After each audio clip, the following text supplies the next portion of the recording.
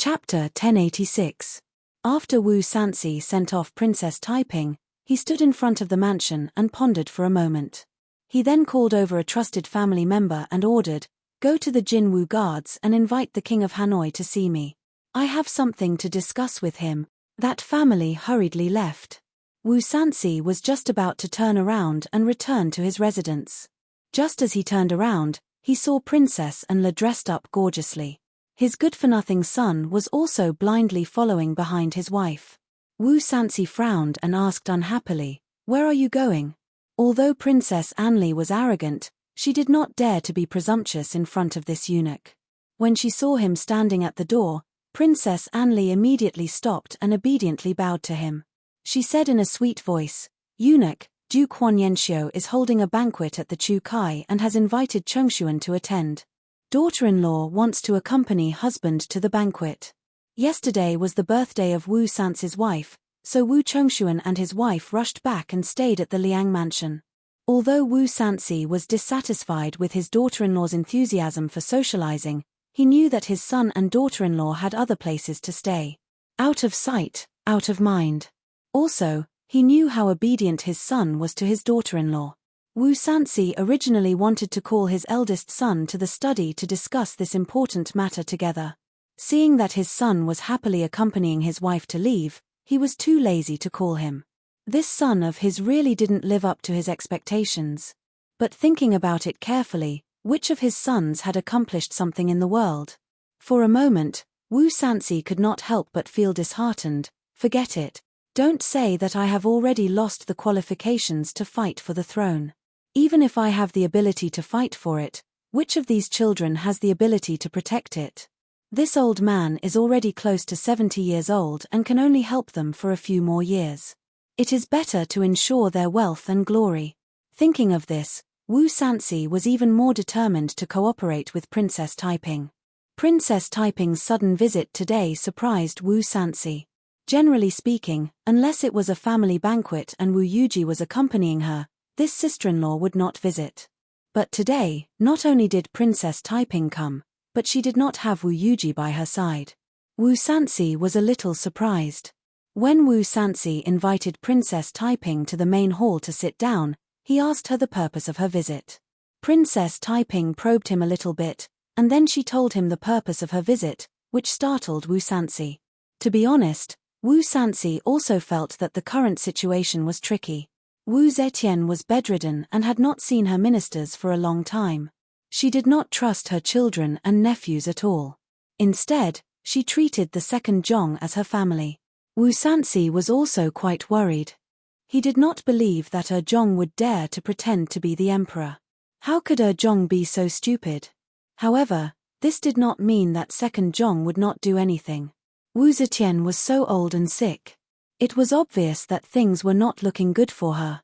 At this time, would the second Zhong consider his own future? Second Zhong had already become enemies with both the Wu and Li families. Would they obediently wait for Wu Zetian to take her last breath, then obediently scram back to the Zhong mansion, and wait for the Wu and Li families to settle old scores with them for Li Zhongruan, Li Xianhui, and Wu Yenji? Impossible. Even if second Zhong was willing, the people at their side would not be willing. They would definitely seek to protect themselves, and if they wanted to protect themselves, there were many methods. They could fake an edict and have the Prince of Xiong, Li Dan, ascend to the throne. They had caused the deaths of Li Xian's children and the people of the Wu family. If they performed the meritorious service of ensuring that Li Dan became the emperor, Li Dan would return the favor and naturally protect their riches and honor. If they were unwilling to part with their power, they could also fake an edict and bypass Li Xian and have Li Xian's youngest son, Li Zhongfu, ascend to the throne. Li Zhongfu was only 7 years old. If they made Li Zhongfu emperor and then used the posthumous edict to appoint the two brothers as appointed ministers, they would be holding the emperor and ordering the vassals around. Would the Wu and Li families definitely obey the posthumous edict if second Zhong had Wu Zetian's posthumous edict? Of course not. The Wu and Li families could completely claim that the posthumous edict was a fake edict and refuse to accept it. But if they did this, they would have to bear the name of rebels who did not obey the edict, and it would be extremely difficult to wash away this crime. Moreover, It was very difficult to determine the position of the great general of the Featherwood Guard, Wu Yuyi. He had always been loyal to Wu Zetian and had always remained uninvolved in the conflict between the Wu and Li families and the conflict between the Wu and Li families and Second Zhong. If he believed in Wu Zetian's posthumous edict, or if Second Zhong used the military power of the world as bait to win his support, then it was hard to say whether the Wu and Li families would be able to overturn the fake edict. If Second Zhong was smart enough, he could grant Yang Zixi, Su Weiwei, and the other prime ministers positions and even promise them the title of king. He could also vigorously rope in some of the feudal officials who held important military power. In the palace, he also had Wu Yuyi to support him. After first establishing the young emperor and then using the Son of Heaven to order the vassals around, it was not impossible for Wu and Li to achieve greatness in the future. During this process, what would Wu Sanxi do? It was true that he also had the possibility of being roped in, but what could Second Zhong use to rope him in? He was already an extremely high official and could not be promoted any further. Second Zhong could not possibly give him any more power. If he did, then Second Zhong would just be making a wedding dress for him. Therefore, as the head of the Wu family, he had to seriously plan for himself, his descendants, and the Wu family from a long-term perspective. The result of his choice was to ally with the Li family. He and Li Xian were relatives by marriage, and Li Xian had always been mediocre and incompetent. If he also had the merit of establishing a new emperor, he would not be affected. As for his aunt, he also took Princess Taiping's words to heart. Princess Taiping bluntly told him that after the military remonstrance was carried out, it would urge the empress to hand over her power. Although Wu Sanxi was very dependent on his aunt, he also knew that his aunt would not be able to hold on for much longer. He would have to face this matter sooner or later. Then, he might as well kill Second Zhong. According to the arrangement that his aunt had been working on for the past few years, the Wu and Li families would jointly rule the world. No matter who tried to change this arrangement, they must be eradicated, regardless of whether this person was Second Zhong or Wu Zetian herself who had created this situation.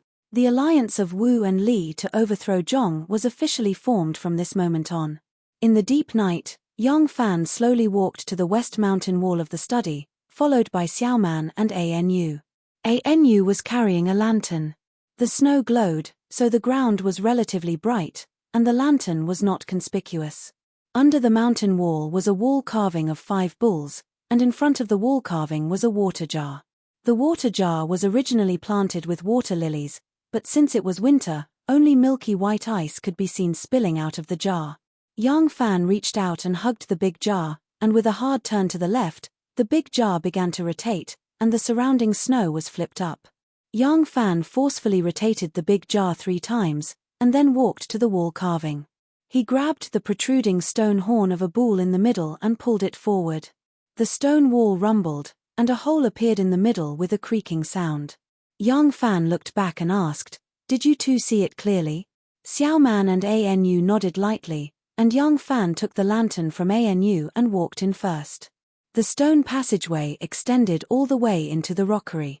Yang Fan's voice was a little hollow in the grotto. "Do you see this handle? After you come in, as long as you pull here, the entrance will be sealed. If the people outside want to dig it out, it will not be a matter of time.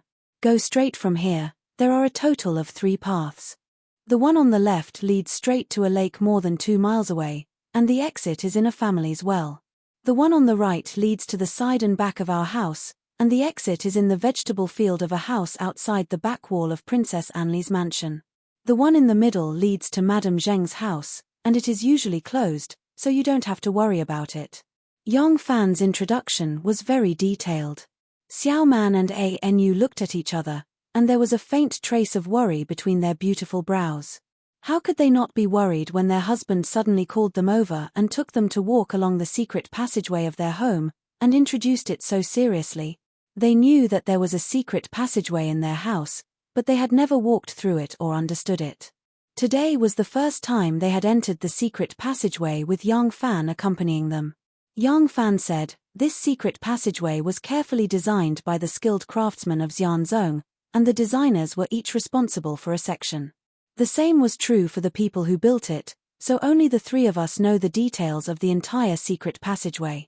As to the secret room that Huang Yuanbao helped us build, that was just a pretense, and I never thought to use it. After all, he had built palaces for the imperial family. Yang Fan slowly walked at the front with the lantern, and his voice was very clear. If you need to use this secret passageway, the situation will be very dangerous. You can lead your entire family to hide here. You can choose left, you can choose right, and you can also leave from one of the two exits. The people at the exit are all people I have arranged. As long as you go out from here, they will know what to do. The people at the exit on the left can arrange for you to go to the western region or the southern frontier, and the people at the exit on the right can arrange for you to go to Fusang or the South Sea. As to where to send you, it will depend on the specific situation at the time. Xiao Man said with a trembling voice, Lang Jun, what happened? Yang Fan turned around and smiled at her. Don't worry, nothing happened. Otherwise, would I have brought you here to talk about these things slowly? I would have taken you and escaped long ago. Haha, telling you this today is just in case. Xiao Man did not let go of her doubts and persistently asked, Lang Jun, you and I have been husband and wife for a long time, do you think I don't know your personality? Don't hide it from me. What happened? What do you want me to be on guard against? Anu did not speak, but gently held Yang Fan's hand. Her little hand was cold. Yang Fan secretly sighed. He also knew that with the shrewdness of these two women, it would not be easy to deceive them. Now that he had given them an explanation, he was afraid that they would not give up if he did not tell them the truth. But after telling them everything, would they not be worried? Yang Fan didn't want to give up. He deliberately said in a relaxed tone, I do have something important to do now, but it won't be too dangerous. Do you think I don't know the principle of a noble sun sitting under the eaves? Haha, if you really want to talk about risks, everything has risks. Walking on the road, you will encounter a frightened horse, sitting at home will collapse the beam. I always think about failure before thinking about victory, that's why. Lang Jun. Xiao Man rudely interrupted him. She raised her eyebrows and gradually showed her heroic spirit. Li Tang's princess and Wu Ju's marquis, Lang Jun has never cared about them. In the Tubo kingdom, Lang Jun played tricks on Zanpu and the prime minister. In the Turkic Shui Yentuor city, Lang Jun dealt with the 100,000 troops with ease. This time, who is it that made you so cautious? Yang Fan was silent for a long time and softly replied, the Empress. Chapter 1087. Another year was coming to an end. As the end of the year approached, people from the palace came in and out more frequently. The eunuchs who prepared for the new year, the craftsmen who decorated the tents, and the musicians of the musical house who rehearsed large-scale palace dances and various celebrations. Because of this, the palace was much more relaxed than usual. But on the first day of the little new year, something unpleasant happened in the palace.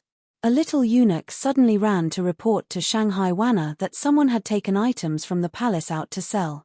After hearing the news, Shanghai Wana immediately dispatched a team from the inner guards, led by her trusted eunuchs, to strictly interrogate each palace gate. As a result, they found some silk, incense burners, masks, books and other objects from the palace maids and eunuchs who didn't have time to escape. In fact, these things weren't too valuable, and they didn't dare to steal and sell the truly valuable things.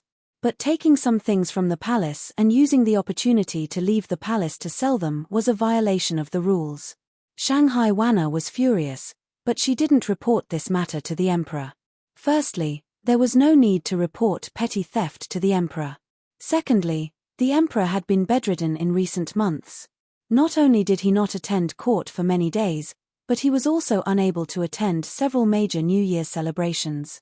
Naturally, it was impossible to disturb him with such a small matter. Therefore, Shanghai Wana reported this matter to the Great General of the Yulin Guard, Wu Yuyi, urging him to strengthen the management.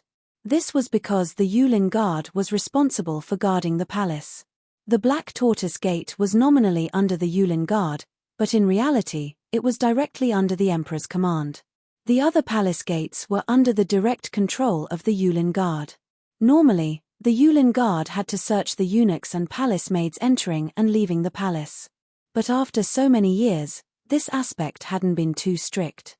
Perhaps some Yulin Guard soldiers had received benefits from them and deliberately indulged them. Therefore, they couldn't absolve themselves from the blame for the eunuchs and palace maids being taken out of the palace. Wu Yuyi was very upset and could only order his men to strengthen the inspection. He didn't care too much about such a small matter. Immediately after, on the next day, when the palace minister Ji Shu was inspecting the various chambers of the palace, he unexpectedly discovered that several Yulin Guard officers and men had secretly drunk wine. After drinking, they went on duty and guarded the palace. Ji Shu was greatly dissatisfied. Although these people repeatedly begged for mercy, Ji Shu still rudely told this matter to Wu Yuyi with an iron face. On the 28th day of the 12th lunar month, Taichung Temple was rehearsing the Nuo opera in the palace.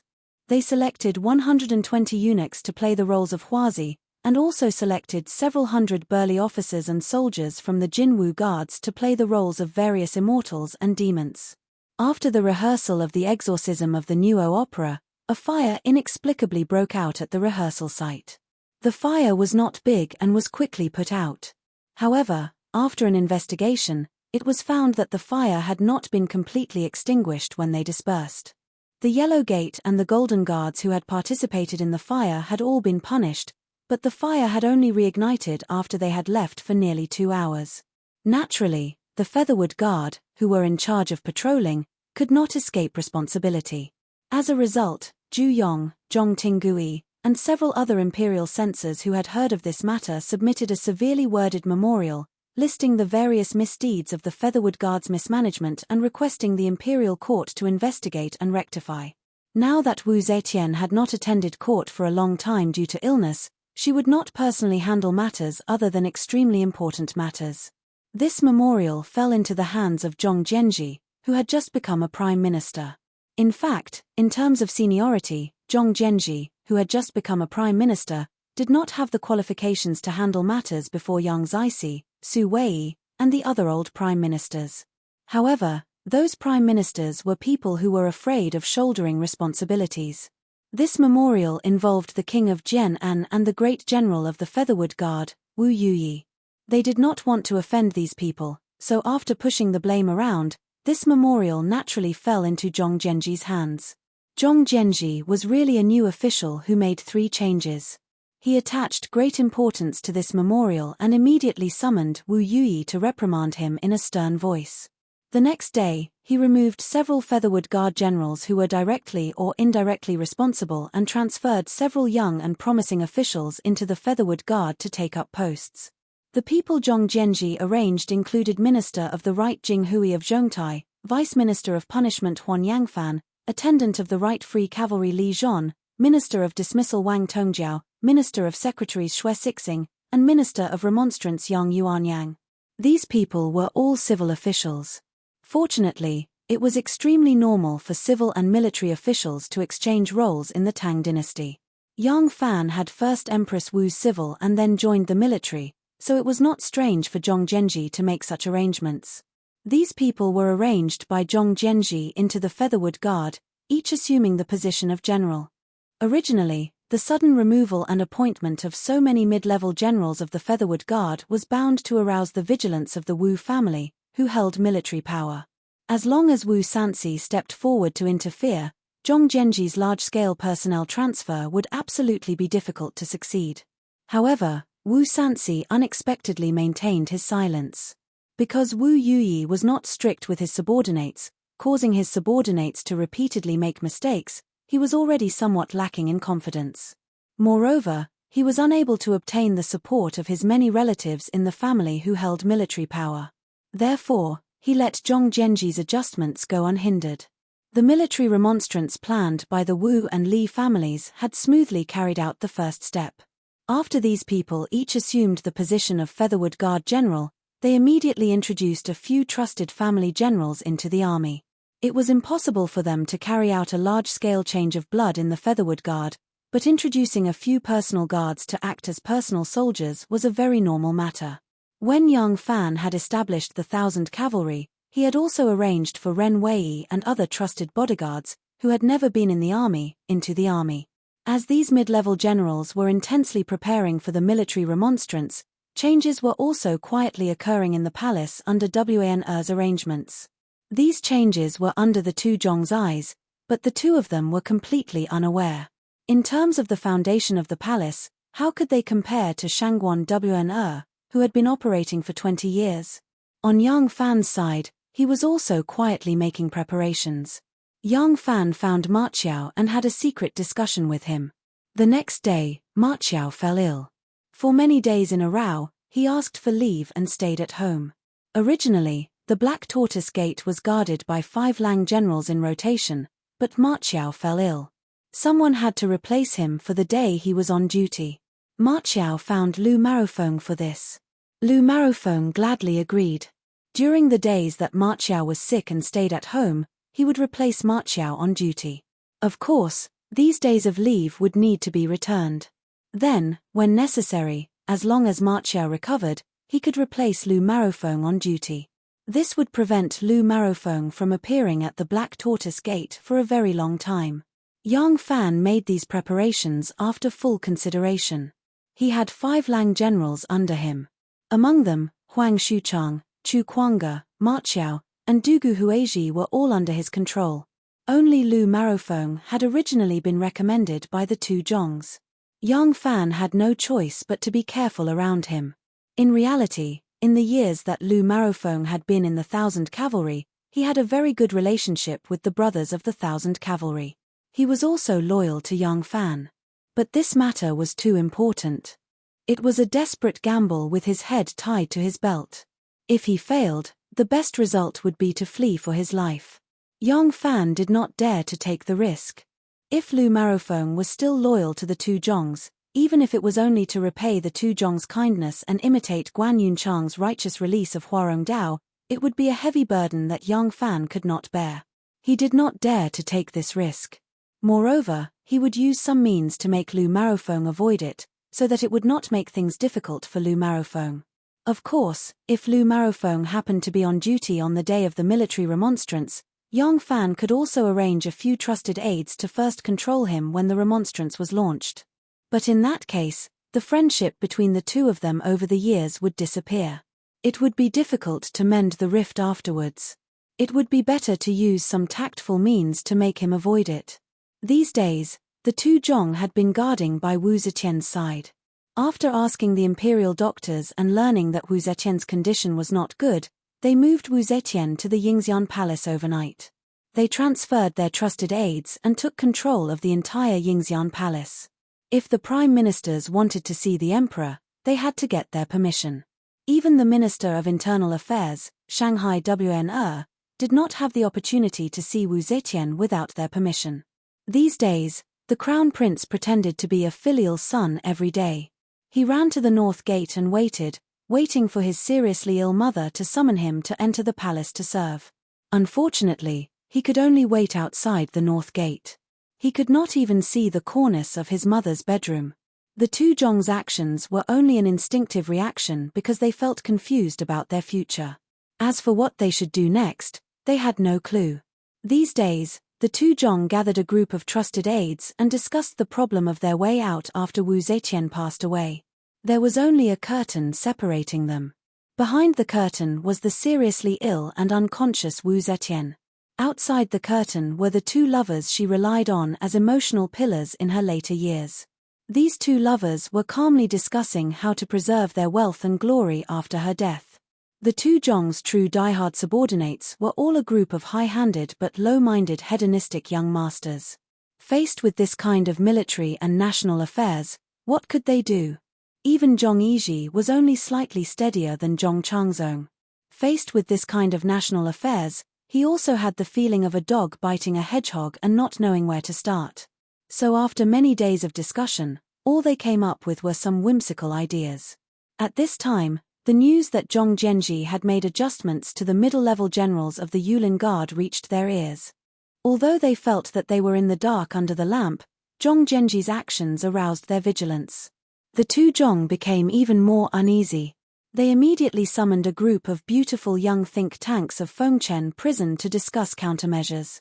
As the chief think tank under the two Zhong, The tall and handsome Fan Layuan said aggressively, Zhong Genji's move must be aimed at us. Feng Chen-ling, they have already raised the butcher's knife high. We must respond immediately. Zhong Changzong said blankly, these days, we have been discussing how to respond, but we haven't come up with a clue. Why don't you say, how should we respond? Fan Layuan said, Minister Feng Chen, you are the Yunhui general, the left ox commander of the 1,000 guards. You have tens of thousands of troops and horses under your command, and Feng Chen-ling is the junior minister of defense, in charge of the 3 departments of the armory, weapons, and palace guarding. The saint gave you these 2 positions, isn't it to guard against the unexpected? In for a penny, in for a pound, in for a pound. You will order the transfer of the 1,000 guards into the palace. Feng Chen-ling will open the armory and distribute the armors, bows, and other sharp weapons, and clean up the original guards in the palace. The 1,000 guards will be on duty in the palace and firmly control the entire palace. With the heavy palace walls as a barrier, no one will be able to break in. Zhong Yiji's expression changed. What are you doing? Do you want to rebel? Chapter 1088. Hearing Fan Layuan's words, Zhong Changzong replied guiltily, ever since I became the commander of the 1,000 ox guard, I have only been to the army a few times because I have to serve the sage. I don't know if the soldiers will listen to my orders. Moreover, I am only a commander of the 1,000 ox guard. There is no war outside and I have no right to mobilize the army. Fan Layuan said, this is easy. Isn't the imperial seal currently in the hands of Feng Chen? As long as Feng Chen drafts an imperial edict and mobilizes the army in the name of the Son of Heaven, who would dare to disobey? Zhong Yiji could no longer hold back and asked sternly, then what should we do after we mobilize the army to control the palace? Do you think we can still rebel? Fan Layuan said, we naturally don't have the power to rebel. We might as well fake an edict from the Son of Heaven and kill Zhong Genji and the others. We should be able to do that, right? Zhong Yiji said, Zhong Genji has the current crown prince behind him. Do you think that killing Zhong Genji will solve our current predicament?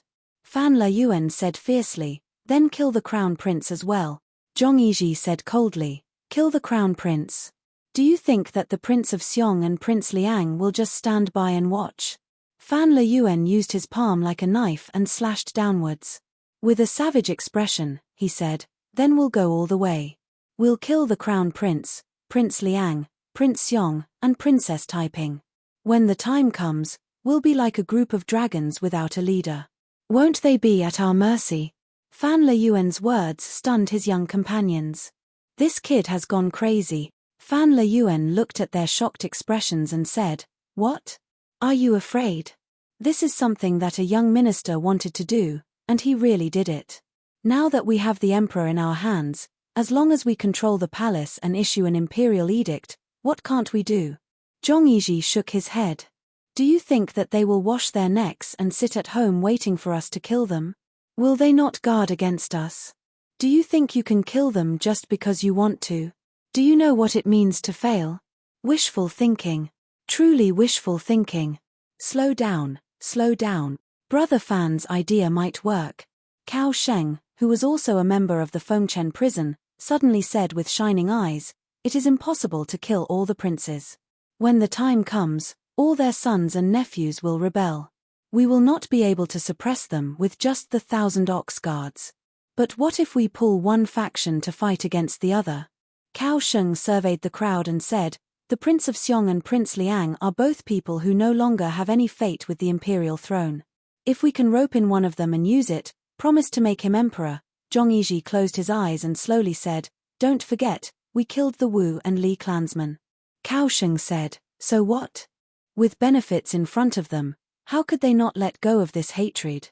Moreover, the dead were the children of the crown prince and the son of the king of Wei, not the biological children of the Prince of Xiong and the Prince of Liang. As long as we control the palace and the emperor, we can negotiate with the Prince of Xiong or Prince Liang, using the throne as bait. We won't have to worry about them not obediently submitting. The crowd looked at each other in dismay.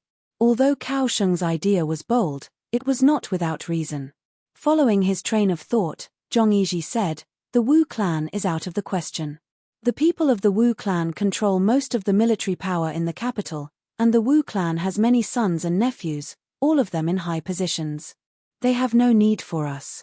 As long as we support Wu Sansi to the throne, once he puts on the imperial robe, he can immediately kick us aside.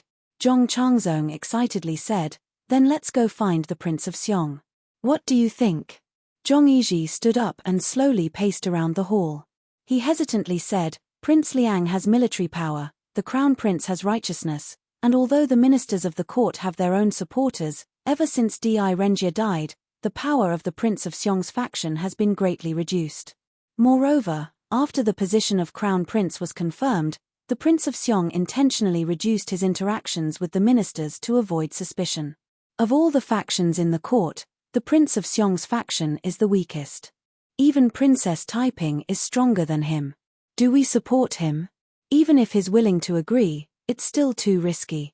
If we had the ability to eliminate the Crown Prince and Prince Liang and support the Prince of Xiong to the throne, would we be in such an awkward situation? These words silenced the crowd. It was true that the plan was good, but in the end, they did not have the strength to do so. The emperor was not someone they could elect just because they wanted to. If they tried to recruit the Prince of Xiong, even if the Prince of Xiong coveted the throne, he would not believe in their abilities. Perhaps he would even sell them out to win the trust of the crown prince. For a moment, the discussion of the youths reached a dead end. At this moment, a light cough came from behind the curtain. A palace maid cried out in alarm, "The saint has awakened! The saint has awakened!" Zhong Yizhi hurriedly raised his hand to stop the crowd from speaking. He lowered his voice and said, "We will discuss this matter later. All of you, withdraw." After saying this, he purposely messed up his hair, making it seem as if he was extremely haggard from serving the emperor without care for his clothes. He jogged into the curtain. In the winter of the River Chu, the southern slope was covered in snow, and the chill was biting. Standing on the Furong Tower, on this clear day, one could see the snow and floating clouds on Mount Zhongnan in the distance. Yang Fan pushed open the window. He did not look at Mount Zhongnan, but at the city in the north that was as orderly as a chessboard. Mount Zhongnan was a place of seclusion. He was currently actively trying to enter the world. The stove was blazing. Shun Mu did not have a body as strong as Yang Fan's. He found it hard to endure such a cold day. When Yang Fan opened the window, the cold wind blew in. Shun Mu, who was sitting in front of the stove, shivered. He quickly picked up a fur coat and wrapped it around his body. Only then did he walk over to Yang Fan's side. Yang Fan did not turn his head. He only faced the wind and rain, gazing at the majestic scene of the distant palace. He sighed with emotion. Who would have thought that under this peace, a great change was about to take place? If we can successfully mutiny this time, perhaps our Tang dynasty will be able to reappear as a mighty country. Shun Mu tightened the collar of his fur coat and closed his mouth. After he got used to the cold air that rushed into his nose, he then said, "Does the Xian sect plan to be at the forefront this time?" Yang Fan shook his head and said, "I have thought about it carefully. If I want a moment of riches, then I will do it. If I want a long-term riches, then I should hold back a little in everything and not show off my abilities." He did not finish his words. His gaze landed on a tall tree in the Furong garden. Because of the heavy snow, the old tree trunk had cracked and was shaking in the wind and snow. Shun Mu smiled and revealed a trace of joy. "Once the new year is over, I will leave." Although the Xian sect and the hidden sect had always cooperated well, this time, the hidden sect did not plan to get involved. Not only was Shun Mu leaving, but many important figures of the hidden sect were leaving Chang'an before the coup. Once the coup that the Xian sect participated in failed, according to the agreement between Yang Fan and Shun Mu, the Xian sect and the hidden sect would exchange identities. The light would be in the dark, and the dark would be in the light. At that time, Yang Fan would lead the Xian sect to hide behind the scenes and become the hidden sect. Shun Mu would lead the hidden sect to make contact with the victors of the coup and become the Xian sect. Seeing Shun Mu shiver again, Yang Fan smiled and closed the window. Shun Mu let out a breath and returned to the stove to remove his fur coat. Yang Fan also walked back and sat down by the stove. He poured a cup of hot wine. Shun Mu said, "Before you leave, I have to remind you to be careful of the Wu clan taking advantage of the situation. Yang Fan smiled peacefully and said, we do not have to worry about this. Zhong Jianji has already thought of this. In the southern border, I have interacted with that old fellow. This person is astute and has deep schemes. How could he not think of this? Not only is he guarded against the Wu clan, but he also does not have absolute trust in me. Shunmu couldn't help but laugh and said, who asked you to be so close to the Wu clan? If I am Zhong Jianji and the fate of the nation and clan is at stake, I would not dare to let my guard down against you. Hehe, what is he going to do? Yang Fan said, the ones who planned and presided over the military remonstrance were the ministers in the imperial court. They were the main force of the rebellion. The crown prince was the banner that rallied the people and used his righteous name to gather the people's hearts. After the military remonstrance was successful, he took charge of the overall situation. In the last few Turkic invasions, the emperor has always appointed the Prince of Xiong as commander and the prime minister as deputy commander.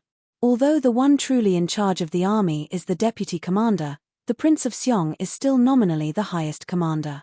Even now, the Prince of Xiong has not been relieved of his duties. He is currently the highest commander of the soldiers of the Southern Guard. Shunmu emphasized, only nominally. Yang Fan said, being the supreme commander in name is also a righteous name. If the emperor has already lost control of the political power and the Wu clan, which controls most of the military power, recognizes his status, then he can command the soldiers and horses of the 9 cities and maintain the stability of the capital during the military remonstrance. Shunmu narrowed his eyes in thought, then nodded and said, continue. Yang Fan said, Princess Taiping is a woman, so her movements will not attract much attention. Thus, during this time, she will be in charge of the liaison and will travel everywhere as the liaison between the Crown Prince, the Prince of Xiong, and Prince Liang. Shunmu nodded and said, the military power of the capital is divided into the Northern and Southern Guards.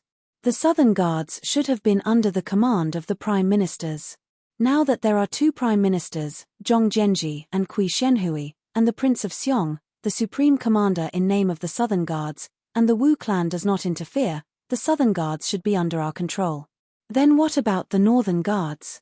Yang Fan said, the Northern Guards are a little more complicated.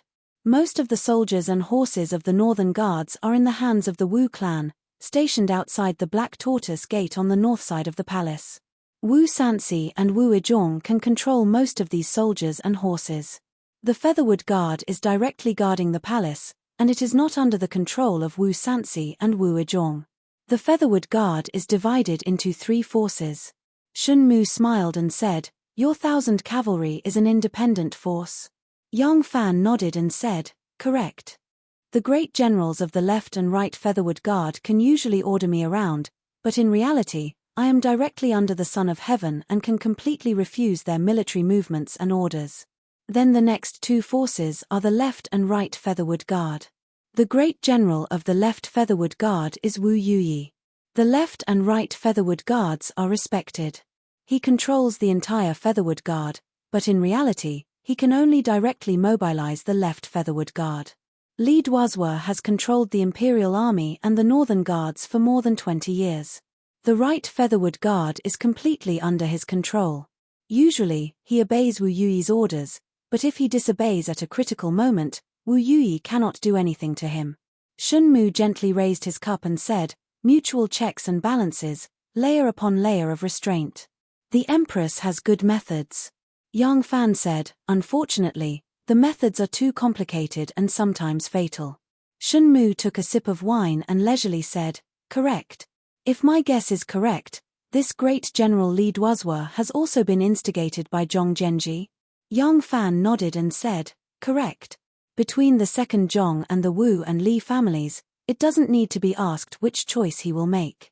Shunmu focused his eyes and pondered for a moment, then suddenly said, no wonder Zhong Jianji is using and guarding against the Wu family, and Wu Sanxi is also willing to cooperate.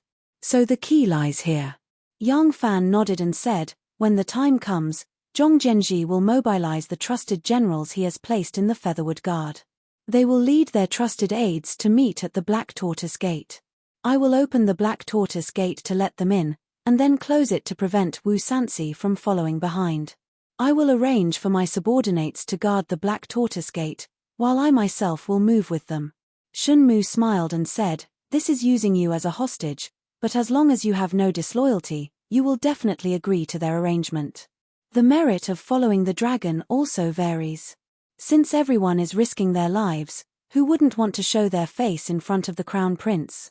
The Prince of Xiong will command the Southern Imperial Army to control the 9 cities, and the Northern Imperial Army will be commanded by Wu Sansi to suppress the army.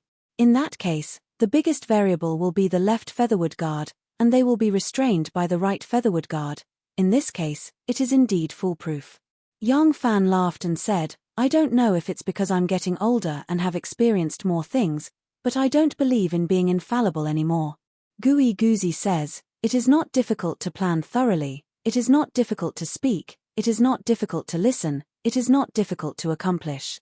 However, with this arrangement, the success rate of the military remonstrance will indeed increase greatly.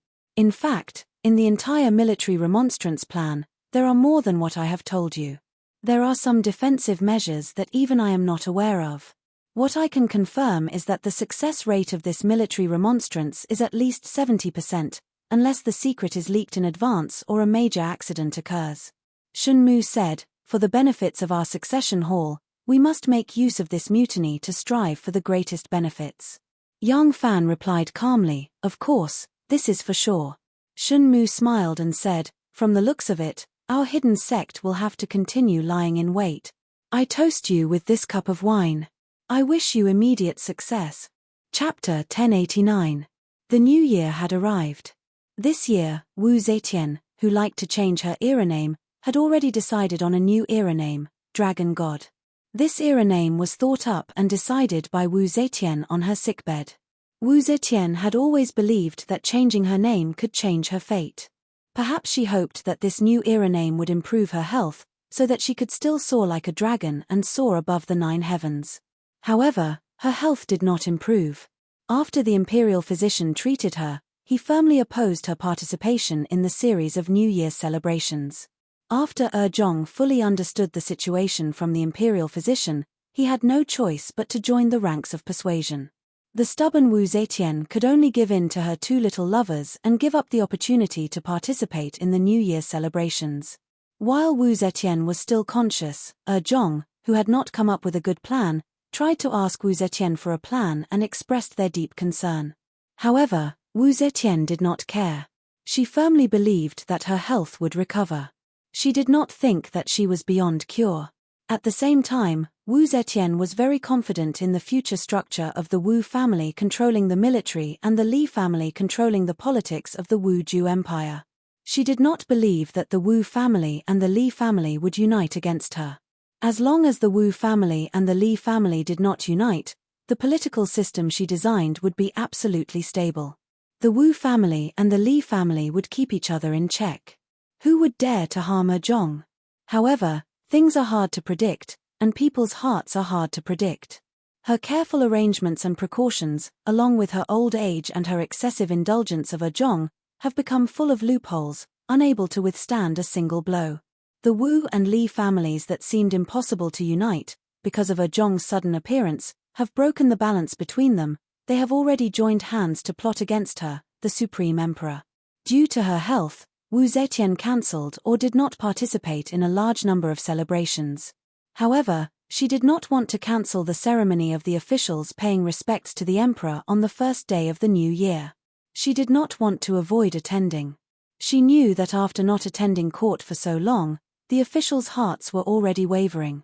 If she did not even attend such an important ceremony, her control over the court would further shrink. However, with her current physical condition, even if she just sat on the throne and didn't say a word, it would still be difficult for her to continue paying her respects for an entire day.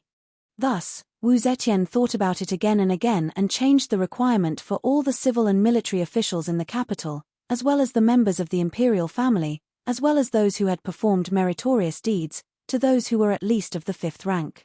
Then, she changed it to those who were of the 3rd rank. Even so, she didn't last until the officials finished paying their respects. She was forced to return to the palace to rest, sweating profusely. As a result, her accepting hundreds of officials to pay their respects did not achieve any effect at all. Instead, it had the opposite effect. The officials became more and more worried about the emperor's health. Discussing the emperor's funeral had become an open topic. Under these circumstances, Wu Zetian, who was the focus of countless people and stared at by countless eyes, did two more things. They aroused the vigilance of Zhong Zhenji and the others who were actively planning for a military remonstrance, prompting them to immediately launch a military remonstrance. Perhaps it was the instinctive reaction of an emperor in a critical condition, or perhaps Wu Zetian had truly discovered something, but after the 15th day of the first month, Wu Zetian suddenly issued an edict ordering the 1,000 ox guards to participate in the palace defense. Because it was inconvenient to mobilize them during the new year, after repeated persuasion from Zhong Zhenji, Qi Shenhui, and the others, she finally decided to postpone it until after the first month. The other matter was that she received the Prime Minister Yang Zixi while she was sick. No one knew what they discussed, but after half a day, Yang Zixi finally left the emperor's palace. Now, Zhong Changzong was the commander of the 1,000 ox guards and could legitimately command this army. Yang Zixi had always flattered Zhong Changzong and thought of himself as his disciple. Perhaps Wu Zetian's actions were because she heard Zhong Changzong's worries and confession and wanted to give them a layer of protection. However, for the Wu and Li parties who were secretly plotting something big, their hearts trembled. Thus, Zhong Zhenji, who seized every minute, resolutely decided to immediately carry out a military remonstrance. However, they also needed to make all kinds of preparations. Therefore, from the moment they received the news on the 16th of the first month and decided to carry out the military remonstrance, they had to prepare intensely for 5 days. Each day felt like a year before they finally started to carry out the plan. On the 22nd day of the first month, it snowed heavily. In the first month, state affairs were relatively relaxed. The prime ministers were all advanced in age, so they took turns to be on night duty at the Political Affairs Hall. This day was the day when Zhong Zhenji and Qi Shenhui, the two prime ministers, took turns on duty. In the afternoon, the snow was boundless, and it was getting heavier. Zhong Zhenji walked to the veranda and looked at the fine jade garden. He raised his hands and stretched his body. Zhong Zhenji was stretching his body when Qi Shenhui also walked out from his duty room. As soon as he saw Zhong Zhenji, he smiled and said, "General Meng, you are so free." Zhong Zhenji chuckled and said, "In the first month, government affairs are not busy, but I still have to sit this shift. I haven't dealt with anything this morning, and I'm so bored that my old bones are itching." Qi Shenhui said, "General Meng, why not play chess to pass the time?" Zhong Zhenji stroked his beard and thought for a moment. He nodded and said, "Sure." He then strode to Qi Xuanhui's duty room. As soon as the two of them entered the room, the two eunuchs guarding the hall closed the door and led them around the main hall where government affairs were handled. They turned into the room at the back where the prime minister rested. As the two of them walked in, the relaxed expressions on their faces unknowingly became grave and stern. There was no longer the slightest hint of a smile. The four of them stood still in the bedroom. Qi Shenhui made a hand signal to the two eunuchs. The two eunuchs pushed open the back window. Outside the window, it was also snowing heavily. There were two people standing in the snow. Their heads and shoulders were covered in a thick layer of snow. Only from the color of their robes, one could tell that they were also eunuchs in the palace. As soon as the window was opened, the four eunuchs inside and outside moved. They set up footstools and helped the two old prime ministers out of the window. Then they draped two cloaks that had been prepared in advance over their bodies, covering their heads, faces, and bodies. "My two sirs, please come this way," one of the eunuchs outside the window said in a low voice and hurriedly led Zhong Zhenji and Qi Shenhui away. The eunuchs who remained outside the window was very tall. With a solemn expression, he ordered the two eunuchs inside the room, "The two of you go back and guard the front hall. Don't let anyone discover that the two sirs have left." The two eunuchs responded and closed the window. The tall eunuchs raised his head and looked at the grey sky. The snow on his head rustled and fell. He did not speak, only pursed his lips, and then left in large strides. Looking at his appearance, it was Gao Lisha. Snow fell silently. Guards draped in oilcloth hoods stood ramrod straight under the Black Tortoise Gate. The wind was erratic under the gate. The snowflakes drilled straight into the gate, causing the guards to squint their eyes. Ma Qiao had recovered from his illness. Holding the hilt of his knife, he nervously paced back and forth in the gate. Sometimes, he walked into the gloomy gate, where even his figure could not be seen clearly. Sometimes, he walked out again. The snow reflected his ashen face. It was not from the cold, but from nervousness. At this moment, he still felt like he was dreaming. Back then, he was just a ruffian who lived his days in a muddle-headed manner. Even when he heard the bell to open the gate, he was half asleep and had his eyes closed. It was this little commoner who could take on such an important mission and participate in the military remonstrance that would decide the fate of the country. In the distance, in the misty snow, a light carriage sped over. Seeing that the official banner was that of the Right Imperial Guard General Li Duozhua, Ma Qiao's eyes narrowed. The carriage he had been waiting for had finally arrived. Ma Qiao immediately waved his hand and said, "Open the gate and let them in." This was a matter of great importance. Right now, only he, the commander, knew about the military remonstrance. The soldiers under his command were still clueless, so Ma Qiao was especially nervous, so much so that his voice had slightly changed tone. Fortunately, the soldiers did not suspect anything. Once they heard the general's order, the guards immediately rushed forward, removed the bolts, and opened the heavy palace gates. At this time, the great general of the left Featherwood Guard, Wu Yuyi, was wearing a cloak and with a few guards, slowly strolled along the palace walls to the top of the Black Tortoise Gate. Seeing the carriage coming from below the city, Wu Yuyi couldn't help but cry out in surprise. Although this was the northern palace gate, it was rare to see a carriage in the palace. Wu Yuyi's heart was filled with suspicions. Because of the endless snow on the city walls, and because of his old age, his eyesight was limited, he wanted to go down the city walls to investigate. "Tell them to stop for a moment." Wu Yuyi pointed to the bottom of the city and ordered the guards. He was about to go down the city. "Great General! Great General Wu!" Suddenly, a shout came from behind. Wu Yuyi turned his head and saw the loyal General Yang Fan quickly running out of the gate tower. "Ha ha ha, Great General, you are still patrolling the city after working so hard." Wu Yuyi pointed to the bottom of the city and asked, "Whose carriage is that?" Yang Fan glanced down at the city and said nonchalantly, "Oh, that is Great General Li Duozhua's carriage." Wu Yuyi snorted, "This old man, what an imposing manner. Why is he riding a carriage?" According to the customs of the Tang dynasty, civil and military officials all rode horses. Only a very small number of people who were too old and unable to move would ride carriages or carriages to court, such as Zhong Zhenji. Yang Fan smiled. Great General Li fought in the northwest in the past, lying on the ice and lying in the snow. He got a pair of old cold legs. During the winter, his legs would act up and he would not be able to endure it. "That's right, Great General. Just now, Great General Wu of the Jin Wu Guards sent a letter, inviting Great General to come over." This general was about to send someone to find Great General and coincidentally ran into him. While they were talking, because Wu Yuyi did not give any further instructions, the guard who was about to go down the city wall and order the carriage to stop also stopped. The city gate opened wide and the carriage left the city, following the empty northern city corridor and leaving only two deep and long ruts in the snow.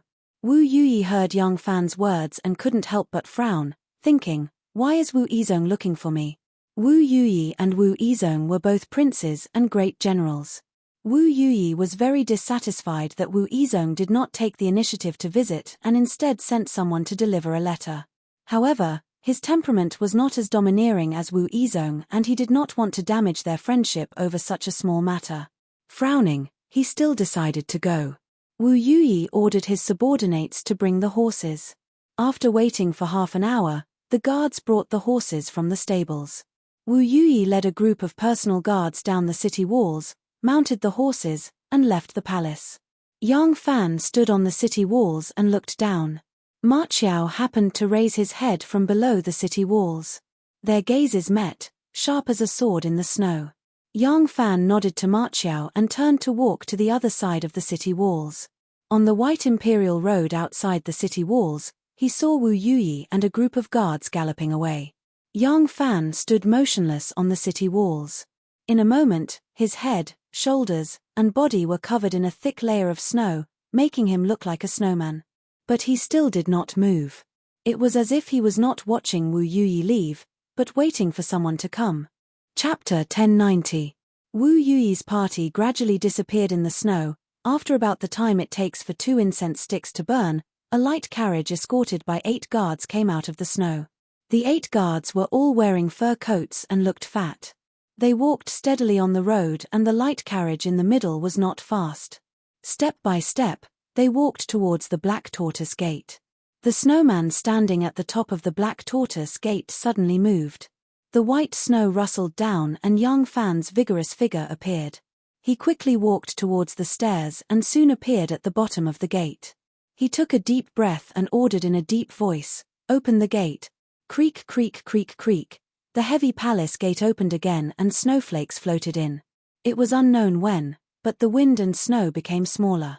When the palace gate was completely opened, the light carriage also arrived in front of the palace gate. The 8 fur coat guards looked even stronger and fatter from a close distance. Yang Fan led the way and led the carriage inside. The soldiers guarding the Black Tortoise Gate were somewhat puzzled. This group of people had entered the palace, but the general did not search them. He did not even check the identity of the people in the carriage. However, since the general had already done so, they would certainly not say anything. The carriage entered the palace under the escort of the 8 guards and soon stopped in front of the back palace wall of the palace. Yang Fan turned around and stood still. The 8 guards uniformly took off their hoods and revealed their white, fat and beardless faces. They were the 8 female sumo wrestlers under Princess Taiping. The curtain of the carriage was lifted, and a beautiful woman dressed in a black fox fur coat walked out of the carriage. She was wearing a green-grey rat cloak and a Jiaojun warm cover made of autumn sable on her head. She looked graceful, playful, and charming. The white fox fur collar around her neck was like a beautiful jade that was whiter than snow. It was indescribable. Erlang. Princess Taiping greeted Yang Fan with a smile on her face. However, her smile was slightly stiff. It was unknown whether it was because of the cold weather or because she was too nervous. Yang Fan did not exchange pleasantries with her and immediately said, "Quickly come with me." The carriage was driven to an inconspicuous corner of the hall by the coachman. Princess Taiping and the 8 female sumo wrestlers followed closely behind Yang Fan and circled to the front of the hall door.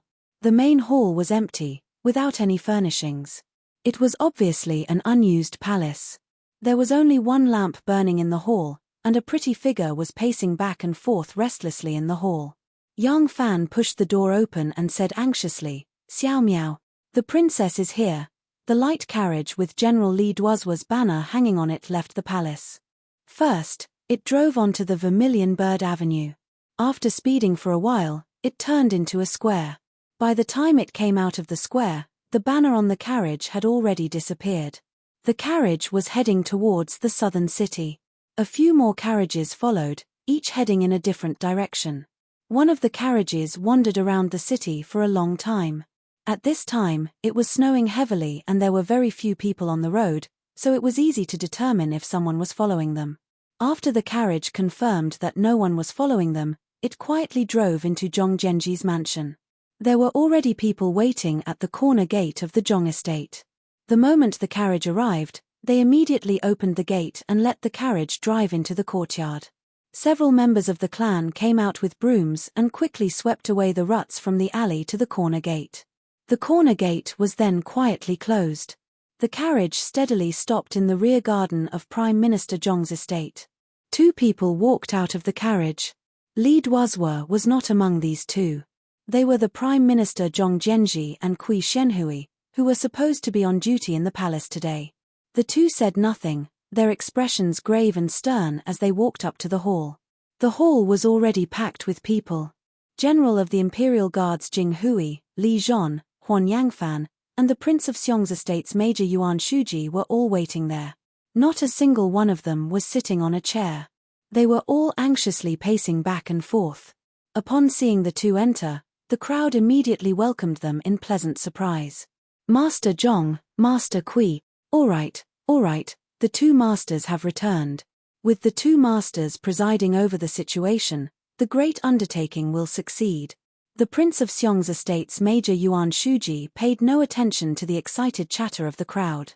He shot forward and impatiently asked Zhong Jianji, Master Zhong, did you bring back the item? Zhong Jianji nodded and carefully took out a neatly folded piece of paper from his belt. Yuan Shuji unfolded the paper.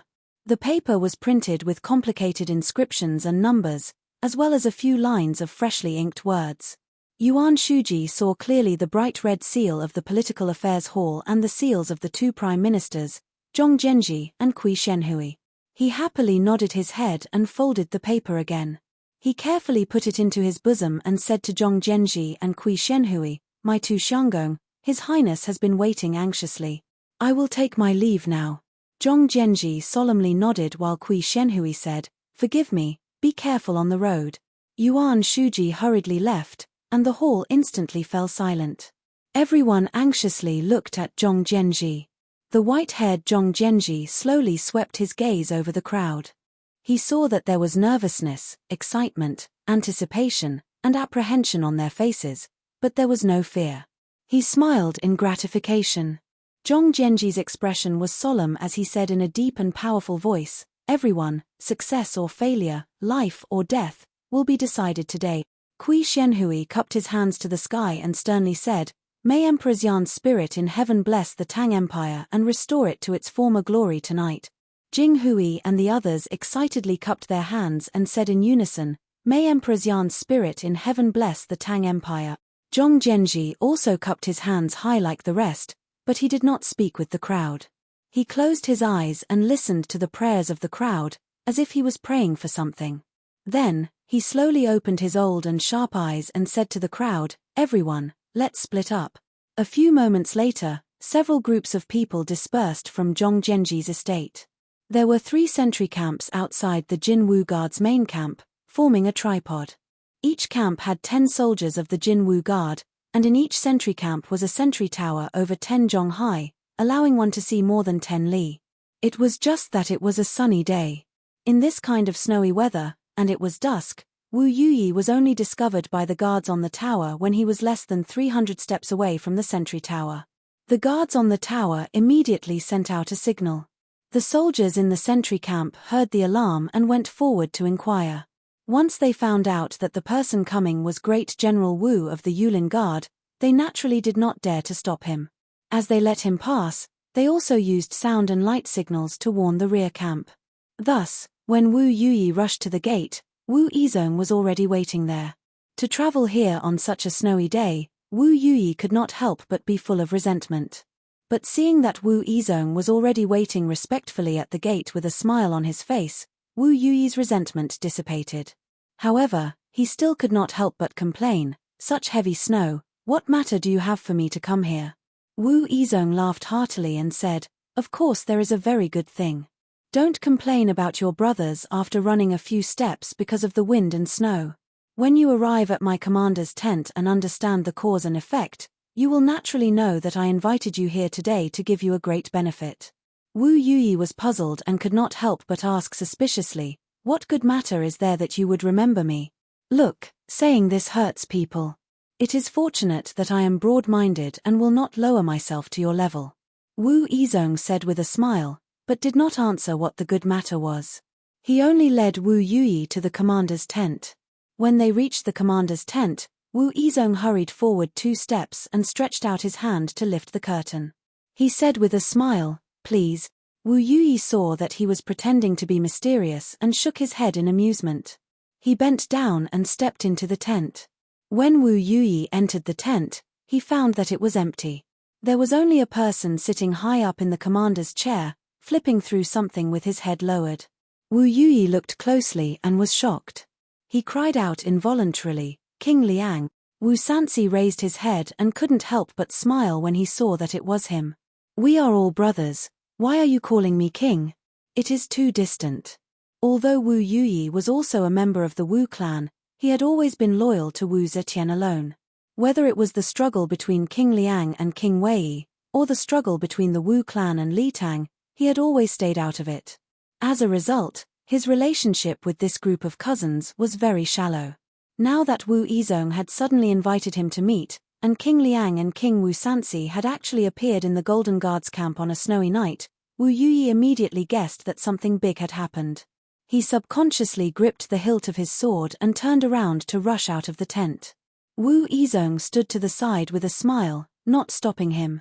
However, a dozen or so armored warriors immediately rushed in and surrounded him with murderous intent. Because more than a dozen people rushed in, before the curtain was lifted, Wu Yuyi clearly saw several of his personal guards standing straight outside, no less than a dozen sharp spears around them, surrounding them were several dozen sharp spears. Wu Yuyi couldn't help but sigh. He knew that he couldn't escape. Wu Yuyi let go of the hilt of his sword and turned around to look at Wu Sanxi coldly. "What are you trying to do?" Wu Yizong walked up to him with a smile. He took the sword from his waist and tossed it to one of the soldiers. Wu Yizong put his arm around Wu Yuyi's shoulder and walked forward. "Yuyi, we are brothers. Why would we harm you?" Wu Sanxi also stood up. "That's right. We of the Wu family have to work together. We can't let outsiders take advantage of us. But you, all along, you have not been of one mind with your brothers. This time, I invited you here because I was afraid that you would make a mistake at a crucial moment and do something that would make your enemies happy. So I discussed with Yizong and specially invited you as a guest." Wu Sanxi walked over to his side, pulled his arm and affectionately said, "Let's go, a banquet has been prepared in the rear tent, we two brothers can drink and talk at the same time. This riddle, let Xiongdi personally solve it for you. Speaking of which, us two brothers really haven't had a heart-to-heart for many years." As Wu Sanxi spoke, he gave Wu Yizong a look. He held Wu Yuyi's arm and walked to the back of the tent. A few guards followed closely behind. The two had just left the tent when they heard a loud dong sound. Wu Yuyi shuddered. Then he heard the incessant sound of drums, deafening like thunder on a snowy night. Chapter 1091. Wu Yuyi had been in the army for a long time and knew it was the general's gathering drum the moment he heard it. Wu Yuyi thought to himself, this is an important place in the capital and it's the first month. What is Wu Yizong trying to do by beating the drum to gather the generals? Thinking of how Wu Sanxi and Wu Yizong had placed her under house arrest, Wu Yuyi suddenly had an ominous feeling.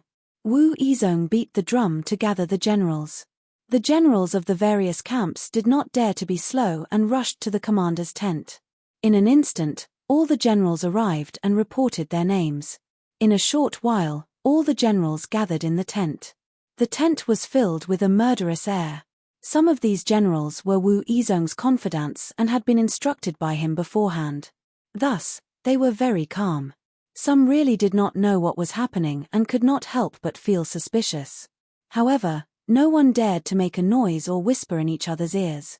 They could only stand and await orders. In the back of the tent, there was indeed a banquet. Wu Sanxi sipped his wine and said to Wu Yuyi, "This man, he has been moving forward his whole life, but is there only one way to move forward? No. Every step you take, there are countless forks in the road. Walk and choose and walk. But no matter if you choose right or wrong, there is no turning back." Wu Yuyi did not understand. Now that he was under someone's control, he could only calm down and listen. Wu Sanxi sighed, "When I was young, our Wu family was considered a big family in the area. At that time, what I wanted the most was to get an official position when I grew up, or to become an influential gentleman in the area. Later, Aunt entered the palace. But she was only a talented person and I did not have any ideas. Later, Aunt became the empress. It was then that I found out from my father that Aunt was not on good terms with us relatives. I did not think of becoming a relative of the emperor and using Aunt's power to climb up the ranks. But at that time, I did not expect Aunt to be so ruthless." Wu Sanxi fell silent. Wu Yuyi still did not speak. However, he thought of everything that happened to the Wu family during that time. His cold expression slowly softened and he sighed softly. Wu Sanxi was silent for a while, then said, "The days when I was sent to Lingnan by my aunt were really tough. Father was always on tenterhooks, and I didn't have enough clothes to cover my body and food to fill my stomach. At that time, I thought that as long as I could eat my fill and wear a complete set of clothes, the Empress aunt would never think of us again. That would be the best ending. But not long after, my father died. It was said that he was not acclimatized to the climate and died of a plague. He. Wu Sansi raised his head to look at Wu Yuyi, his eyes slightly red. I have never thought of revenge, really, even today. No matter what, it was Aunt who saved us from hell and gave us endless glory and wealth. I, Wu Sansi, owe it all to Aunt that I am who I am today. The Wu clan is also what it is today because of Aunt. Aunt placed the Wu clan in an important position, not because of blood relations, but because she had no other choice. It was because she wanted to become the Empress, and she could not find a more reliable supporter than the Wu clan. She needed us, but if we wanted to live a good life, we had to rely on her even more. So, I am not close to Aunt, but I do not want to harm her. Wu Zetian's father was Wu Shiyu, and Wu Sansi's father, Wu Yuanqing, was Wu Shiyu's son. Wu Yuyi was Wu Shiyu's older brother, and Wu Yuanqing's grandson. His father and Wu Yuanqing's father were separated from each other. Their relationship was distant, so he did not suffer Wu Zetian's persecution. So, hearing Wu Sansi's words, Wu Yuyi was unmoved. He only coldly said, "Is that so? Then what about everything you're doing now?" Wu Sansi said in a low voice, "What is it? I am almost 70 years old. What do you think I can do? I only want to preserve wealth and glory for my children and grandchildren. I don't want them to be like me when I was young, living a life of hunger and cold, waiting for death at any moment." Wu Sansi pointed at Wu Yuyi and said sternly, "You also have children and grandchildren, don't you want to make arrangements for them? Aunt is already old, she has gone senile. She has been a loner all her life, and now that she is old, she wants to be close to her children and grandchildren. I accept it. Being close to our Wu family makes me happy, but she treats two juniors who don't share the same surname as her family. What does that mean?" Wu Yuyi said in a low voice, "You are talking nonsense."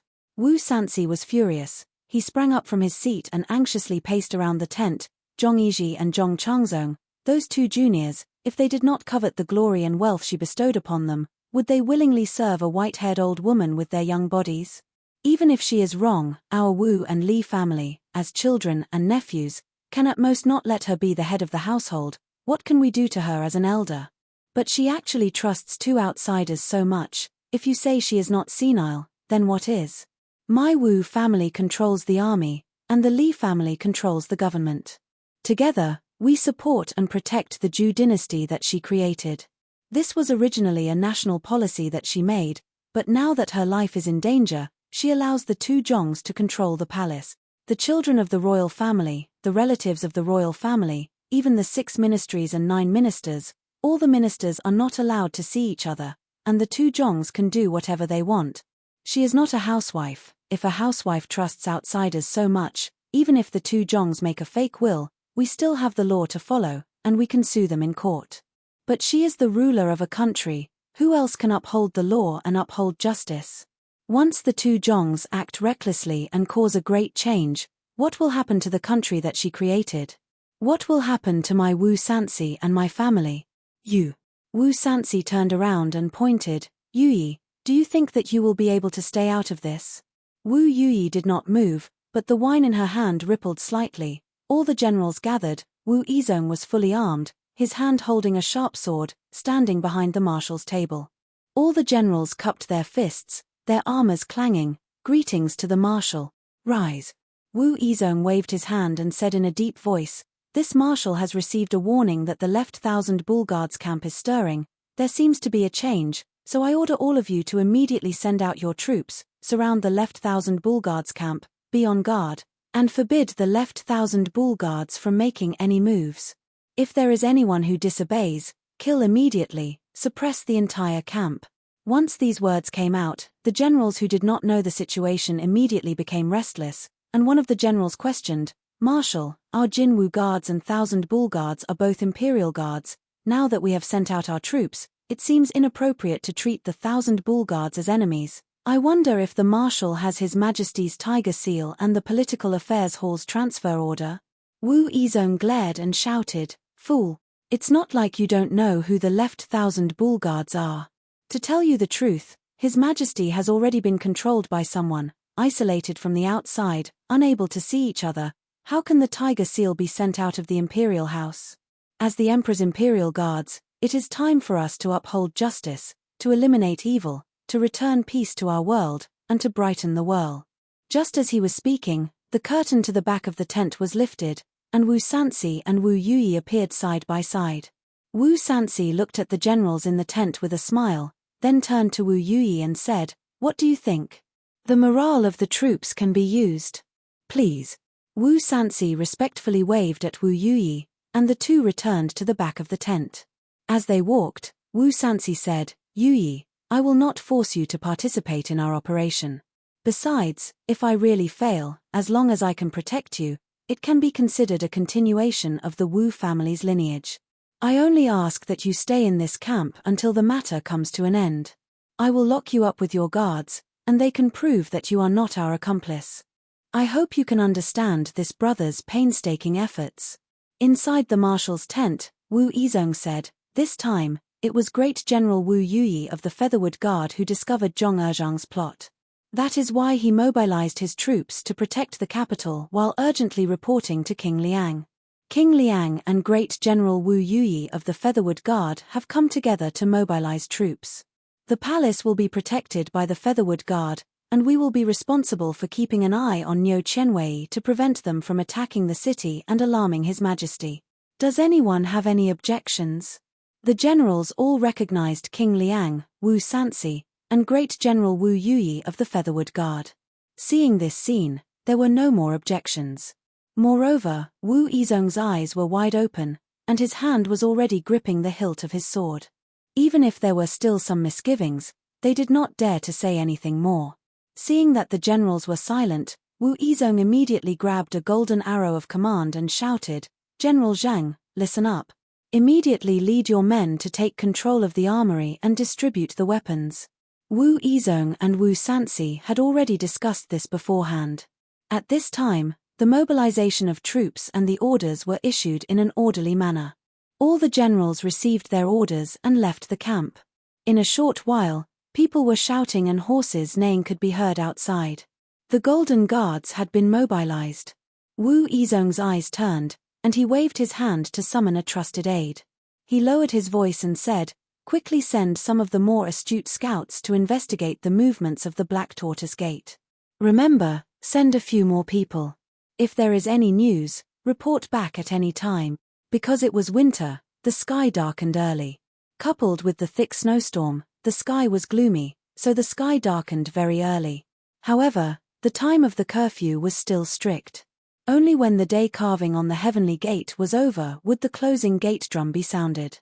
After the drum had sounded 600 times, the 9 cities would be closed, and the Golden Guards would patrol the streets, prohibiting pedestrians from entering or leaving. In fact, there was no need for the Golden Guards to be on the streets on such a night. With the cold wind and heavy snow, who would come out in this kind of weather? But at this time, there was a figure hurriedly walking on the crossroads of Chongren Lane. At this time, other than those on night patrol, only imperial court messengers, weddings, funerals, and urgent matters such as buying medicine for illnesses could walk on the streets with the relevant proof. Of course, although those with special privileges could also go out after the curfew, that was an unwritten rule and was illegal. The person in front of him was going out to buy medicine. His name was Chu Cai, and he was a member of the Prime Minister's residence. Su Wei was a member of the Prime Minister's residence. Recently, Su Wei had been a bit cold and hot, which caused his asthma. The Prime Minister's residence originally had medicine, but it just so happened that one of the medicines was not enough, so he sent someone to the pharmacy to get medicine. As a servant of the Prime Minister's residence, Chu Cai was not worried that someone would block his way. With his hands in his sleeves, he shrunk his neck, carried the medicine bag, and hurriedly walked with his head down. Only when someone stopped him and asked him questions would he show his identity. Seeing that the gate of the residence was in sight, Chu Cai quickened his pace. But suddenly, 2 people jumped out from the side of the road and blocked his way. Chu Cai thought that it was another night patrol and impatiently said, I was sent by the Prime Minister's residence." Before he could finish his words, the back of his head received a heavy blow. His eyes immediately closed, and he fainted on the ground. A black figure waved his hand and said in a deep voice, "Drag him away." Chu Cai was dragged by his feet and quickly dragged away from the main road. His little finger was still hooked on the medicine bag, making a rustling sound on the snowy ground. On the left and right sides of Su Wei's residence, a few shadows appeared indistinctly. After a short pause, they quickly hid in the darkness. At the same time, on the left and right sides of the residences of Yang Zixi, Wei Chengqing, Wei Sili, Kui Shenqing, Fang Rong, and other important ministers of the Zhong faction, there were some mysterious shadows quietly moving around. Their residences had already been sealed. Chapter 1092. The curfew in the capital began at the second watch period. In fact, on this cold winter night, there were not many people on the streets at the first watch period. At the third watch period, the gates of Prime Minister Zhong's manor opened wide. 2 light carriages drove out one after the other, hurriedly speeding away under the escort of more than 20 armored guards. The small workers at the workshop had already been notified in advance. They didn't know why the Prime Minister wanted to leave the workshop in the middle of the night, but since the Prime Minister's manner had spoken, they would naturally comply. As soon as they saw the Prime Minister's carriage arrive, they hurriedly opened the workshop gates. Only when they saw the Prime Minister's carriage leave did they lock the workshop gates, yawn, and go back to sleep. At this moment, they would never have imagined that the weather would change the next morning, and among the people participating in the change of weather tonight, there were 2 people like them, also small workers at a workshop, except that the workshop was in Luoyang. At the fourth watch period, Yang Fan suddenly came down from the city gate tower, fully armored. Ma Qiao, Lu Yang, and Jiao Chu had long been waiting downstairs. As soon as they saw Yang Fan arrive, they immediately went forward to greet him. Lu Yang, Jiao Chu, Li Dayan, Zhong Shitong, and the others were all Yang Fan's earliest subordinates, and also the people he trusted the most. For this operation, Yang Fan had taken the opportunity of Zhong Zhenji reorganizing the Yulin Guard to conduct a round of self-correction and self-inspection of the 1,000 riders. He transferred all these people into Ma Qiao's brigade, strengthening his control over the brigade's troops. Gather the soldiers. At Yang Fan's command, the well-trained 1,000 riders quickly gathered at the Black Tortoise Gate. These well-trained soldiers were already asleep, but at Yang Fan's command, they quickly and neatly dressed and rushed to the city gate. The entire process didn't take more than half an hour, and the entire process was silent. Everyone stood solemnly, and the north wind whistled. Li Dayan and Zhong Shitong led some of their trusted subordinates and stood on the left and right flanks of the brigade. They stared coldly at the solemn soldiers, guarding against any strange movements. Their hands seemed to be molded to the hilts of their swords, gripping them with unusual strength. Yang Fan looked with satisfaction at the 1,000 riders standing solemnly in front of him, and said in a low voice, "Officers and soldiers, I have an important announcement tonight." Zhong Zhenji and Kui Xuanhui's light carriage sped along Vermilion Bird Avenue. The patrolling officers and soldiers of the Golden Guards had already received Wu Yizhong's orders in advance and had memorized the names of the few people who could not be stopped tonight. When they saw Zhong Zhenji and Kui Xuanhui's identities illuminated by the lantern banners on the carriage, they did not step forward to stop them. They only stood solemnly by the roadside and watched the Prime Minister's carriage leave. Zhong Zhenji and Kui Xuanhui's carriage traveled all the way into the Imperial Palace. Yang Yuanyang, Jing Hui, Huan Yangfan, and the others had already gathered their most trusted confidants, no less than a dozen people each, and were waiting there.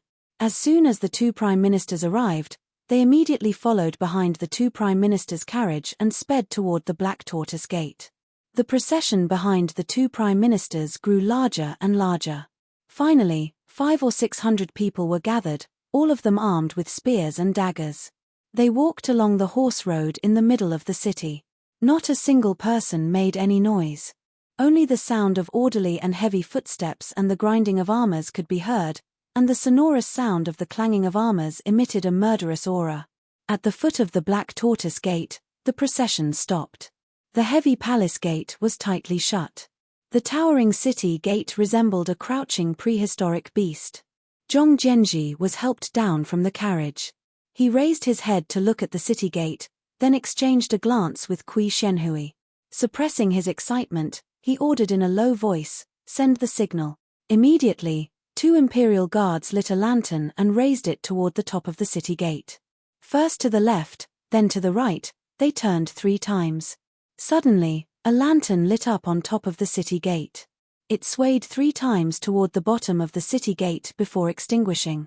A moment later, the city gate creaked open. The pitch-black city gate resembled the wide-open mouth of a giant beast. Jing Hui nervously glanced at Zhong Zhenji. Although the other party had opened the city gate, it meant that there was no ambush, because if the people inside were hostile toward them, they would definitely not take the risk of letting them enter the palace. The palace gate would definitely be tightly shut. At this moment, the Black Tortoise Gate should be under their control, but this pitch-black darkness still made people feel apprehensive. Zhong Zhenji took a deep breath and solemnly said, "Follow this old man." He was very clear that he could only trust Yang Fan now. There was no turning back now. Since things had come to this, it was already impossible for him to turn back. Even if there was an ambush inside, even if this was a dragon's pool or a tiger's den, he still had to charge in. "I'll go first." Yang Yuanyang placed his saber horizontally in front of his chest and rushed into the Black Tortoise Gate. Jing Hui and Huan Yangfan steeled their hearts and immediately led their trusted imperial guards to follow closely behind. Li Zhon and the rest protected Zhong Zhenji and Kui Shenhui in the middle as they followed the vanguard. "Master Zhong, Master Kui." Suddenly, a lantern appeared in front of them. Borrowing the weak light, they clearly saw that the person standing behind was Li Duozhua. Zhong Zhenji and Kui Xuanhui's tensed hearts suddenly relaxed. If Black Tortoise Gate's general, Yang Fan, had any ulterior motives, he would definitely capture Li Duozhua first. Since Li Duozhua was here, the Black Tortoise Gate should be safe. The 3 of them held each other's hands tightly. Li Duozhua said, "Since the 2 of you have arrived, this general can rest assured. The royal forest guards can immediately move out." Li Duozhua said as he took out a tiger tally from his robe and called out in a low voice, "Chengshuan." Li Duozhua's son, Li Chengshuan, was also dressed in armor and he hurried forward to welcome them. Li Duozhua passed the tiger tally to him and said solemnly, "Take my token and return to the army quickly. Tell your Uncle Zhao, Uncle Cao, and your brother-in-law to strictly guard against the right Imperial Forest Guards according to our previous agreement. If necessary, we can meet on the battlefield. We must ensure that not a single soldier can kill their way to the Black Tortoise Gate." "Yes," Li Chengshuan replied and took the tiger tally from his father's hands. Then, he led a few tiger guards and left in a hurry. Zhong Zhenji didn't give Yang Fan the cold shoulder. The 2 of them had interacted back in Jiannan. Now that they met again, Zhong Zhenji solemnly cupped his fists and bowed to Yang Fan, saying, "General has conspired with us on this important matter. We will surely go down in history forever." Carrying the lantern, Yang Fan said, "Premier Zhong is too courteous. The preparations have already been made. Time is of the essence, so let's move out immediately." Yang Fan's words reminded everyone. Zhong Zhenji immediately said, "That's right. We will move out immediately." Immediately, Zhong Zhenji hurriedly assigned the tasks. The first group was led by Li Duozhua, Li Zhon, and Wang Tongjiao. They were to go straight to the Eastern Palace to receive the Crown Prince. The Crown Prince was where the righteous cause of this operation lay. This banner had to be received. The second group would be led by Zhong Zhenji, Kui Shenhui, Jing Hui, and Huan Yangfan. They would immediately head for the immortal welcoming hall where the emperor resided. The third group would be led by the right Imperial Guard General, Yang Yuanyang, and the left Imperial Guard General, Xue Sixing. They would accompany Yang Fan to guard the Black Tortoise Gate. Once the Crown Prince arrived, they would close the Black Tortoise Gate and have 1,000 cavalrymen guard this important place. Yang Fan, Yang Yuanyang, Xue Sixing, and the others would escort the Crown Prince to chase after Zhong Zhenji. The group split into 3 groups and went their separate ways. The light in front of the Black Tortoise Gate was extinguished. The night was dark, and the snowy light was dim. Only the bells on the walls of the Black Tortoise Gate could be heard. At this time, The crown prince, Li Xian, was already fast asleep. Speaking of which, it was funny. Tonight, inside and outside Chang'an, countless people were sharpening their knives and running around. The flames of war had already been lit, but Li Xian, the commander-in-chief of the three armies, was completely unaware. Because they considered that he was too timid and feared that he would drag them down, no one dared to tell him. But Li Xian didn't know, but his trusted eunuchs knew. These eunuchs were all people who WNR had chosen to serve Li Xian after he was made crown prince. These eunuchs did not sleep tonight. They had been quietly waiting in front of the Eastern Palace until Li Duozhua and the others arrived outside. Wang Tongjiao and the eunuchs guarding the gate exchanged a secret signal, and then they immediately opened the palace gate. After Li Xian returned from Fangzhou to the capital, he quickly arranged for his daughters to marry off. Among them, Princess Xin Ning had taken a fancy to Wang Tongjiao, so Wang Tongjiao was Li Xian's son-in-law. Because of this relationship, the matter of colluding with the eunuchs of the crown prince's palace was handed over to him. When the palace gate opened, Wang Tongjiao, Li Duozhua, Li Zhon, and the others immediately swarmed in. 4 imperial guards were left at the gate, standing guard with their blades drawn. The head eunuchs of the palace led them into the crown prince's residence. Li Xian did not sleep on the same bed as consort Wei. His body had long since lost the ability to engage in sexual intercourse, but his wife was in the prime of her life. Often seeing his wife's resentful eyes made him uncomfortable, so he usually slept alone at night. At this moment, Li Xian was in the middle of a drunken roar when he was suddenly startled awake. Li Xian had just woken up when he found that several eunuchs were supporting him, hurriedly helping him dress. His son-in-law, Wang Tongjiao, was standing in front of the bed. Li Xian asked in a daze, "What happened? Tongjiao, why are you here?" Wang Tongjiao bowed and said, "Crown Prince, Master Zhong and Master Kui have already gone to greet the Emperor at the Immortal Palace. This son-in-law is accompanied by Grand General Li Duozhua and General Li Zhon.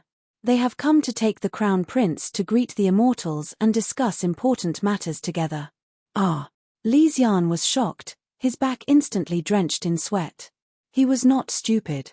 Once he heard Wang Tongjiao say this, he understood.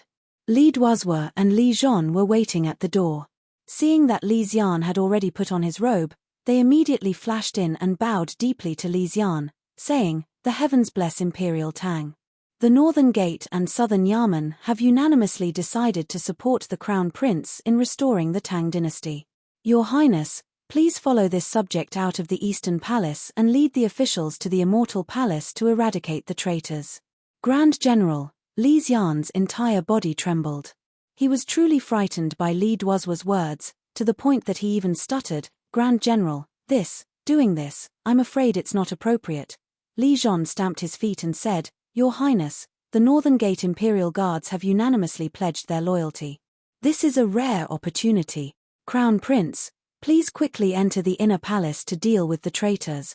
We have disregarded our clans and risked our lives to come here. Your Highness, you must not hesitate any longer. The opportunity is fleeting. If you continue to hesitate, I'm afraid that we will all perish together." As Li Zhon spoke, he signaled his 2 subordinates with his eyes. Without waiting for Li Xian to dress properly, he carried him out of the palace. "What happened? Who are you people?" Following a stern shout, 2 lanterns were lit and a figure leisurely walked in. The newcomer was Consort Wei. Her residence was not far from Li Xian's residence. With such a large commotion, how could she not hear it? Consort Wei hurriedly got up, put on a robe, and ran out. Seeing someone supporting her husband, she couldn't help but turn pale with fright. Hearing the commotion, Wang Tongjiao drew his saber with a kang. Seeing that it was his mother-in-law, dressed simply and revealing her naked body, he hastily sheathed his saber. Lowering his gaze, he respectfully said, "Crown Prince Consort, we will escort the Crown Prince to the Immortal Palace to meet up with the Prime Ministers.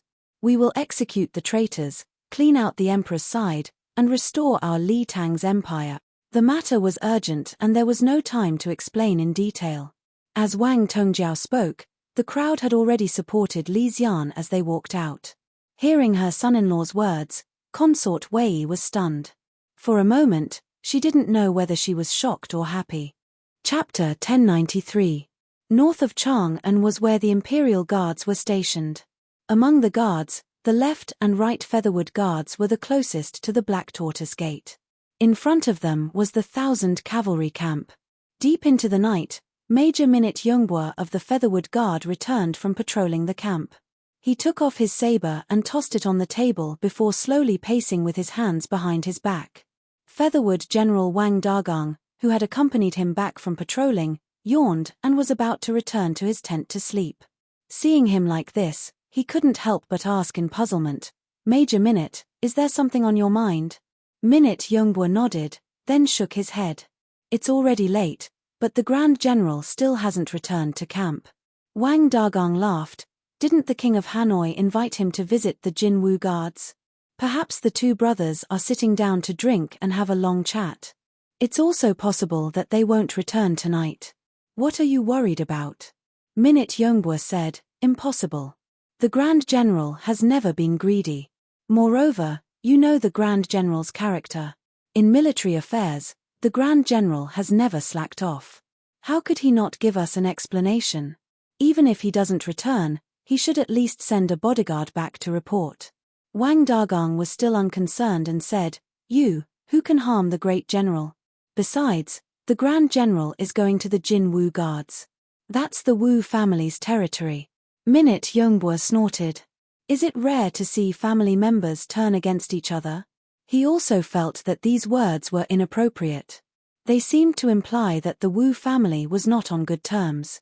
He coughed and beckoned to Wang Dagang. Wang Dagang moved in front of him. Minute Youngbwa lowered his voice and said, "A few days ago, His Majesty had the Grand General issue a secret edict, instructing him to strengthen the palace's security, especially before the 1,000 ox guards change guard.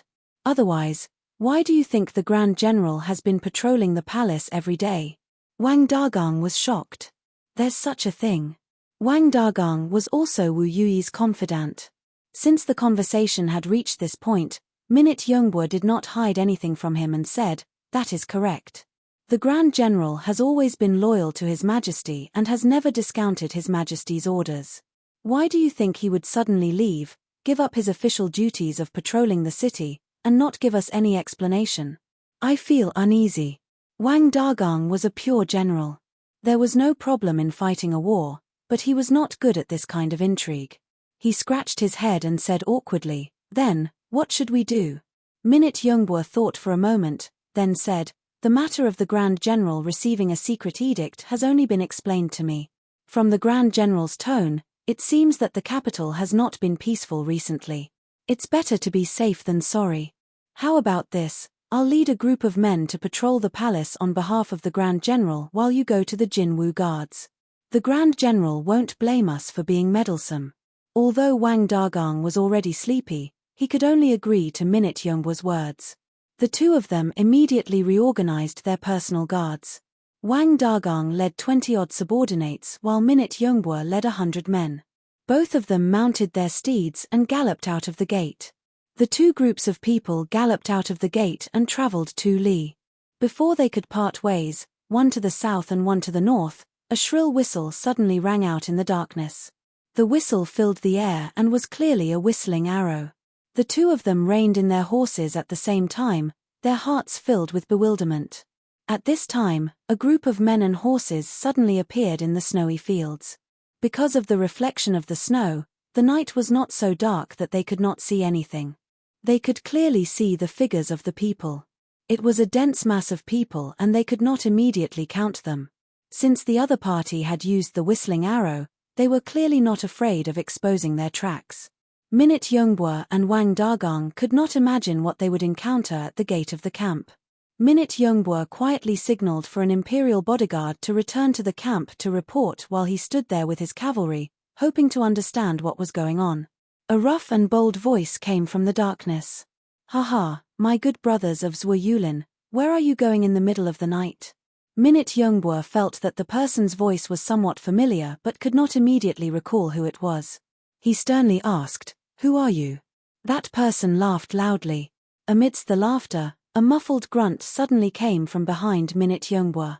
Minute Yongbur turned his head to look and saw that the imperial bodyguard he had ordered to return to the camp to report had just galloped away from the main group of people and fell head first from his horse. There was no one near him, and it was clear that he had been attacked by a crossbow or similar weapon.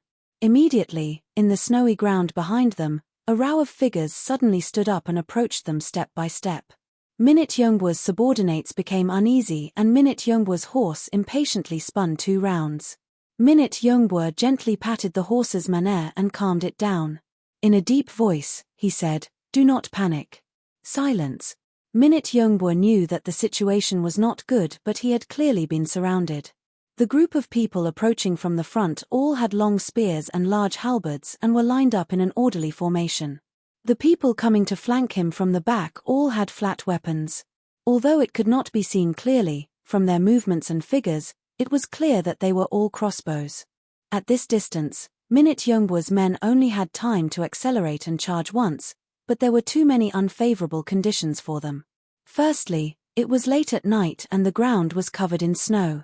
Charging at full speed was not fast. Secondly, they were all equipped with short weapons. If the other side didn't have long spears and large halberds, they had strong bows and hard crossbows. Even if he launched a charge, he would not be able to win. Moreover, although these people's hostility was obvious, no matter how he thought about it, he did not feel that the other side would indiscriminately kill him. As a result, he did not have the courage to fight to the death.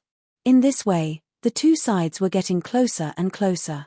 By the time the other side's spears and halberds neared, they had already lost the effective distance for their horses to accelerate and had even less thoughts of attacking. The other side's men stopped. Only one saber-wielding general advanced alone. Only when he came close did Minute Yongbur clearly see the person approaching. This person was the Right Imperial Guard General Yi Huli, the son-in-law of the Right Imperial Guard General Li Duozhua.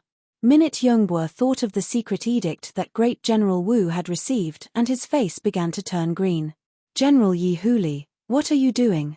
Yi Huli nonchalantly slapped his scabbard and loudly said, "Second Zhong has bewitched the Son of Heaven and brought disaster to the court. The Imperial Guards of the Northern Gate and Southern Office, under the command of the Crown Prince, the Prince of Xiong, and the various Prime Ministers, have already charged into the palace to exterminate the traitors. Major Minute, you can't get involved in these muddy waters." Wang Dagong was so angry that his face turned purple. "Where is our great general?" he angrily asked. Yi Huli craftily smiled. "He's currently a guest at the King of Hanoi's place. Don't worry, Great General Wu Yuyi is safe and sound. His Highness, the Prince of Liang, is currently drinking wine with him." Minute Yongbur and Wang Dagong were even more shocked. Wu Sanxi and Wu Yizong were also participating. No wonder Yi Huli dared to boast that the Imperial Guards of the Northern Gate and Southern Office had responded to the Crown Prince's mutiny. With the Crown Prince, the Prince of Xiong, and the Prime Ministers of the Political Affairs Hall taking the lead and the Wu clan secretly supporting them, wouldn't this be the entire court rebelling? Wang Dagong nervously asked Minute Yongbur, "Sima, what should we do?" Minute Yongbur looked around at the soldiers of the Right Guard Forest glaring at him like tigers. In a hoarse voice, he asked, "Brother Yi Huli, what do you want to do?" Yi Huli replied, "I invite the two of you to rest in my army. At daybreak, you will be free. What do the two of you think?" Minute Yongbur gripped his horse tightly. For a moment, he could not make up his mind. He could feel his palms drenched in sweat. Yi Huli raised his hand. The soldiers with spears and halberds immediately took 3 steps forward. Their orderly footsteps treaded on the thick snow, creating a heart-chilling sound. At the same time, the archers in the rear, who had maintained a certain distance from them the entire time, also moved, assuming an offensive stance. Wang Dagong raised his saber and urgently called out, "Sima." Minute Yongbur clenched his teeth and sternly ordered, "Disarm, dismount." Li Xian's clothes were disheveled. He did not even put on his boots properly.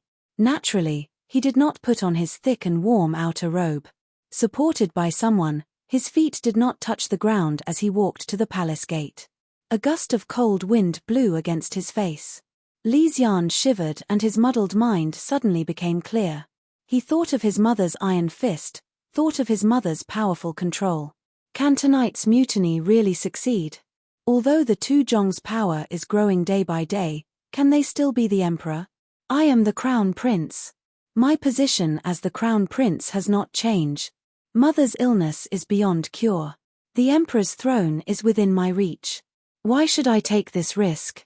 Li Xian looked left and right and saw that Li Duozhua, Li Zhon, and the others all had impassioned expressions. Li Xian thought to himself, these people are taking advantage of the empress's critical illness to launch a mutiny. The so-called killing of the two Zhongs to protect the Tang dynasty is merely to covet the merit of ascending to the throne. My status has long been set. As long as I know my place, the emperor's throne will definitely be mine. Why should I take this risk with them?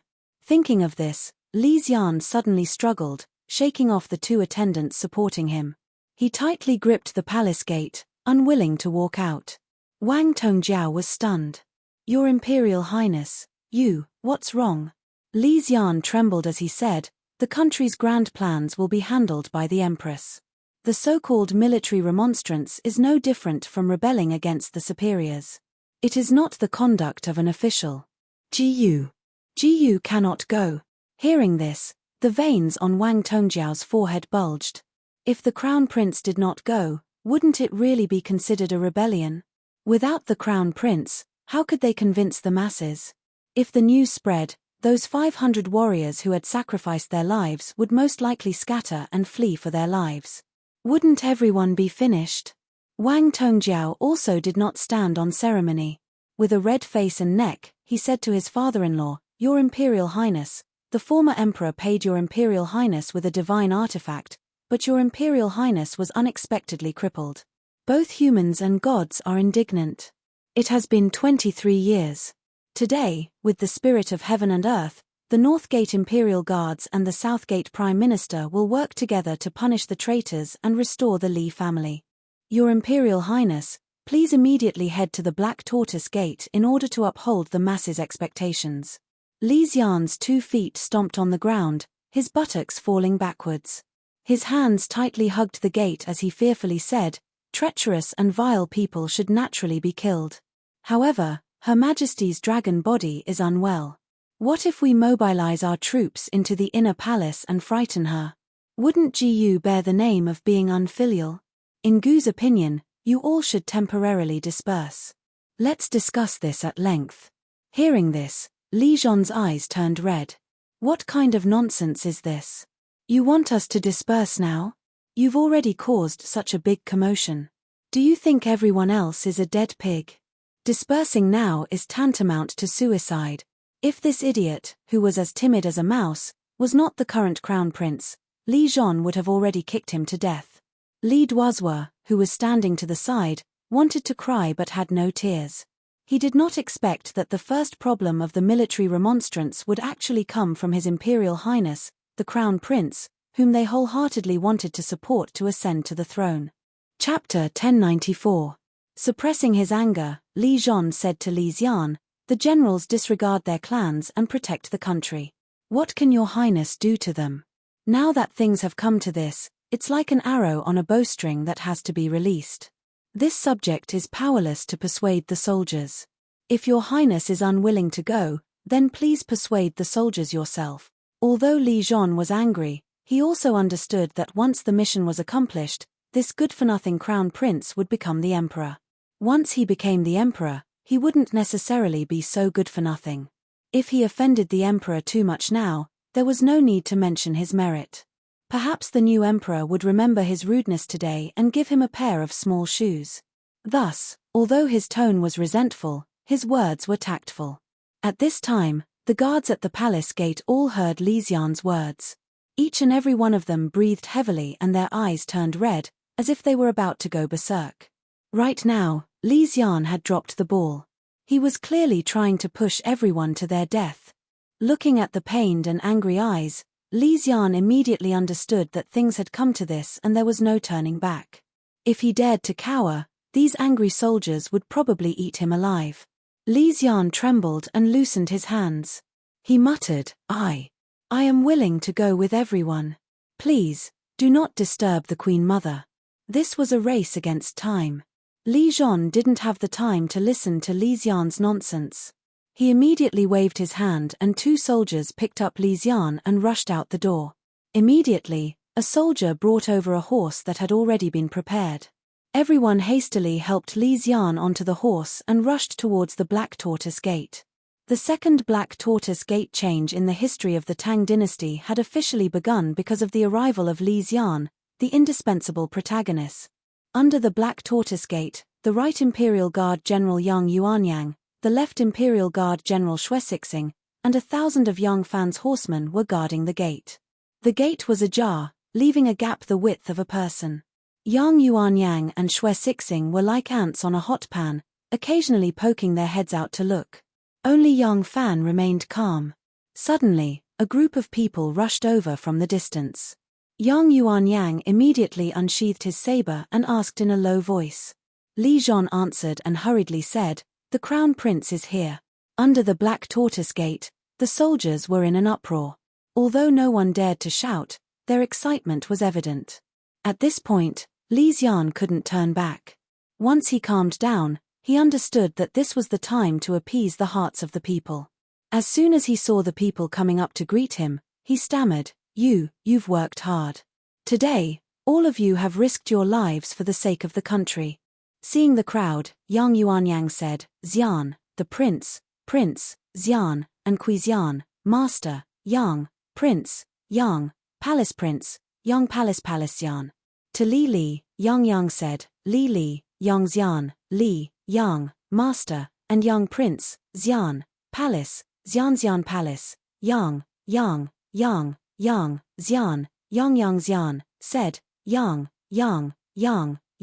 Xian, Prince, Xian, and Fan said to Ma, Emperor, King, Yang Xian, Yang, Palace, Yang, Xian, Yang, Ma, replied and shouted, "Close the gate." The heavy Black Tortoise Gate slammed shut with a loud bang, and a bolt as thick as a person's arm fell down.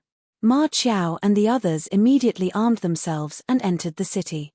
Yang Fan also raised his saber and chased after the Crown Prince with Xue Sixing and Li Zhon. "Open the gate." Li Chengqi stood in front of the Taiji Palace and shouted angrily. The Prince of Xiong, accompanied by Sima Yuan Shuji of the Prince of Xiong's estate and his 5 sons, armed to the teeth, set out at 1:45 in the second watch period. By this time, they had already arrived at the Vermilion Bird Gate in front of the Taiji Palace, the headquarters of the Southern Guard.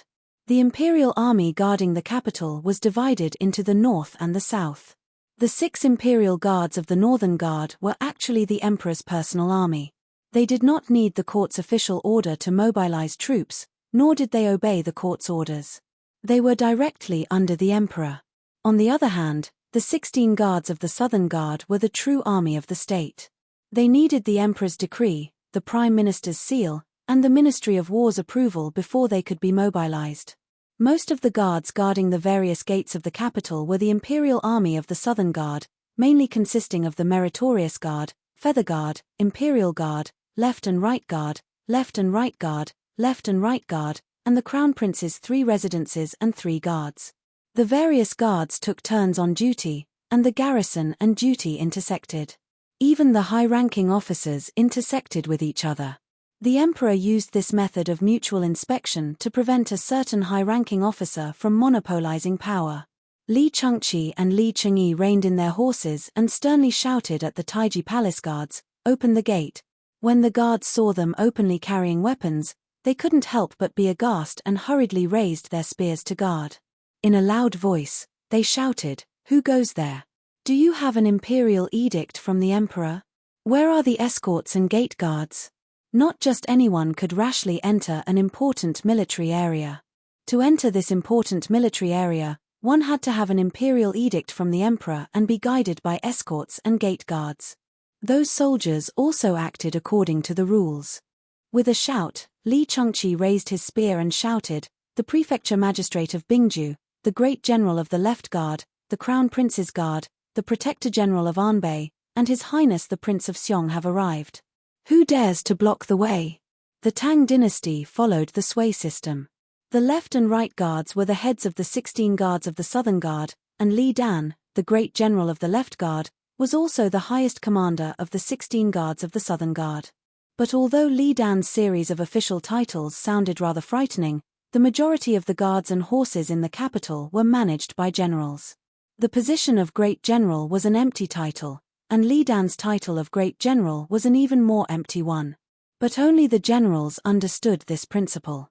How could these lowly soldiers understand this principle? Even if they did, they wouldn't have the courage to resist the Great General. In just a moment of shock, Li Chengqi and Li Qingyi had already rushed to the gate.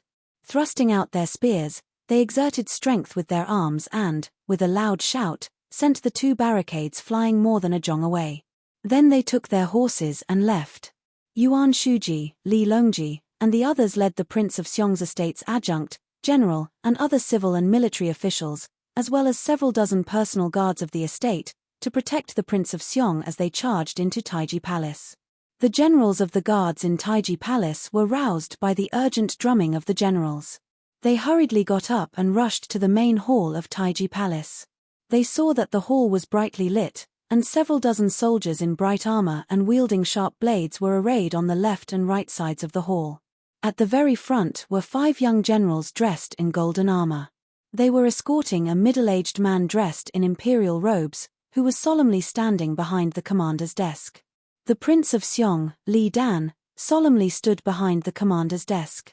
He held up the seal of the 2 prime ministers of the Political Affairs Hall and sternly said, "The 2 Zhongs have rebelled and coerced the Emperor of Heaven. Today, the Northern Gate and the Southern Office will eliminate the traitors. Master Zhong and Master Kui have already followed the Crown Prince and led the Featherwood Guard into the palace to capture the traitors. This prince is acting on the Crown Prince's orders to take charge of the Southern Office." The generals couldn't help but look at each other. The Prince of Xiong's words were pleasant to hear. Everyone knew that this was a rebellion against the emperor, but since the Prince of Xiong had appeared here, the Crown Prince entering the palace was probably true. And if the Crown Prince entered the palace, it would be impossible without the cooperation of the Featherwood Guard and the 1,000 cavalry of the Northern Gate Imperial Army, the Son of Heaven's personal guards. So, when they thought about how the Son of Heaven was old and gravely ill, so weak that he couldn't even preside over the New Year celebrations, the new emperor's ascension was inevitable. Who would want to resist? Moreover, the Son of Heaven had always relied heavily on the Northern Gate Imperial Army and treated the guards of the Southern Office as if they were raised by his stepmother. In terms of supplies, and pay, they were far inferior to the Northern Office.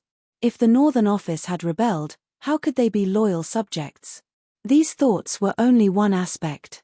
More importantly, if the Prince of Xiong dared to lead such a small force to take over the Southern Office, who knew which of these generals had already pledged their allegiance to the Prince of Xiong?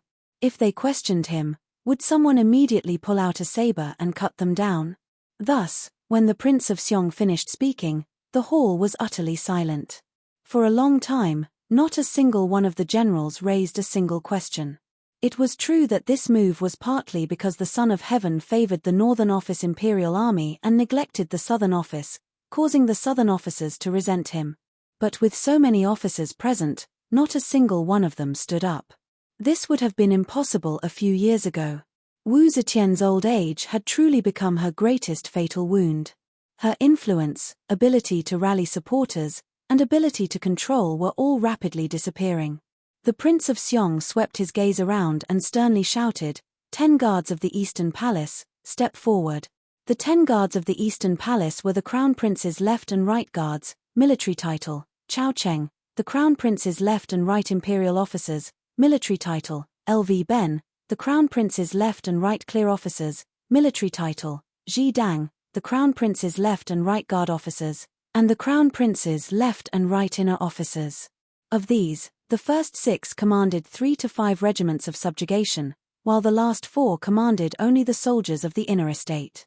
The 10 guards of the Eastern Palace had originally been the Crown Prince's personal army, but ever since Wu Zetian became Empress Dowager, the Crown Prince's military authority over the 10 guards of the Eastern Palace had been stripped away. But Wu Zetian could only strip the Crown Prince of his military authority over the 10 guards of the Eastern Palace, but she could not abolish the organization of the 10 guards of the Eastern Palace, so the 10 guards of the Eastern Palace still remained. But because of this, The empress was also the most vigilant against the 10 guards of the Eastern Palace. The treatment of the Southern Imperial Army was lower than that of the Northern Imperial Army, and the treatment of the 10 guards of the Eastern Palace was even lower than that of the Southern Imperial Army. One could easily imagine what the officers of the 10 guards of the Eastern Palace were feeling, and their loyalty to the Son of Heaven was even less important. For this reason, the Prince of Xiong had long ago ordered Minister of War Yuan Shuji to make contact with the officers of the 10 guards of the Eastern Palace. Yuan Shuji had not told them the supreme secret of the military remonstrance. He had only probed and understood them so that he had a certain degree of confidence. The current situation was critical, and the Prince of Xiong was a bit like a fox borrowing the tiger's might. Only by starting with the 10 guards of the Eastern Palace could he turn the pretense into reality. The officers of the 10 guards of the Eastern Palace hesitated for a moment, then stepped forward one by one. As they stepped forward, they still looked left and right, hesitating. Once they stood in front of Li Dan, they knew that since they had taken this stance, there was no way out. As a result, their movements and voices were uniform as they greeted Li Dan. Paying respects to the great general, Li Dan raised his voice. Army of the Super Cheng, quickly follow this prince's secretary to join the army, Qiu Yu. Increase the defenses of the east and west cities. Remember, do not approach the imperial palace. At this point, the general of the Super Cheng no longer wanted to retreat. Of everyone present, he was the one who favored Li Tang the most, so he loudly agreed. A person walked out from Li Dan's side and clasped his hands to him. General, please follow me. Li Dan added, Army of the Lu Ben, quickly follow this prince to join the army, Dossier. Assist the Jinwu guards in controlling Vermilion Bird Avenue and all the beacons in the capital. Do not allow anyone to approach. With the Super Cheng's agreement, the commander of the Lu Ben no longer had any misgivings. Moreover, the 10 guards of the Eastern Palace should be under the Crown Prince's command. Their sense of belonging is the strongest. Therefore, they readily agreed and hurriedly left with Dossier. Li Dan continued, Army of the Ji Dang, quickly follow this prince's secretary, Qiu Wan. Control all the roads from the south to the north. Do not allow anyone to enter or leave. The commander of the Ji Dang army respectfully acknowledged. Li Dan continued, Where is the left commander of the Eastern Palace? This general is here. Quickly follow the Prince of Linzi to arrest Zhong Tongxiu and his family. Where is the left commander of the Eastern Palace? Quickly follow the Prince of Shouchuan to arrest Wei Chengqing and his family. Following Li Dan's orders, the soldiers of the Southern Office were mobilized. Once these soldiers are mobilized, they will not know the movements of the other soldiers. The commanders of the different routes will not be able to communicate with each other, making it even more impossible for them to change sides. At the same time, once these soldiers accept the order, even if it is just following the Prince of Xiong's orders and not leaving the camp, it is equivalent to expressing his stand. The Southern Office is stabilized. Chapter 1095. In the stillness of the night, groups of fully armed soldiers hurried through the streets. Their movements did not attract the attention of the people who were sleeping soundly at midnight. This was thanks to the market square system and the curfew system. The streets were completely empty.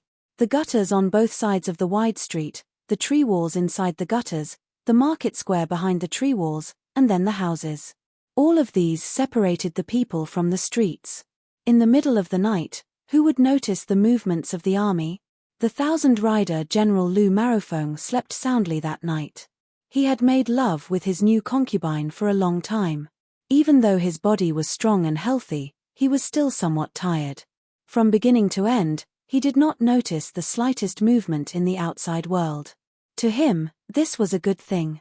Second Zhong had promoted him. With his temperament, it was difficult for him to sit and watch Second Zhong die. But he also attached great importance to his future in the army and young fans' appreciation of him. There was also his family, his son, and his new concubine.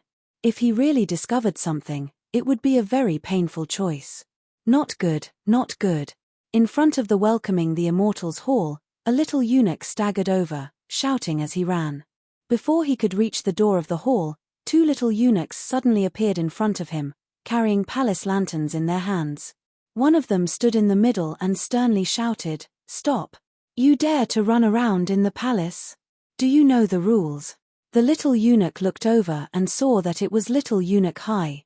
He hurriedly said, "Eunuch Hai, something has happened, something has happened. There is a group of people coming to the sage's palace. They want to harm the sage. Quickly report this to the sage." A strange expression suddenly appeared on little Hai's face. "Is this true?" "Yes." The little eunuch nodded repeatedly. This servant saw a group of people coming from the distance in the Ningyin pavilion. This servant was puzzled. It was so late at night, how could there be so many people walking around the palace? This servant became suspicious and hid to the side to watch. This group of people all carried shining swords and sabers. They didn't wear the clothes of soldiers patrolling the palace at night.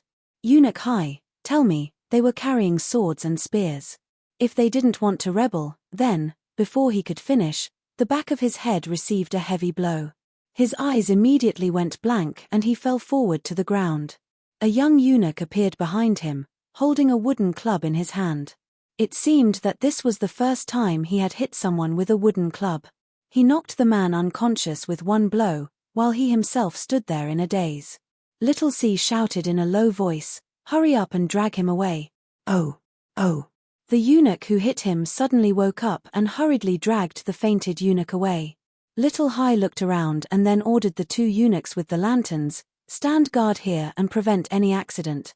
As soon as Little Hai finished speaking, he hurried towards the Violet Orchid Hall next to the immortal welcoming palace.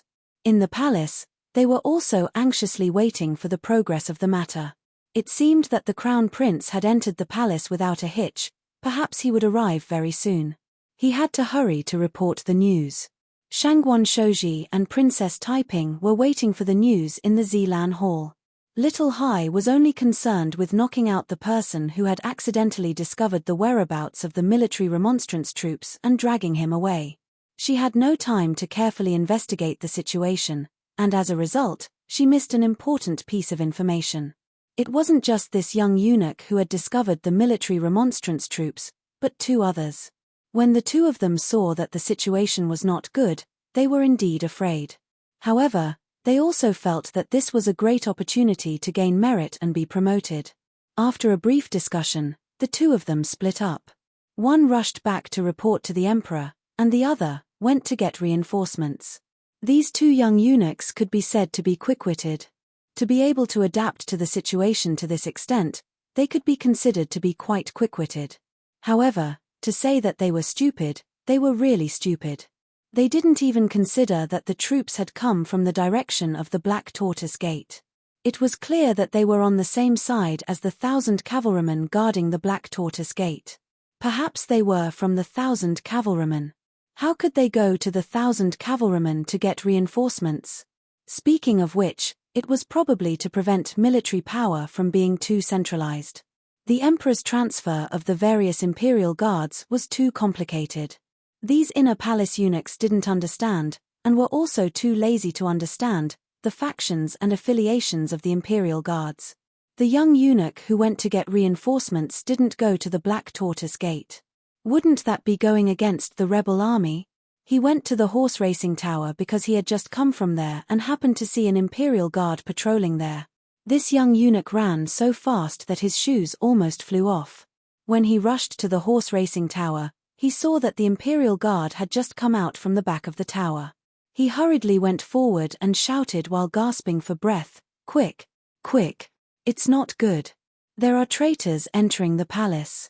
Quickly go and protect the sage." "What? Someone broke into the palace?" The team leader who came forward was shocked when he heard this. This team leader was Xiao Qianyu, who had been personally recruited by Yang Fan when the 1,000 cavalrymen had just been formed. Xiao Qianyu had changed his name to Xiao Yuke. His luck had probably really changed.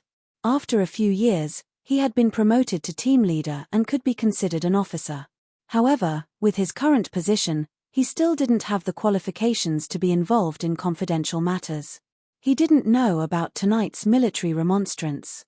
Just as he was about to ask about it, someone behind him rushed forward and pushed him to the side. The person asked anxiously, What exactly happened? The person who spoke was the palace supervisor Tian Guidao. Tian Guidao wasn't the commander of the 1,000 cavalrymen, but the 1,000 cavalrymen patrolling the palace were led by palace officials. The official in charge of security in the palace was the palace supervisor. When Tian Guidao was 20 years old, he was promoted to the position of Minister of State. Not long after, he was promoted to the position of Minister of the Left Guard.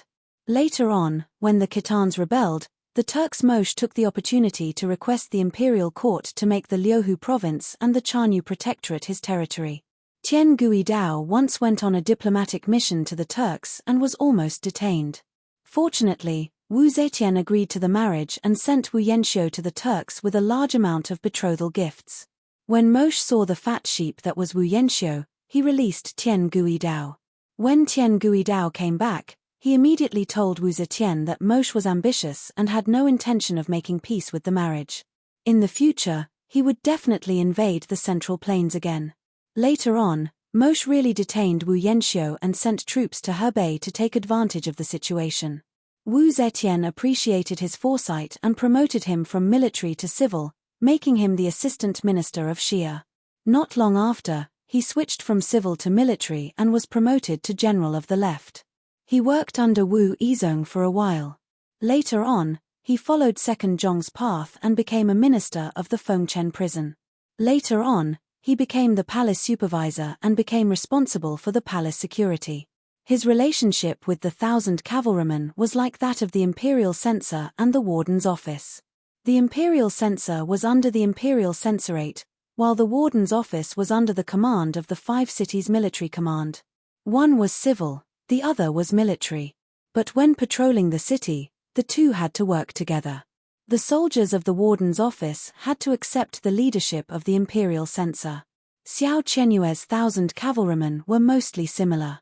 At this time, they had to accept Tian Guidao's command. Yang Fan had thought about Tian Guidao's problem before, but Tian Guidao wasn't one of his people, so he couldn't do anything to Tian Guidao. In order to make sure nothing went wrong, he used the soldiers under him to understand Tian Guidao's patrol route and time. The reason why he set the remonstrance at 2:45 in the morning and not right after the curfew began was because he had considered this. Who knew that because of the 2 uncontrollable eunuchs and their own cleverness, Tian Guidao wouldn't be able to circumvent them. When Tian Guidao heard the eunuch's words, he couldn't help but turn pale with fright. He immediately led his men and rushed to the immortal welcoming hall. Xiao Qianyu and the other 1,000 cavalrymen didn't know what was going on. They only knew that if the emperor made a mistake, they would all lose their heads. Naturally, they also ran for their lives. Zhong Jianji and Kui Shenhui led over 300 strong men and rushed to the immortal welcoming hall. Zhong Jianji was over 80 years old, but he still walked as if he was flying. However, the palace was too big, and he was panting heavily the whole way. Seeing that the old prime minister was a bit tired, Jing Hui hurriedly had 2 soldiers support him. They hadn't traveled far when a commotion suddenly came from the side of the imperial road. Immediately after, a group of people charged through the air and blocked their way. It was Tian Guidao who had arrived with his men. When the 2 sides faced off, both sides were a bit shocked. Zhong Jianji and Kui Shenhui had thought that the Black Tortoise Gate and the imperial guards were already under their control, so they could travel as if there was no one there. Who would have thought that a group of people would suddenly appear here? They were worried that if a fight broke out, the Empress would hear the news and react in time. Putting aside the fact that there was a mysterious armed force in the palace that they couldn't control, even if the Empress fled in panic, it would be as difficult as ascending to the heavens to find the Empress with just the few of them in the palace. Once the Empress left the palace, the consequences would be hard to predict. Not everyone had the courage to face her and disobey her orders. Moreover, the Empress had been in power for over 20 years, so who knew what other tricks she had up her sleeve? Tian Guidao was both shocked and afraid, and he didn't know what to do. He didn't think that someone would actually dare to break into the imperial palace and start a rebellion, and he certainly didn't think that the 2 people who would appear before him would be Zhong Jianji and Kui Shenhui. Although Tian Guidao had been a general and a civil official, he had been chosen through the imperial examinations. Deep down, He had always viewed himself as a civil official, and the peak of a civil official was the prime minister. Now that two prime ministers had suddenly appeared before him, and he was asked to denounce them as rebels and traitors, he couldn't immediately wrap his mind around this. The two sides faced off strangely for a moment, and then Zhong Zhenji spoke first. Second Zhong, you are a traitor of the country. This old man and Master Kui, together with the soldiers of the Northern Gate and Southern Office, and with the help of the Prince of Xiong and Prince Liang, we will protect the Crown Prince and enter the palace to rid the traitor. Supervisor Tian is a loyal minister of the country, so I hope that you can join this old man in this great undertaking. Tian Guidao's mind wavered, not knowing what to do. Although he had once relied on Second Zhong and served as a guardian of Fengchen prison, his goal had only been to make his career a little smoother. He had no intention of being loyal to Second Zhong, but Zhong Zhenji's red lips and white teeth made him not dare to easily believe him. This was a choice that would decide life and death in a single step. Tian Guidao didn't dare to speak up. He only sternly asked, "Where is the Crown Prince?" Zhong Zhenji replied, "Great General Li Duozhua has already gone to welcome him. He will be here soon." Tian Guidao was only half believing and half doubting, but he was still unwilling to step aside. Kui Shenhui said, "Second Zhong is bringing disaster to the country. Do you think that Supervisor Tian can just sit back and watch? We will protect the Crown Prince, purge the traitors of the Emperor, kill the traitors, restore the world to its former glory, and bring peace to the world. This is a great merit that will go down in history. If Supervisor Tian is not willing to work with us, then please step aside. Once this matter is over, we will all be grateful for your kindness." Tian Guidao stood, sword in hand, still undecided. Xiao Qianyu and the others nervously faced off against Zhong Zhenji's troops, not knowing whether their commander, the palace supervisor, would fight or not. At this moment, another group of troops approached from the distance. In the middle of this group was a horse with a person sitting on it. Yang Fan and Xue Sixing were at the very front of the group, sabers in hand. They were in the middle of chasing after Zhong Zhenji and Kui Shenhui, and when they saw the two armies facing off, they couldn't help but be shocked. Xue Sixing immediately signaled behind him to warn his men, ordering them to protect the Crown Prince. Meanwhile, Yang Fan raised his saber and charged forward. Chapter 1096. Yang Fan flew over, and when he saw that it was Xiao Qianyu who was leading the patrolling troops to block his way, he finally relaxed. Just now, he was still puzzled. Where did this group of people suddenly come from?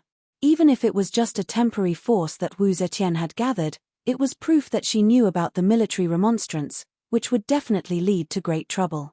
Wu Zetian was still the empress, and she still had the right to rule over the empire. Even though they were said to be supported by the Northern Gate and Southern Yamen, as long as Wu Zetian could escape this calamity, she could still reverse the situation. The best result for those who had carried out the military remonstrance would be to help the Crown Prince flee to the south and establish a new court in the southern borders to oppose Wu Zetian. But if that happened, would the Turks and Tibetans let go of the chance to take advantage of the situation? Yang Fan broke out in a cold sweat and sternly shouted, "Xiao Yuke, immediately lead the troops and retreat to the side." Xiao Qianyu was stunned. Only now did he see Yang Fan clearly, and he couldn't help but cry out, "General Yang." Yang Fan sternly said, "The Northern Gate and Southern Yamen, the two prime ministers are working together to protect the Crown Prince, kill the traitors, and purge the Emperor's side. All of you, quickly retreat to the side. Our 1,000 cavalry is also participating in the rebellion." Xiao Qianyu couldn't digest such shocking news, but obeying orders had become an instinct for him. Yang Fan shouted, and Xiao Qianyu reflexively replied, "As you command." When Xiao Qianyue's troops saw that even their commanding general had come, they lost all will to fight, and when they saw Captain Xiao signal for them to retreat, they immediately put away their weapons and retreated to the side. For a moment, only Tian Guidao was left on the imperial road. Tian Guidao immediately panicked. He had been wavering and didn't know what to do, but now he didn't even have the right to choose. What could he do alone? By this time Li Duozhua, Xue Sixing, and the others were protecting the Crown Prince as they cautiously approached. As soon as Tian Guidao saw that the Crown Prince was really here, he seized the opportunity to find a way out of this embarrassing situation. With a respectful voice he said, "Since the crown prince is here, your subject cannot disobey." Finished speaking, he cupped his hands high and stepped back to the side of the road. This time, the participants of the military remonstrance included almost all the factions except for Zhong's faction. Many of these factions had more or less connections with Zhong's faction. If they were all cleared up, it was bound to create a chaotic and serious situation. The crown prince's throne might not be stable either. Therefore, from the very beginning, their policy was to narrow the scope of the attack, and the people they would not forgive were limited to Zhong's trusted aides. Now that Tian Guidao had admitted defeat, there was no need to kill him. Yang Fan ordered Xiao Qianyu, "You, escort Tian Zhongjian to the Black Tortoise Hall. Without my order, don't act recklessly." Xiao Qianyu cupped his fists and said, "This general obeys." Tian Guidao felt relieved upon hearing this. He knew that his life was no longer in danger. If the crown prince's rebellion succeeded, he would undoubtedly have to settle the crime of blocking the road today. However, at most, he would be dismissed from his post and sent home to enjoy his old age. What else could he do? But on the other hand, what if the crown prince's rebellion failed? Then the detained Tian Guidao wouldn't be beheaded as a rebel, and he might even have a chance to be promoted. As the saying went, the greater the risk, the greater the reward. This was a result that he could accept, so Tian Guidao didn't need Xiao Qianyu to send the soldiers to escort him. He very consciously walked toward the Black Tortoise Hall. Xiao Qianyu immediately led the troops under her command to chase after him. As they walked, she felt like she was dreaming.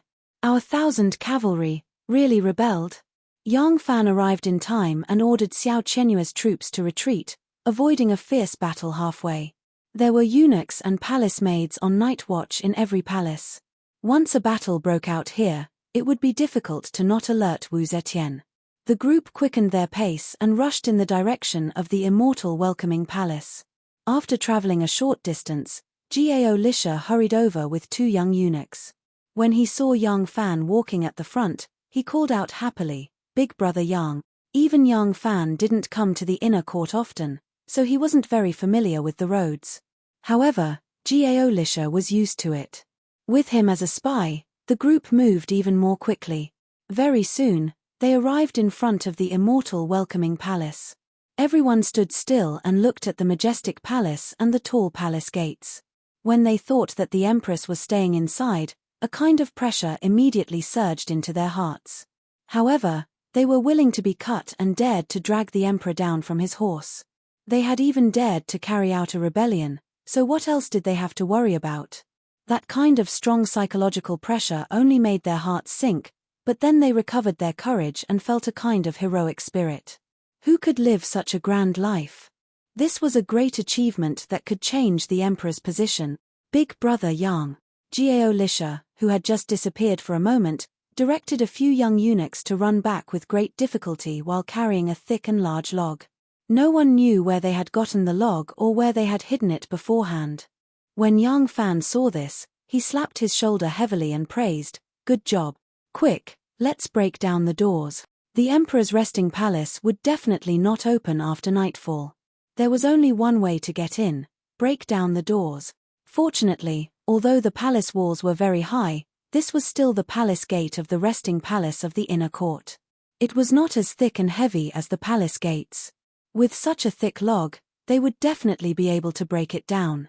Wang Tongjiao and Jing Hui were the first to rush forward and take the log from the hands of the young eunuchs. Immediately, a dozen or so burly soldiers volunteered to rush forward and work together with them to pick up the giant log. With a small jog, they fiercely slammed against the palace gates. With a loud bang, the palace gates suddenly shook. Everyone quickly retreated with the log in their arms and ran up again.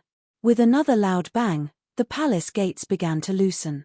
Each time they were hit, a hole the width of a fist would open up. Huan Yangfan raised his saber and exclaimed in joy, "Quick! A few more hits and it'll open." Once they reached the immortal welcoming palace, Li Xian dismounted with a guilty conscience. The fear on his face had not yet faded. The rhythm of the log hitting the palace gates was not fast because after each hit, He had to retreat a dozen or so steps before he could use his strength to slam against it again. Even so, each loud bang seemed to strike against his heart, causing him to tremble with fear. The immortal welcoming palace was an independent palace complex. Inside, there were many doors and many houses, and the winding paths were deep and serene. To make a simple distinction, it was divided into 3 courtyards. Each courtyard had a spacious courtyard and a tall building. Thus, the loud banging of the doors became very soft when it reached the second courtyard. The people sleeping in the third courtyard had no way of hearing it. However, the people who were sleeping in the first courtyard were the first to be woken up. Ever since the emperor became seriously ill and was moved to the immortal welcoming palace by Zhong's men, this place had been completely under Zhong's control. Other than some of Zhong's trusted eunuchs and palace maids, he had also arranged for many of Fengchun's men to guard the palace. As soon as the door was slammed, they knew something had happened.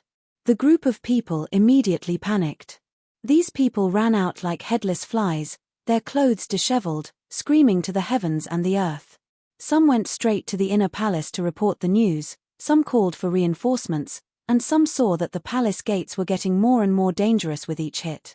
The bars were in danger of breaking, so they shouted and moved tables and chairs to block the gates. For a moment, there was chaos. At this time, the palace maids and eunuchs living in the small rooms to the left and right of the immortal welcoming palace were also startled awake. However, it was already too late for them to notice the abnormality. They didn't dare to come over and only stood far away. The group of people who wanted to rush into the palace couldn't be bothered with them and only increased the speed at which they slammed the doors. Boom. Ka. Lolo. The round wood slammed again and the bars of the door were broken, leaving only a small part of it holding together. Everyone was overjoyed and didn't care about retreating to borrow strength. They just stood where they were and slammed the door twice with the force of their swinging arms. Finally, the palace gates were wide open. Li Duozhua raised his eyebrows, pulled out his sword, and shouted, "Kill!" Everyone pulled out their swords and sabers and rushed in. The courtyard was already in chaos.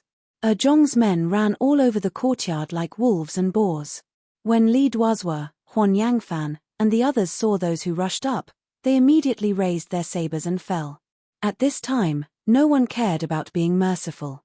Those who resisted had to be killed, and those who were in the way had to be killed as well. They were like a red-hot knife cutting through butter, directly rushing to the second gate. Along the way, many palace maids and palace maids who knew the situation knelt on the ground, trembling all over. The warning of the attack on the welcoming immortal hall was immediately sent to the internal guards. The inner guards followed the Son of Heaven. Wherever the Son of Heaven slept, the inner guards would choose a place near the emperor's bedchamber. They would also set up a secret warning channel between the emperor's bedchamber and the inner guards. This was an absolute secret, and not even Shangguan Wn knew about it. In order to avoid alerting the internal guards, she did not dare to ask around. After all these years, Wn had infiltrated and developed some people who belonged to her in the internal guards. However, as the Empress' most personal and final protection force, all of its appointments and movements were handled by the Emperor himself. There was not much that Wn could interfere in. Especially after Wn became pregnant. Although she used self-defiling to avoid Wu Zetian's vigilance against her, although Wu Zetian still relied heavily on her in government affairs, she still developed a grudge against her. Some of the matters that involved the internal court began to be handed over to others. In reality, this was normal. Wu Zetian always paid attention to checks and balances. How could she allow Wn to be the sole power in the internal court? In the beginning, Wei Tuan had been Wn's restraining force in the internal court. However, in order to give an explanation to the crown princess and secondary concubine who had been falsely accused and the crown prince who had almost committed suicide, Wu Zetian had Wei Tuan executed. Afterwards, Wn had sole control of the internal palace. Wn's influence on the Plum Blossom Guards began at that time. However, the emperor would not allow this situation to continue for too long. It was because of this consideration that Wanna, when she was pregnant and could not hide it, instructed her good sister, Fu Qingqing, to play the role of the informant. However, Although their trick successfully fooled Wu Zetian, Fu Qingqing did not become the person to replace Wei Tuan because of this. Wu Zetian had the second Zhong, and the second Zhong was very keen on controlling the power of the internal palace. Not only did many matters of the internal court fall into the second Zhong's hands, but because of Wu Zetian's love and trust in them, even the internal guards fell into their hands. If the internal guards could arrive in time, success or failure was still unknown. Chapter 1097. As soon as the warning from the immortal welcoming palace was sent to the inner guards, the guards on duty moved quickly. During the days when they were on duty, they never left their clothes or their swords, so they gathered very quickly. When the last of the inner guards appeared in the hall, the pretty female commandant with high cheekbones waved her hand and ran out without saying a word. The other inner guards followed closely behind her. This captain was called Luo Feiyun. When Xiao Man was the captain of the Plum Blossom Guard, she was one of the vice-captains. Later, when Xiao Man got married, she stood out from the other two vice-captains and became the captain. Captain Luo was strict and serious, so most of the guards were afraid of her. An attack on the inner palace was rare, but as the last armed safeguard of the Son of Heaven, they had to be prepared even if it was a once-in-a-thousand-years event. When the emperor was in danger or the palace suffered a major change, they had all kinds of contingency plans, how to rescue the emperor, and how to break out of the encirclement. At this time, they only needed to follow the rules and naturally didn't need to make more arrangements. The uniform weapon of these female guards was a sword. In addition, according to their specialties, they were equipped with hidden weapons such as sleeve crossbows and throwing knives. Because of their light weapons and extraordinary skills, they ran very fast. Under the night sky, their figures were light and agile, like female deer leaping out of the jungle and running towards the sun. The distance from their lodging to the immortal welcoming palace was not far. This was so that if something happened, they could reach the emperor in the shortest time possible. With their lightness kung fu, they could reach the emperor in a flash. However, 8 giant pillars suddenly appeared in front of them. These 8 pillars were made of human flesh and blocked their way. These were the 8 female sumo wrestlers under Princess Taiping. Each of them held a heavy exorcism pestle in their hands and stood firmly on the road between the Plum Blossom Palace guards and the immortal welcoming palace, sealing off their path of retreat. A plump woman in the middle pointed her exorcism pestle forward and shouted angrily, "Go back. This road is blocked. Kill them." Luo Feiyun gave tit for tat. With a delicate shout, her sharp sword roared and was unsheathed. From the beginning to the end, her feet never stopped. She shouted, drew her sword, and pointed forward. All her movements were completed while she was running. She led a group of female internal guards to press forward like a tornado. It was a woman who seized the road, and it was also a woman who blocked the road. This war between women seemed to be even more intense than the war between men. The fat woman was furious. She took a step forward, and with a loud bang, the ground seemed to tremble. With a move that could split Mount Hua, the exorcism pestle in her hand smashed down with a shrill whistling sound. Luo Feiyun did not dodge. He moved forward as if he was flying, and his sharp sword pointed straight ahead, sprinkling a cold light along the way. "Stop!" With a majestic shout, 2 beautiful young girls suddenly appeared behind the 8 female warriors. The 2 beautiful young girls, each holding a palace lantern, stood on the left and right. The dim red light reflected their snow-white pretty faces, like a pair of spirited little fox fairies. They were Xu Xiaosaro and Zhu Yuanbao. Behind them, there was a beautiful woman standing leisurely. She was dressed in white, elegant like the goddess of mercy. Luo Feiyun suddenly saw the person, and her eyes suddenly shrank. Her original indomitable spirit also came to a halt. She suddenly stopped and cried out involuntarily, "Shangguan Shouji." Logically speaking, it was impossible for Shangguan Wn'er to betray the empress, and Shangguan Wn'er's prestige in the palace was too high. Luo Feiyun was shocked and had to stop. For a moment, she wondered if the warning she had just received was wrong. Shangguan Wn'er took 2 steps forward and said in a loud voice, "Tonight, the guards of the North Gate and the South Yamen, under the order of the Crown Prince, will send troops into the palace to eliminate the traitor. All the inner guards, retreat quickly." Luo Feiyun's heart sank. Listening to the tone of these words, there was indeed a rebellion, and Shangguan Shouji, who she thought would never betray, had also become a member of the rebel army. Luo Feiyun gritted her teeth and said, "The immortal welcoming palace issued a warning. As a guard of the emperor, it is my duty to do so. I cannot disobey Shangguan Shouji's order." Shangguan Wnr said in a deep voice, "The crown prince is the heir of the country. When the emperor is in critical condition, it is natural for the crown prince to take charge of the court. As the son of the emperor, how can the crown prince harm the emperor? Your duty is to protect the safety of the emperor, and the crown prince wants to kill the treacherous Zhong.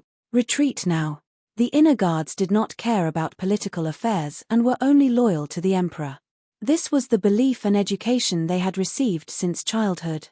At the moment, when the immortal welcoming palace issued a warning for help, they were asked to stay out of it.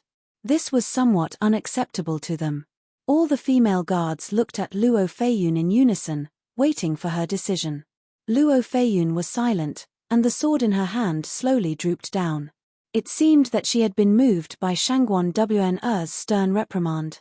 Wan was secretly happy. She raised her eyebrows and took another step forward. She was about to persuade a few more words when Luo Feiyun suddenly raised her eyebrows and drew her sword. She screamed, "I am rude." Luo Feiyun drew her sword first and then spoke. She leaped out like a cheetah and went straight to Shangguan Wnr. The sharp sword in her hand also turned into a flash of lightning and went straight to Wnr's chest. As the captain of the inner guards, Luo Feiyun could act first and report later when necessary. Since Shangguan Wnr had rebelled against the empress, she naturally did not need to hold back. She had pretended to be moved by Wnr just now because she wanted to catch her off guard and kill Shangguan Wnr in one fell swoop. She wanted to capture the leader first to capture the thief. Her pretense was indeed very confusing. The 8 female sumo wrestlers were extremely strong, but in terms of agility, they were far inferior to Luo Feiyun. Luo Feiyun suddenly drew her sword, and the 2 female sumo wrestlers closest to her cried out in alarm. They wanted to raise their heavy demon-subduing pestle to block, but it was already a moment too late. As soon as they saw Luo Feiyun make her move, several of the inner guards also launched an attack on the female sumo wrestlers opposite them. Luo Feiyun swiftly drew her sword. Seeing that Shangguan Wnr was standing there and had even forgotten to dodge, Luo Feiyun's lips couldn't help but reveal a proud smile. But this smile had just bloomed when it dissipated with a muffled groan. Luo Feiyun suddenly felt a sudden pain in her back.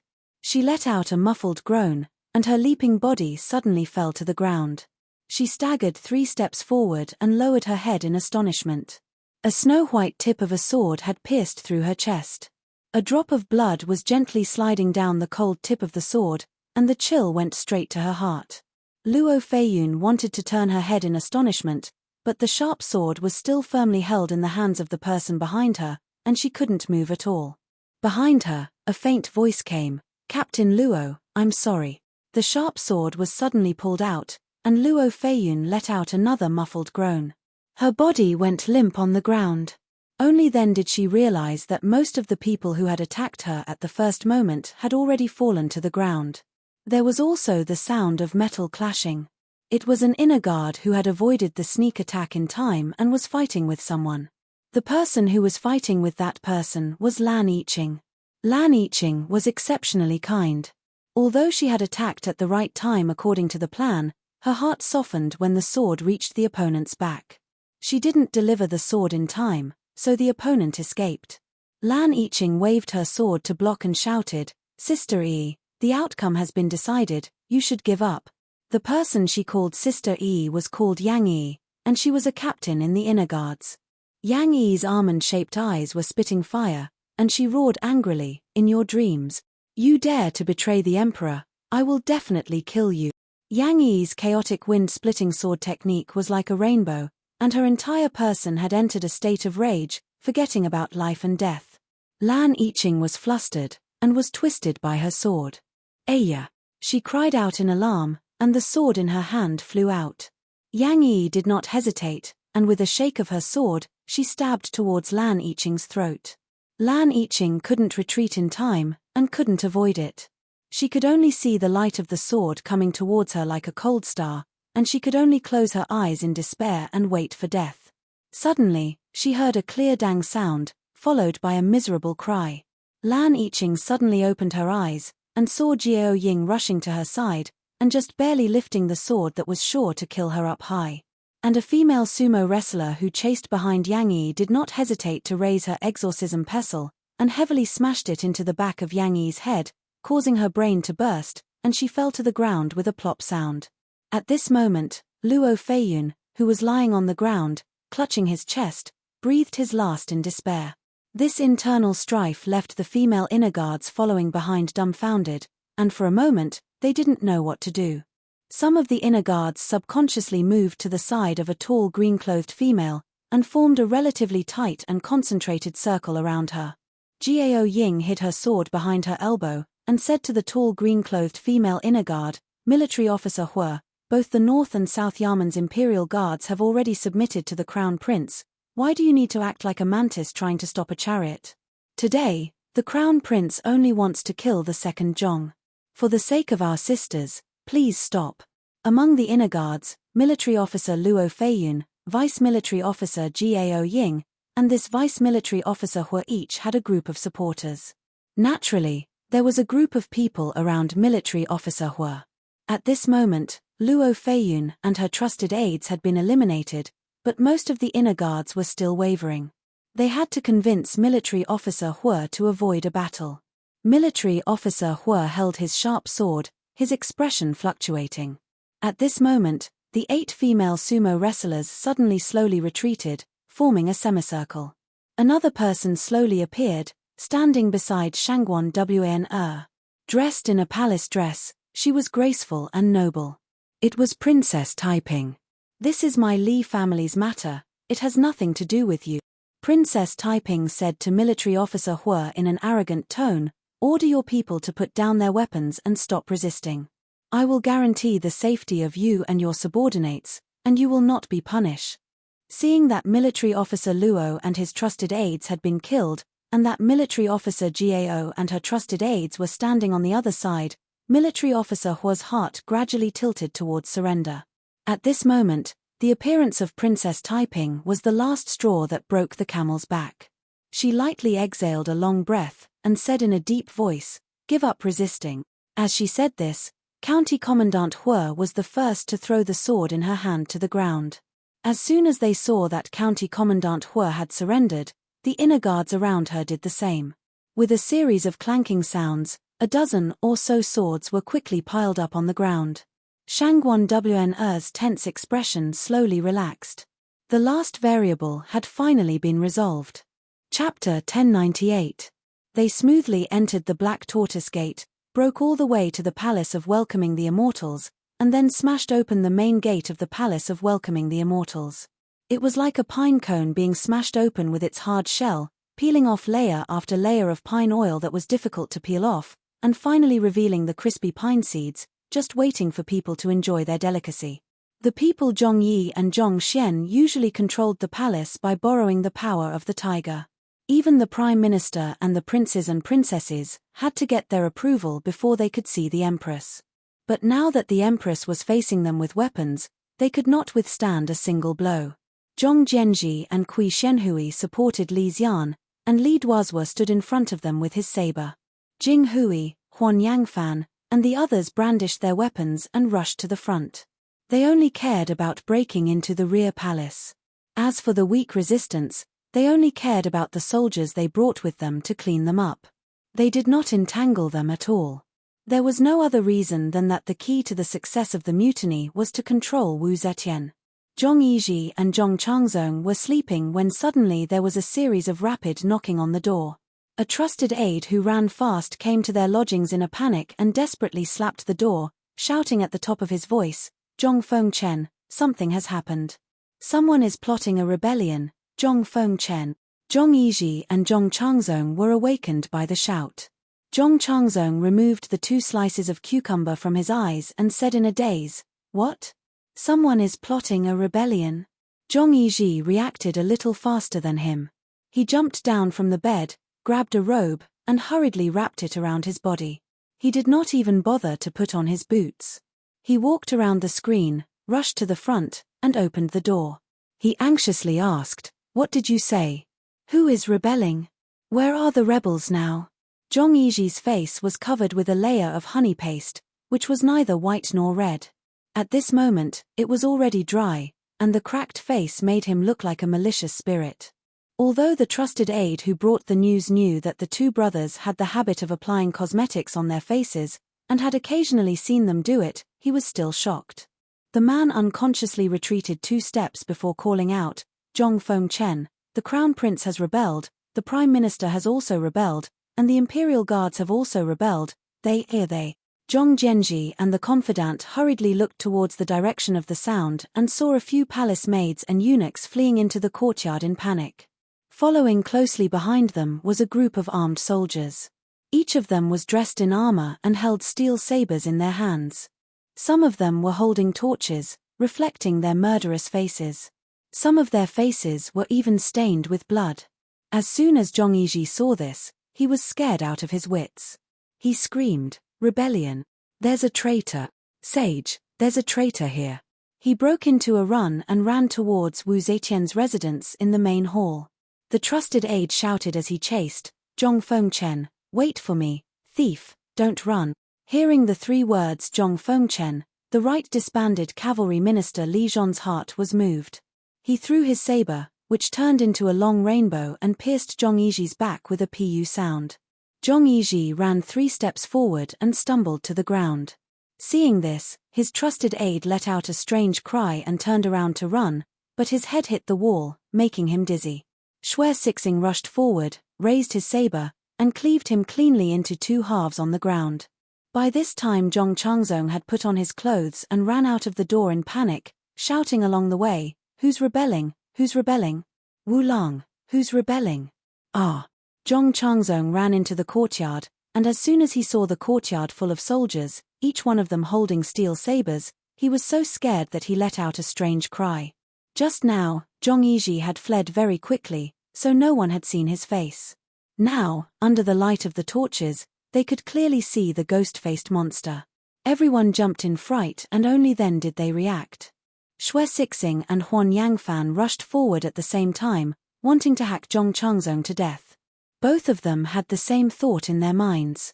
Although the Crown Prince's ascension to the throne was due to the merit of assisting the dragon, there were also differences in the merit of assisting the dragon. Whoever killed the Zhong brothers would naturally have the greater merit. In the end, Zhong Changzong saw 2 sharp sabers and swords coming at him and was so scared that his legs turned to jelly and he actually knelt on the ground. The 2 men's sabers and swords missed and looked at each other in shock. It wasn't good for them to attack immediately, otherwise, it would be too unsightly. Zhong Changzong's body was like a sieve, and he called out in a trembling voice, "Generals, what crime does Changzong deserve to be executed? As long as I live, Changzong is willing to repay you with everything I have. Generals, spare my life. Spare my life." Huan Yangfan laughed coldly and shouted in a deep voice, "You, this thief, have bewitched the emperor and brought disaster to the country and the people. Don't you deserve to die? Today, I, Huan, will uphold the law of the country and enforce justice on behalf of the heavens." As he spoke, he raised his sword high. Huan Yanfan's official rank was higher than Xue Sixing's, and he had also said such beautiful words. Xue Sixing couldn't argue with him and could only watch as Huan Yanfan's sword chopped down and Zhong Changzong's head fell to the ground. Among these people, regardless of whether they were civil officials or generals, most of them were skilled in archery and horsemanship. However, when it came to fighting on foot, none of them could compare to Yang Fan. If Yang Fan wanted to fight for merit, based on his skills, none of these people would be able to compete with him. However, Yang Fan followed behind Crown Prince Li Xian and didn't even draw his saber. Today was to protect the Crown Prince and execute the second Zhong. If anything happened to the Crown Prince, it would be a big joke. This was a matter of life and death, so Yang Fan naturally couldn't let anything happen to the Crown Prince. Thus, he followed the Crown Prince from beginning to end and protected him. As for fighting for merit, first, he wanted the benefits of the entire succession hall, and the succession hall's benefits were his benefits. As for his personal power and fame, if he was suddenly promoted, he would be in danger of being lonely at the top. Second, although he and the second Zhong were mutually using each other, they had never shed all pretense of cordiality. If he had to personally act, he couldn't do it. Inside the emperor's sleeping palace, Wu Zetian was old and sleepy. The noise outside had already woken her up. Zhong Yiji's dying cry was clearly heard by her. Wu Zetian's heart tightened. Propping herself up, she shouted, "Quickly light the lamps. Who is causing trouble?" Inside the sleeping palace, there were palace maids serving throughout the night.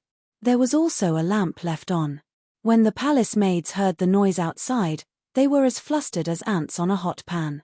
However, serving the Son of Heaven, they had long been accustomed to doing things according to the rules and did not dare to act without orders.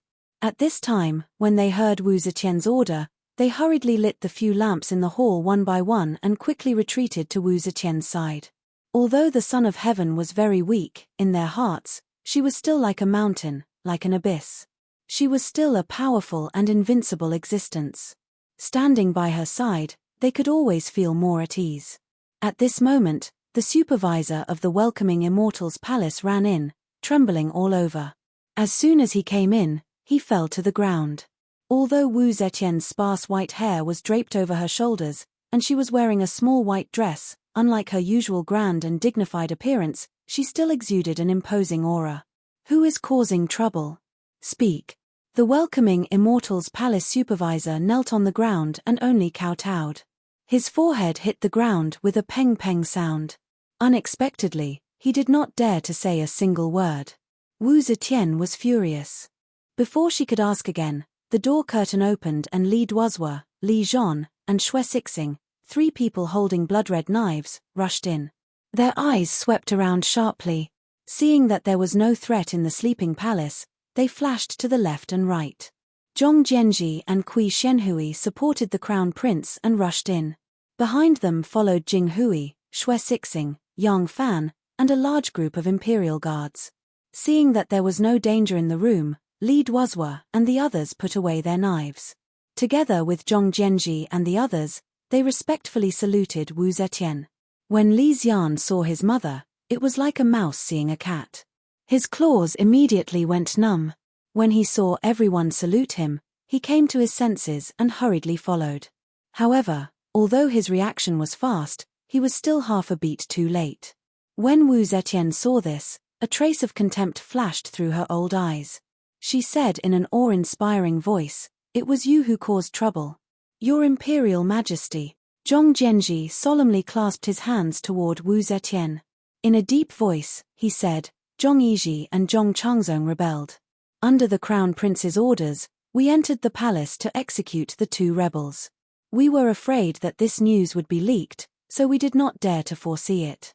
Today, thanks to the spirits of our ancestors, the 2 rebels have been executed. We know that we violated the rules of the palace and should be punished with 10,000 deaths. We apologize to your Imperial Majesty." When Wu Zetian heard the words 2 rebels have been executed, she couldn't help but feel miserable. Her breathing also became hurried. She took a few breaths, forcefully suppressing the agitation in her heart. Turning her fierce gaze toward Li Xian, she coldly said, "Xian hello. You've truly grown up. Your wings have hardened." Li Xian's body trembled. His knees went soft, and he knelt on the ground. In a trembling voice, he said, "This child knows his crime." Wu Zetian coldly snorted and shouted, "Since the Zhong brothers have been executed, what are you still standing here for? Quickly return to the Eastern Palace." Li Xian hurriedly said, "Yes. This child will." "Wait!" Zhong Jianji shouted, interrupting Li Xian's words.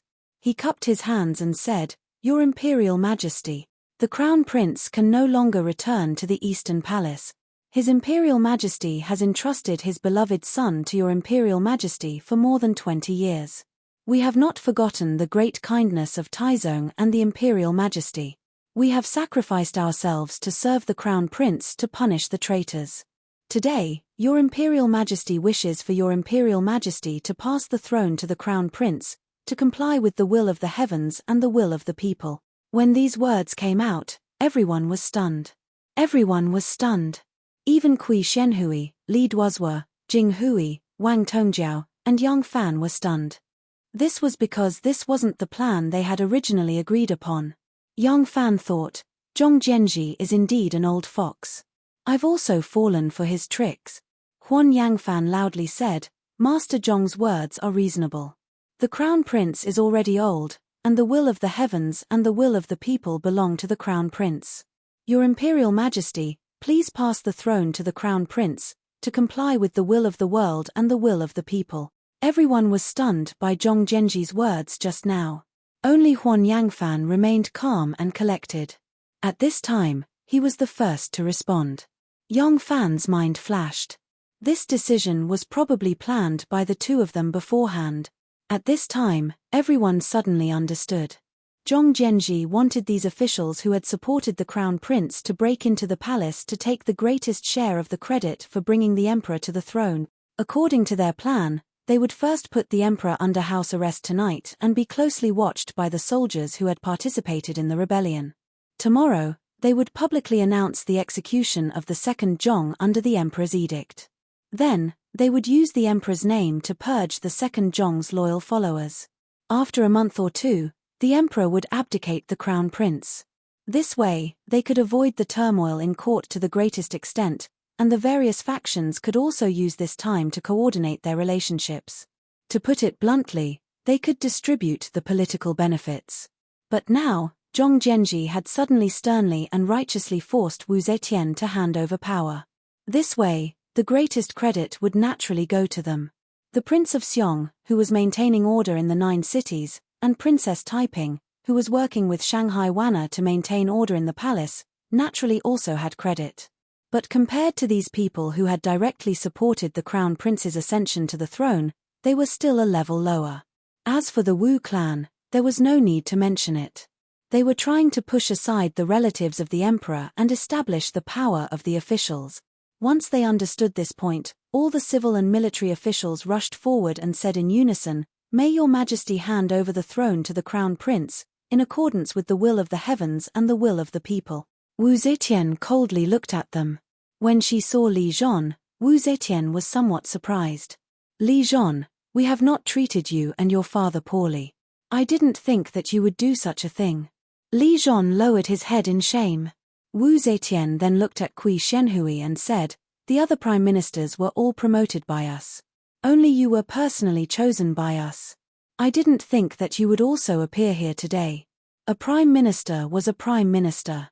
Whether it was in terms of adaptability or mental fortitude, Li Zhon couldn't compare. Kui Shenhui righteously replied, It is precisely because your majesty has appreciated and promoted this subject that this subject is willing to sacrifice my life to repay the Son of Heaven. This subject believes that killing the traitors and protecting the crown prince is the best way to repay the Son of Heaven and serve the court. Wu Zetian was so angry that a fire rose in her heart. She immediately felt dizzy. She hastily supported herself with one hand on the bed and the other on her forehead. Only then did she stabilize her mind and prevent herself from fainting. When Zhong Jianji saw this, he immediately knelt down and said in a clear voice, Thank you, Your Majesty, for your permission. You, cough, cough, cough. Wu Zetian angrily pointed at Zhong Jianji and violently coughed. Her face swelled red and she couldn't speak. When Kui Shenhui, Li Duozhua, and the others saw this, they immediately knelt down and said in unison, Thank you, Your Majesty, for your permission. Yang Fan also knelt down with the others. Looking at the furious, helpless, haggard, and despairing Wu Zetian, he suddenly thought of the first time he saw the Empress. That year, that day, that time. It was like a dream. Chapter 1099. Only when he walked out of the Emperor's bedroom did Li Xian's expression ease up. Zhong Jianji, on the other hand, remained calm. After leaving the Emperor's bedroom, the first thing he said was to order the immortal welcoming palace supervisor to hand over the 10 treasures of the Emperor and the 12 tiger talismans. Hearing Zhong Jianji's words, Li Xian's body suddenly shook. A strange impulse rushed from the back of his waist all the way to the top of his head. His entire body had a kind of numb and limp feeling. This kind of feeling seemed to have only been felt in bed during the days when he and Wei Yifei had just married. He suddenly realized that he had succeeded. From now on, he would become the emperor. Yes, he had once been an emperor, but he had only been an emperor for a month before he was deposed as the Prince of Luling and imprisoned in the Yellow Bamboo Ridge of Fang Province. However, even when he ascended to the throne, he wasn't too excited because he only had the title of emperor at that time. All the power was in the hands of his mother, but it was different this time. This time, who else could threaten him? He was the emperor, the high and mighty emperor, the emperor of the 9-5 Supremes, an overweening emperor. Li Xiandao was drunk and passed out. Li Zhon and Wang Tongjiao led a group of guards and escorted the supervisor of the Welcoming Immortals Palace to a Zhong's residence. They found the Son of Heaven's 9 treasures and the 12 tiger talismans, and respectfully presented them to him. The emperor's seal was originally called Imperial Seal, but Wu Zetian felt that Imperial Seal sounded the same as she, which was inauspicious, so she changed it to Treasure. Zhong Jianji and Kui Shenhui meticulously inspected every single jade seal, fate receiving treasure, fate sealing treasure. When Qin unified the world, Shihuang established the Emperor's seal, the Emperor's royal seal, the Emperor's letter seal, the Emperor's royal seal, the Emperor's letter seal, the Emperor's royal seal, the Emperor's letter seal, the Emperor's letter seal, the Emperor's royal seal, the Emperor's letter seal, a total of 6 seals. In the Han dynasty, 2 more treasured seals were added, and later generations followed the Han system, resulting in the Chuangua seal and the 8 treasures seal. However, in the Tang dynasty, another piece was added. This was because when the Tang dynasty was first established, there was no heirloom seal engraved on the Heshibi. The heirloom seal had long been regarded as a token of divine imperial authority, legitimate and legitimate. Anyone who ascended to the throne without the heirloom seal was ridiculed as a white emperor. The Tang dynasty lacked the imperial seal, so they had to carve their own imperial seal of acceptance to console themselves. They were also embarrassed to completely copy the imperial seal of acceptance. Although the design was copied from the imperial seal of acceptance, the 8 big characters were changed a little. What was engraved was Heaven of Acceptance, longevity of the emperor. Therefore, the number of seals in the Tang dynasty was the same as that of the Han dynasty. However, in the 4th year of Zhengguan, Li Tang brought Empress Xiao and the imperial seal back to Li Tang when he attacked the Turks. Since the imperial seal was found, it was not appropriate to smash the one he carved to make up the number. Therefore, the Tang dynasty had an additional seal. There were a total of 10 seals, all carved from white jade with a hornless beast as the button. Other than the imperial seal of acceptance, which was 4 inches square, the other seals were 1 inch and 2 fen. Therefore, it was very easy to identify which side was the imperial seal. However, before the Tang dynasty recovered the imperial seal, the seal they carved to make up the number was an imitation of the imperial seal of acceptance, which was also 4 inches square. Therefore, these 10 seals were 8 imperial seals of the emperor. 1 imperial seal of acceptance was the same size as the imperial seal of acceptance. Zhong Jianji and Kui Shenhui opened the seal boxes one by one and carefully examined them, afraid that someone else had substituted a flower for a tree. After examining the 8 seals, they came to the last 2 seals held by the soldier. The 2 did not even look at the imperial seal of acceptance, but looked at the imperial seal of acceptance at the same time. 2 pairs of trembling hands reached out at the same time and gently opened the seal box. An imperial seal was quietly lying in the seal box. The seal was 4 inches square, made of white jade with a hornless beast button, and handed over the 5 coils of qi. Hidden in the seal script were the words, "Receive the mandate of heaven, live forever and prosper." Zhong Jianji's old face, which had always been as calm as an ancient well, suddenly became excited. The wrinkles on his face seemed to ripple. As if he was holding a newborn baby, he carefully took out the imperial seal of acceptance and raised it high above his head. Suddenly, he turned around and knelt down heavily in front of Li Xian. In a loud voice, he said, "God bless the Tang dynasty, long live our emperor." This was a real achievement. Who would be willing to be left behind? Everyone knelt on the ground in excitement and shouted to Li Xian, "God bless the Tang dynasty, long live our emperor." Li Xian stood there, as if he was riding on the clouds. Happiness came too quickly, and he could not adapt to it. In the Palace of Welcoming Immortals, When the two ministers forced the emperor to abdicate, Princess Taiping and Shanghai Wana were summoning the 6 ministers, the 24 ministers, and the chamberlain of the Department of Chamberlain. They explained to them the situation of tonight's operation and the purpose of the operation in order to pacify everyone. These people were the heads of the various departments and eunuchs in the palace. Many of them did not know what had happened tonight. The entire palace was in a state of panic. They had to pacify these people in order to stabilize the palace. Next, to ensure the smooth operation of this power center, they could not do without their cooperation. Outside, there was the suppression of the army.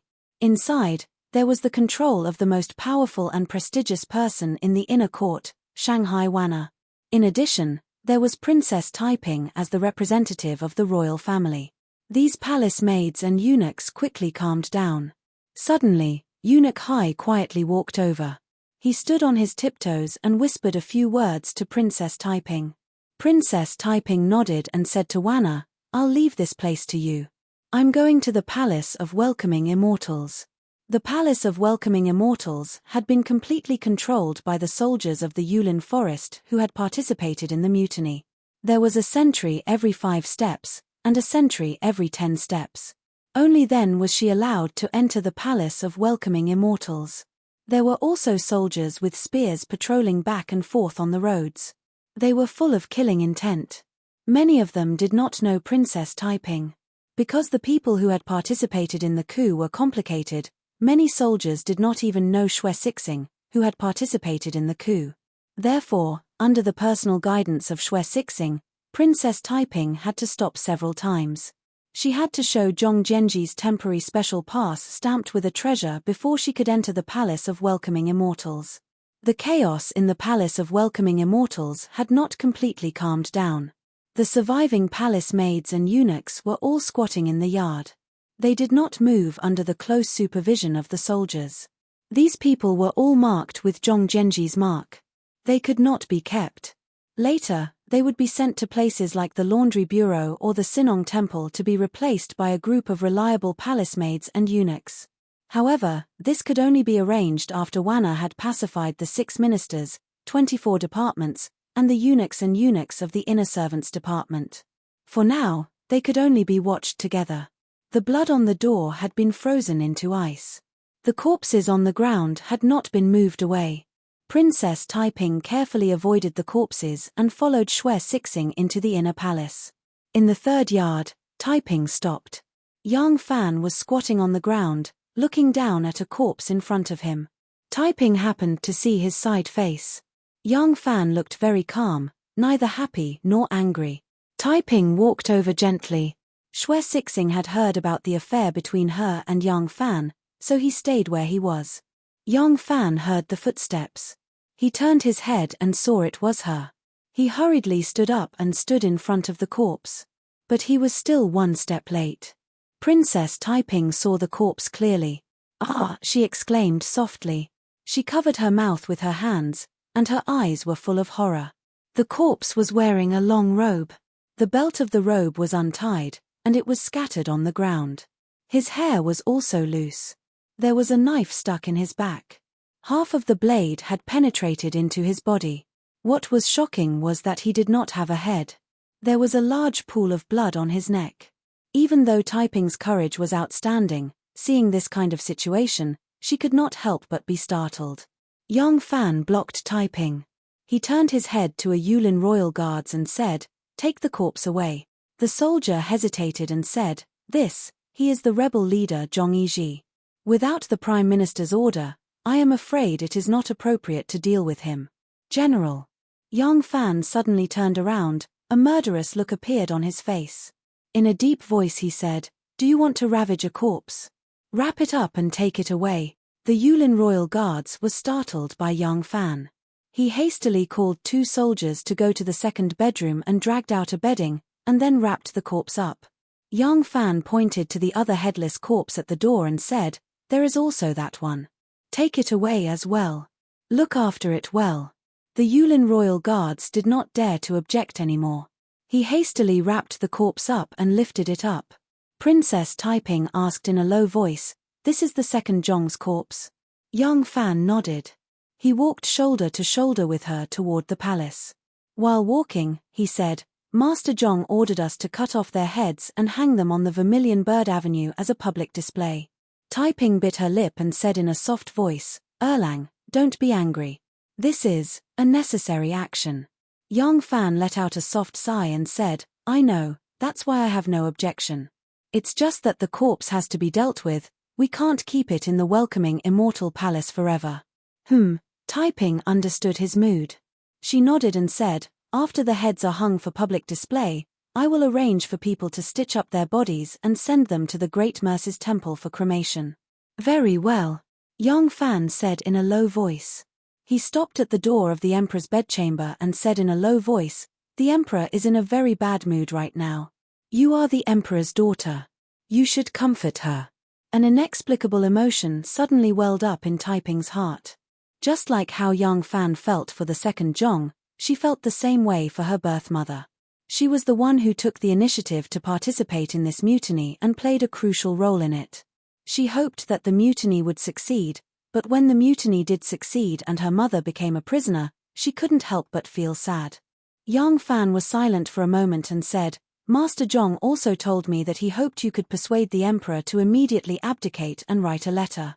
Princess Taiping suddenly raised her head and said in astonishment, immediately? Didn't he say?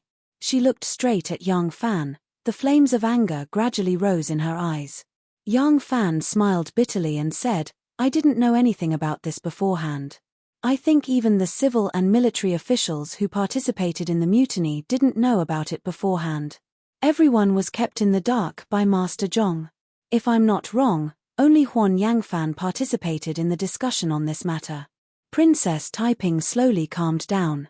In fact, among the people who participated in the mutiny, there were her trusted aides. It was just that others didn't know that Jing Hui was actually one of her people. If these officials deliberately hid it from the Wu and Li families and used the excuse of using military force to purge the emperor, but in reality, they planned to seize the throne immediately, then Jing Hui, as the main person in charge of the military force, would definitely know in advance. Then she would also know. Now that even Jing Hui didn't know, it was not surprising that Yang Fan, who was a participant who was guarded against, didn't know the inside story. Yang Fan said lightly, no one is a fool. Since they risked their lives to participate in the mutiny, who wouldn't want to seek the greatest benefit? But you and I actually didn't see through this point. We were deceived by old man Zhong, so we deserve it. Princess Taiping said angrily, but this is not our original plan, I don't agree. Yang Fan cut her off and said, we can't not agree. The son of heaven's treasure has already fallen into his hands. If the emperor insists on not issuing the imperial edict, he can still make a copy. Don't tell me that we can launch another coup at this time. Princess Taiping gritted her teeth and said, where is Master Zhong now?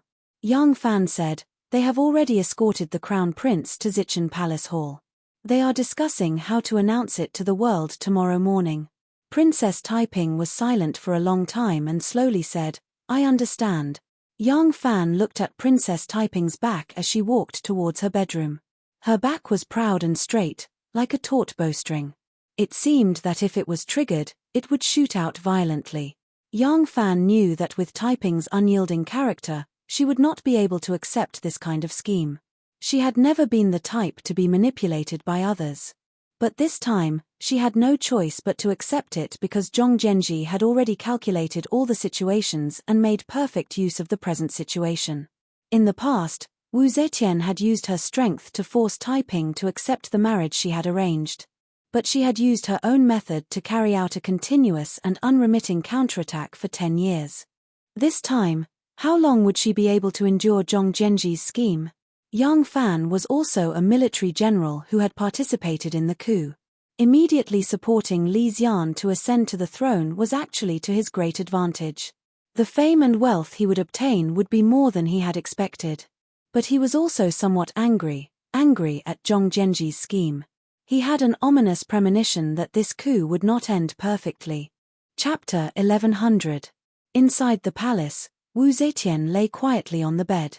Ever since Zhong Zhenji, Kui Shenhui, and the others had left with the crown prince, she had not opened her eyes.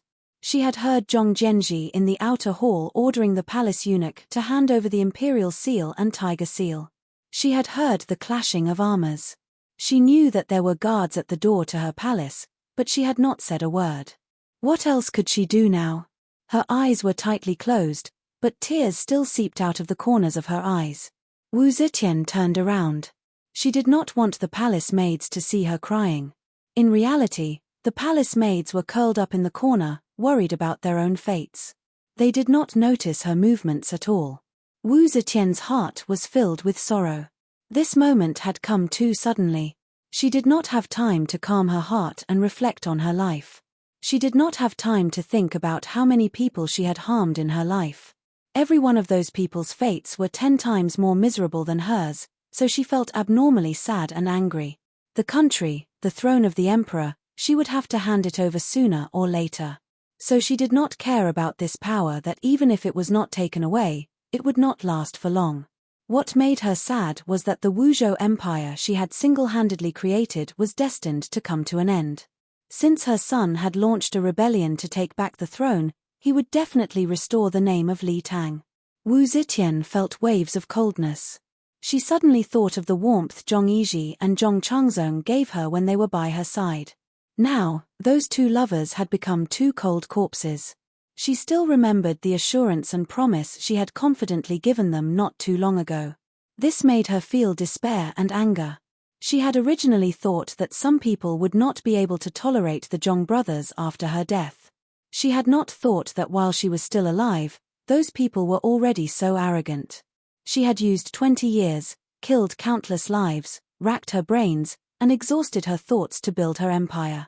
It was difficult to start a business, but it only took one night for it to be destroyed. "Mother," a soft call suddenly came from behind her. Wu Zetian quickly wiped away the tears on her cheeks. She said coldly, "Lingyu, you have also betrayed me, right?" There was no reply from Taiping behind him, but he felt the couch sink slightly. He knew that she was sitting on the side of the couch. Wu Zetian stared at the fog-like curtain in front of her and murmured, "Am I really such a failure as an emperor? Why? Why is it that after so many years, you still can't forget to restore Li Tang?" No matter what, Wu Zetian was her birth mother. Now that Wu Zetian had become a failure, Princess Taiping did not want to say anything harsh to her, whether it was in the affairs of the state or in the family.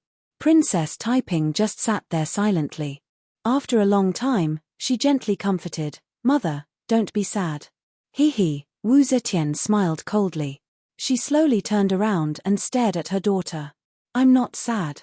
What's the use of being sad? I've been fighting all my life. In the family, after entering the palace, as Empress, Empress Dowager, Emperor. I've been fighting with people all the time. I've been fighting with heaven all my life. I've just lost the last battle." Princess Taiping silently looked at her mother. Wu Zetian said, "In my life, I've only lost one battle. The reason for my failure is that I'm too old. I'm sick and have no energy to pay attention to them. My life is coming to an end, so some people start to look for higher branches. I've been defeated by time, and time is an opponent that no one can defeat." Princess Taiping wanted to refute her, but her mind was extremely confused. Considering that her mother had suffered a heavy blow, Princess Taiping did not want to say anything harsh. So she seemed to agree with Wu Zetian's conclusion and nodded gently. Seeing her nod, Wu Zetian showed a happy look on her face. She smiled like a child. "Daughter, do you think that by imprisoning me here, I can be at your mercy? No, impossible. I'm Wu Jiong, the unique Wu Jiong since ancient times. If I'm determined to die, I can still create endless trouble for you, can't I?" Princess Taiping was a little impatient with her mother's complacency. She retorted mercilessly, "Mother, do you think that by committing suicide, Brother Crown Prince will bear the crime of killing his mother and be reviled for thousands of years? The palace has been controlled by Brother Crown Prince. If Mother is determined to die, you will still live in the palace tomorrow. Even if this news can't be hidden from the world, the imperial court can forge a your self-condemnation edict and announce that you've died to apologize to the world." A trace of coldness flashed through Wu Zetian's heart. She was the emperor, so she was very clear about these means. She knew that every word her daughter said could become a reality. She was stunned for a long time and suddenly laughed. She didn't want to be manipulated after death, so she could only live in humiliation. She had lost her empire, her throne, and her lover. Even her own life and death were no longer in her hands. He, ha ha ha ha. Wu Zetian's low laughter turned into loud laughter. She angrily pounded the bed, her face covered in tears. Princess Taiping silently sat on the edge of the bed, allowing Wu Zetian to vent. After some time, Wu Zetian gasped for breath as she lay back on the bed. She tiredly closed her eyes and whispered, "What's the situation outside?" Princess Taiping replied, "It's still calm. The 9 cities are already under Brother Prince of Xiong's control. Inside the palace, the 6 ministers, the 24 divisions, and the people of the Department of Household Attendants are taking care of everything in the palace as usual. The imperial guards in the northern part of the city are also not stirring." Wu Zetian interrupted her and asked, "No one has died?" Princess Taiping thought this over, then replied, "There have been almost no casualties, except in this immortal welcoming palace. In order to get to Sir's palace as quickly as possible, they attacked and killed several dozen of the Zhong brothers' men. But Second Zhong's best friends would never have been let off." Wu Zetian felt a burst of disappointment. She had not expected that even though she was the Empress Dowager and the Emperor's mother, she had still needed so many years, had to kill so many people and exile so many people before she could sit on the throne of emperor. But at the moment of her transition of power, not a single deathsworn had stepped forward. Princess Taiping gazed at her mother's aged face. In the last few years, her mother's teeth had all fallen out and her cheeks were clearly sunken, making her appear very weak. Her eyes were closed and her eyeballs did not move at all. It was impossible to tell what she was thinking, so much so that Princess Taiping felt like there was nothing she could say. She opened her mouth, but still felt that it was somewhat difficult to bring up the matter of abdicating the throne to her mother at this moment.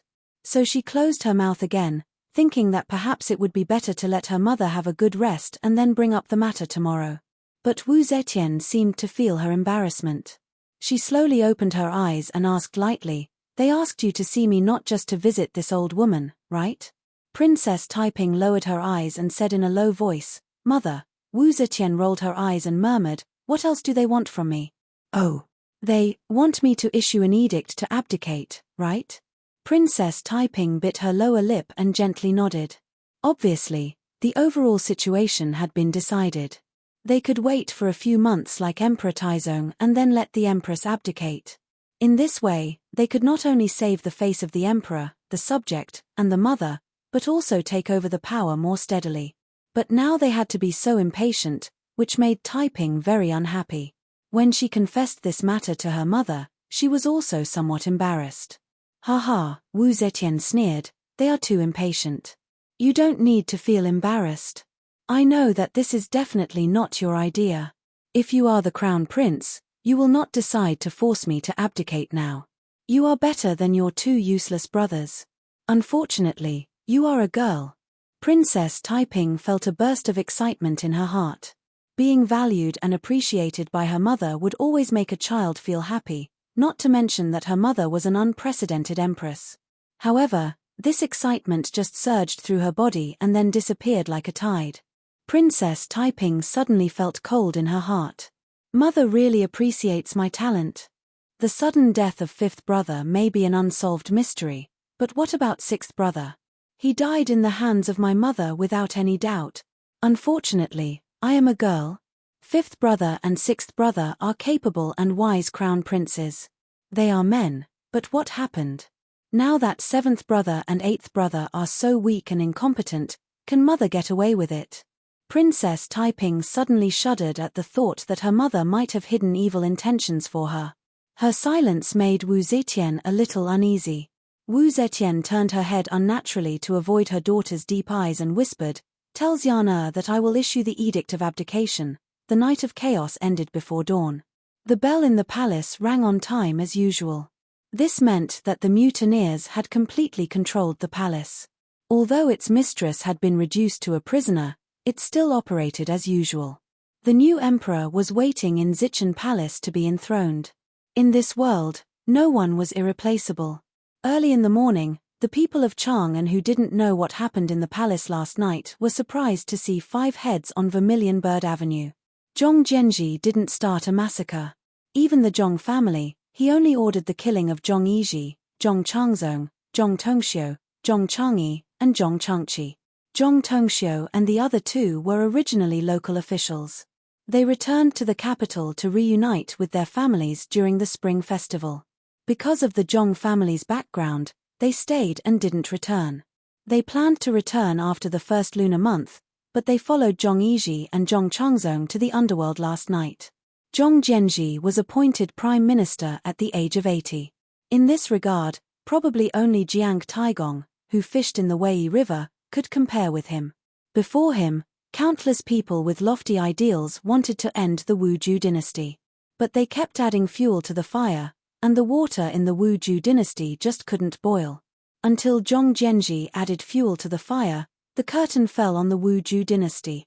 Chapter 1101. On the morning of the 23rd day of the first year of the Divine Dragon, the heads of the 5 Zhong brothers were displayed on Vermilion Bird Avenue. This news had just spread through Chang, and when another astonishing piece of news arrived, the Empress had announced that the Crown Prince would oversee the country and be the president.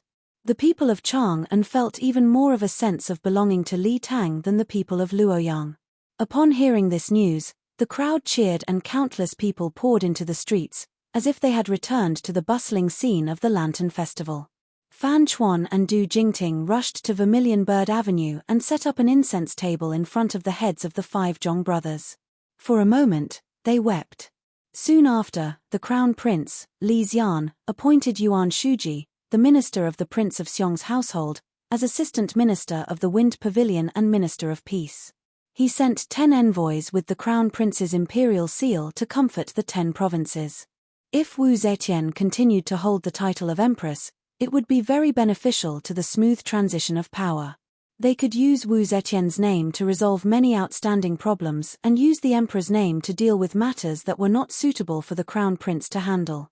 But because of Zhong Jianji and Huan Yanfan's decision, the 3-month transition period was shortened to 1 day. On the 24th day of the first month, the court announced the abdication of the empress and the abdication of the Crown Prince.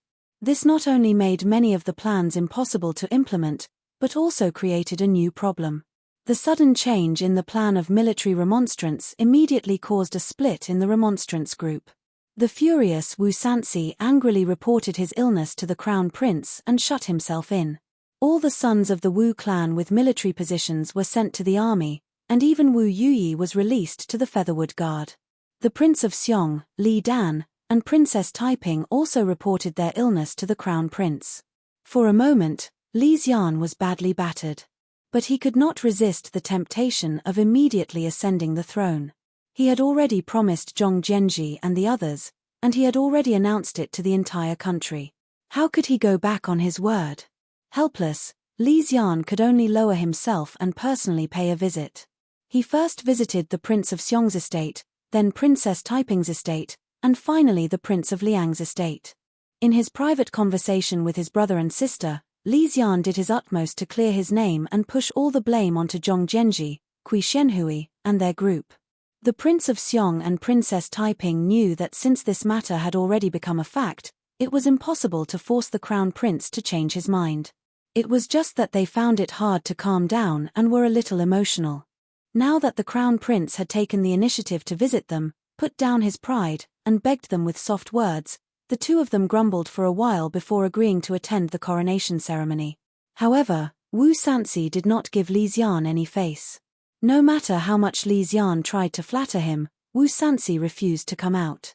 Although the Prince of Xiong, Li Dan, was in control of the Southern Office Guard, and as long as he agreed to attend the coronation ceremony and support the Crown Prince's ascension, the safety of the 9 cities could be guaranteed, Li Xian was not at ease. Even though Zhong Jianji had repeatedly assured him that the Wu clan would not dare to break the great taboo of the world and cause trouble, he was still on edge. Taiping of Princess of Dynasty Wu Dynasty, of Wu of Dynasty of the Taiping of the Dynasty. Wu Wu Wu of Palace, of the Taiping of Dynasty. Princess Taiping had no choice but to agree. After some negotiation, Wu Sanxi reluctantly agreed. These matters were naturally only known to Li Xian, his siblings, and Wu Sanxi. At the very least, in the eyes of outsiders, the crown prince's ascension to the throne was expected by all. Although the coronation ceremony on the 25th day of the first month was rather crude because of its haste, the presence of so many powerful figures naturally made people feel that the crown prince's ascension to the throne was well deserved. However, a few officials and Confucian scholars familiar with the etiquette of the imperial court were still able to discern some special flavor. There were some matters that should be announced on the day of the coronation, such as how the new emperor would deal with the previous emperor since he was abdicating. When the new emperor ascended the throne, what year would be decided, what major state policies would be decided by the new emperor.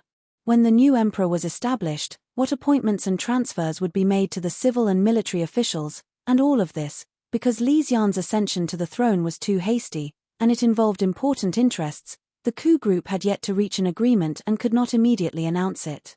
As a result, after 20 years, when Li Xian ascended to the throne again, he actually only announced one thing at the ascension ceremony. And this matter should have been the last and not the only one in the usual procedure on the day of the emperor's ascension to the throne, and that was to grant amnesty to the people. Li Xian announced that since the beginning of the civilization era, 684 AD, the year Li Xian stepped down from the throne, all those who had been convicted, except for Xu Jingye, Li Zhen, Li Chong, the leader of the rebellion, as well as the die-hard followers of Zhong Yi and Zhong Yi, would be cleared of their crimes. Those who had lost their children would all be pardoned. Zhong Yiji's party could be pardoned, but why couldn't Xu Jingye, the prince of Yu Li Zhen and the prince of Langye Li Chong, the two hot-blooded princes of the Tang dynasty, be pardoned? In the end, it was because Zhong Jianji's sudden persuasion had disrupted the best rhythm for the succession of power. Perhaps Zhong Jianji was trying to suppress the power of the royal family and the relatives of the emperor, or perhaps he was trying to allow the group of meritorious officials to obtain the greatest political benefits. As for what he was thinking, outsiders had no way of knowing. But his hasty persuasion, not leaving a buffer period for the coup, was definitely a big political mistake. These three people, who should be rehabilitated the most, could not be rehabilitated because of Zhong Jianji's rash advance. This was because these three people had raised the banner of rebellion against Wu Zetian, and Li Xian had ascended the throne in the name of Wu Zetian's abdication. If he rehabilitated the three traitors who had raised the banner of rebellion against Wu Zetian, wouldn't that be indirectly admitting that he was also opposed to Wu Zetian? He couldn't do something like slapping himself in the face. Whoever started the trouble should untie it. These cases should have been resolved during the period when the crown prince was in charge of the country, and he should have found an opportunity to issue an edict in the name of Empress Wu Zetian to pardon them. But because of the sudden change in plans, there were far more unresolved matters. On the 26th day of the first month, Wu Zetian moved out of the Empress Palace and moved to Shongyang Palace. On the 27th day of the first month, Li Xian led the civil and military officials to Shongyang Palace to pay their respects to Wu Zetian and was honored with the title Great Saint Emperor Zetian. In order to express his filial piety to his mother, Li Xian publicly announced that every 10 days, he would lead the officials to pay their respects. Presumably, Wu Zetian, who had been stripped of her power and placed under house arrest in the inner courtyard, did not like this arrangement. However, she had no right to ask for anything and naturally had no right to object. A new dynasty was in the air. A new emperor had ascended the throne, so it was impossible for the officials to not move at all. Besides, everyone knew that this time, the crown prince had ascended the throne ahead of time under the background of purging the emperor's corrupt officials and executing the second Zhong. Thus, there would definitely be meritorious officials. The rewards for meritorious officials could not be dragged on endlessly. Thus, the busiest matter for the 5 officials, including Zhong Jianji, Jing Hui, and Huan Yangfan, who controlled the court, was to discuss the distribution of meritorious officials. On the 28th day of the first month, the first list of meritorious officials was finally released. The first to be rewarded was the group of meritorious officials who had planned the coup. Li Xian announced that Zhong Jianji would be the minister of Xia, a third-rank Luantai of the same Phoenix Pavilion. Kui Xianwei would be the inner custodian, Yuan Shuji would be the third-rank Luantai of the same Phoenix Pavilion. Jing Hui and Huan Yangfan would both be Na Yang. The 5 people above would all be the prime ministers and would all be conferred the title of duke. Li Duozhua was already the great general of the Yulin Guards and could no longer be promoted. He was conferred the title of Prince of Liaoyang. Wang Tongjiao, as the emperor's son-in-law and the main meritorious official, was conferred the title of Right Thousand Ox General and conferred the title of Duke of Langi. Li Zhon was conferred the title of Great General of the Yulin Guards and conferred the title of Duke of Zhao. Yang Fan was conferred the title of Great General of the Yulin Guards and conferred the title of Loyal to Marquis Wu. From the title conferred on Yang Fan, Li Xian had not forgotten the great kindness of rescuing him from Fangzhou and bringing him back to the capital.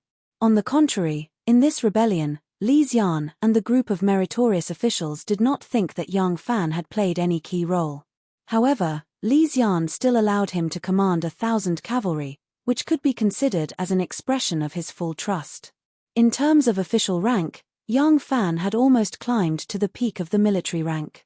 Above him were only the ranks of Great General of Light Cavalry, supporting the state, and guarding the army.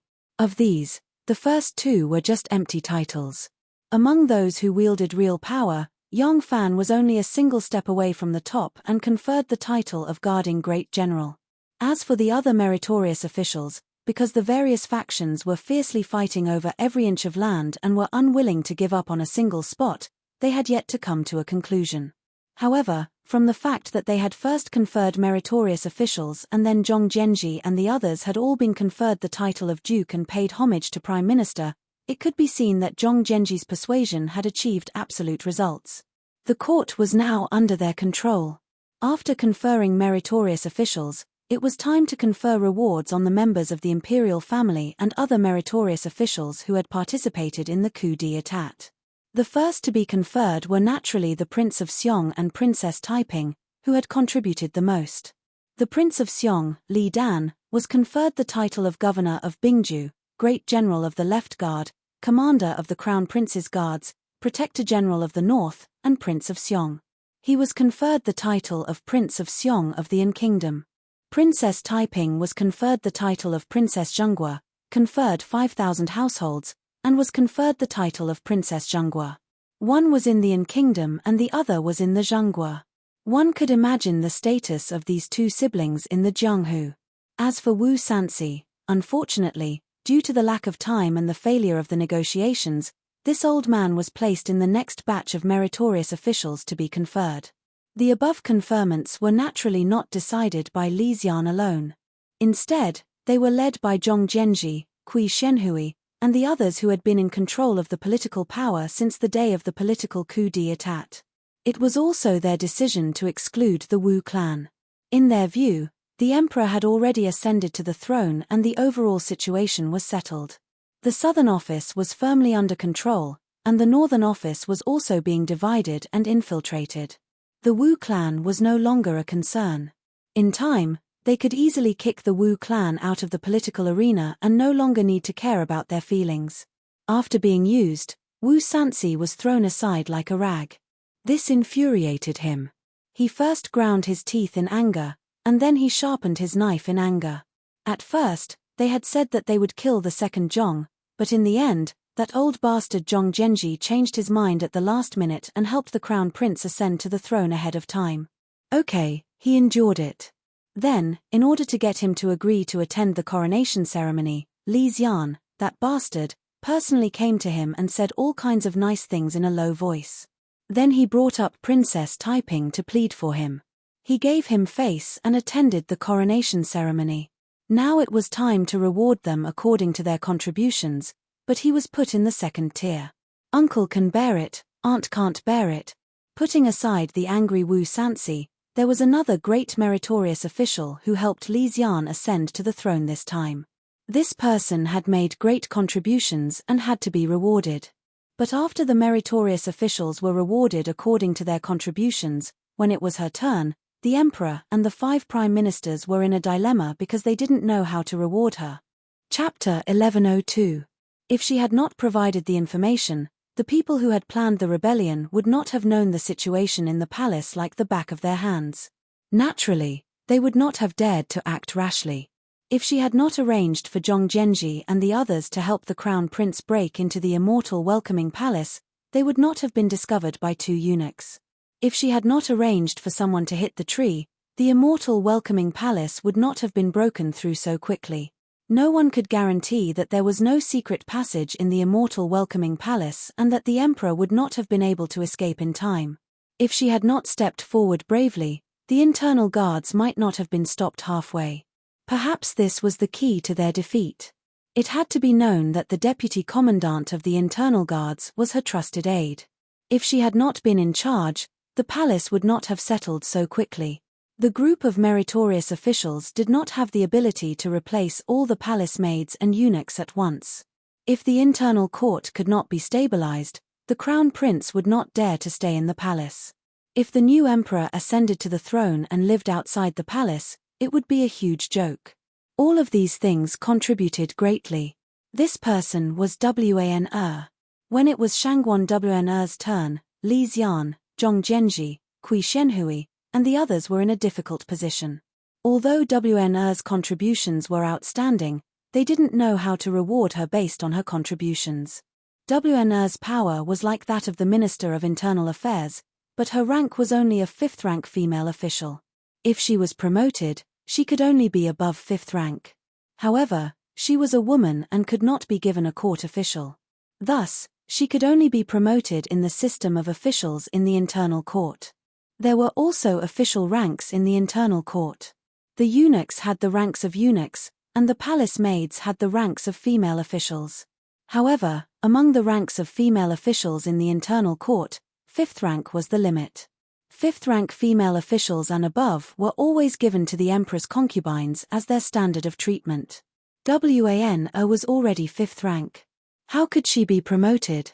Because of this, Jing Hui suggested that the emperor should take Wan as his concubine.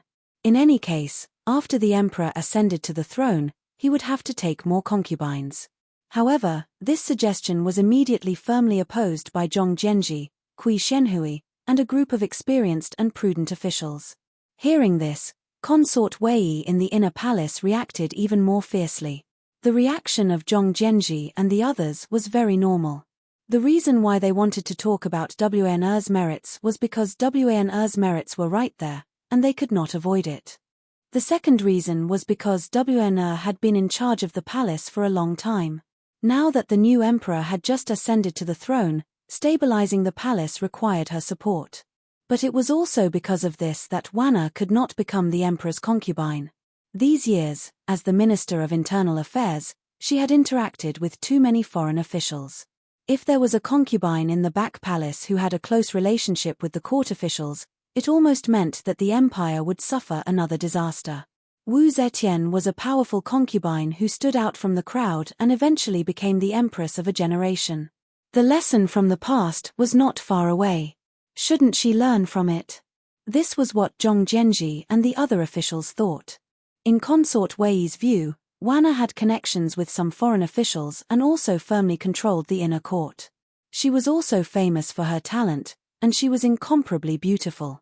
Although she had long known that her husband would not be able to succeed in bed, once Wana became an imperial concubine, it would be easy for her to take over her, the first wife.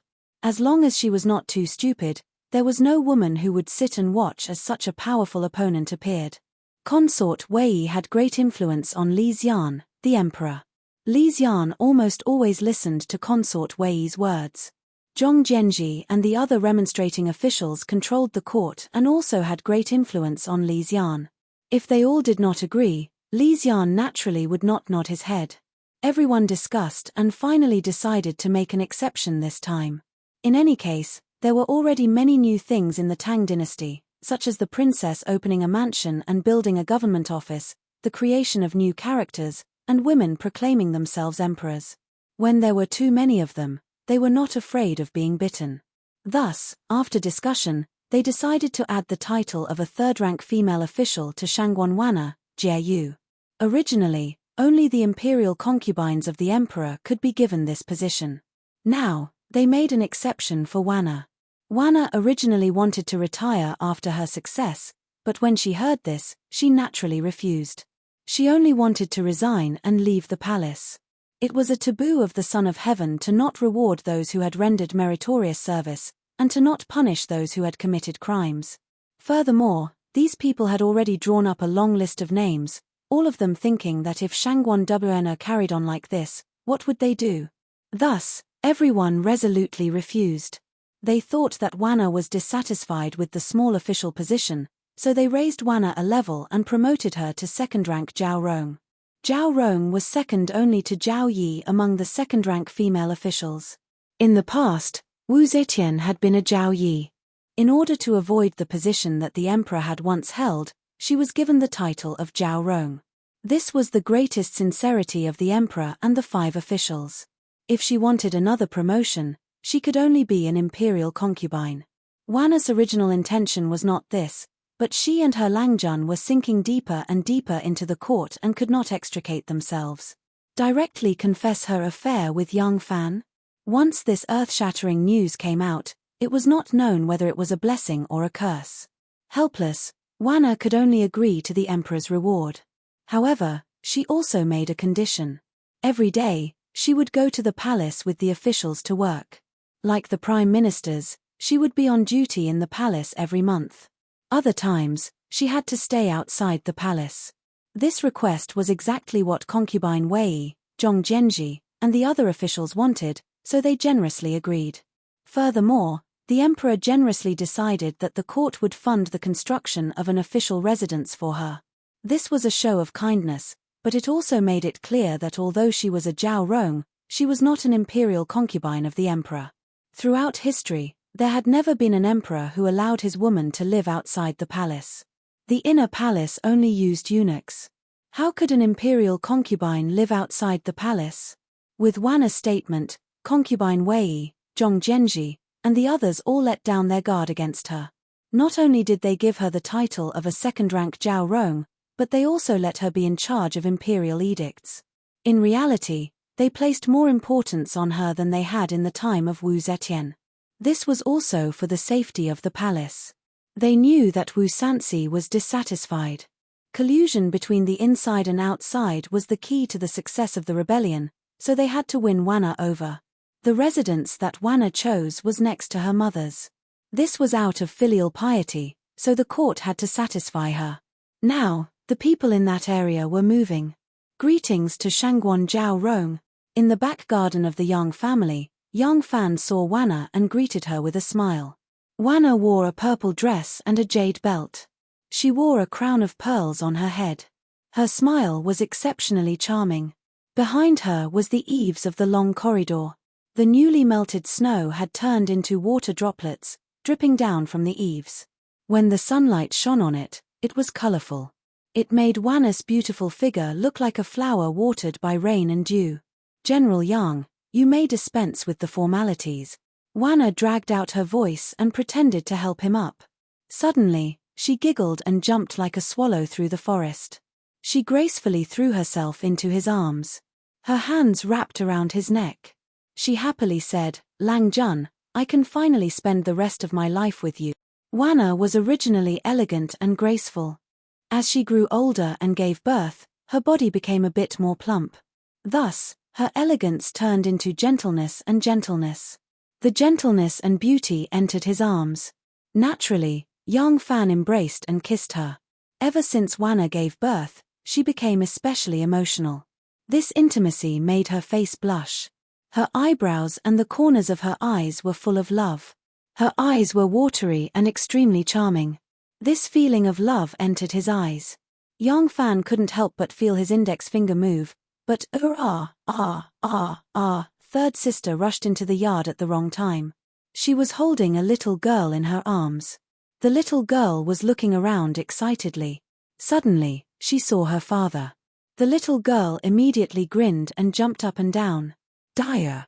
As soon as she saw the child, Wana was immediately surprised and rushed over to her. The little girl often saw her mother. Although they didn't see each other much these days, she was not unfamiliar with her mother. Thus, she didn't resist her mother's hugs and kisses. However, she was obviously closer to her father. She spread her little hands and only hoped that her father would hug her. Yang Fan glanced at third sister bitterly. Third sister looked innocent and said, "Didn't A Lang ask me to bring the child here?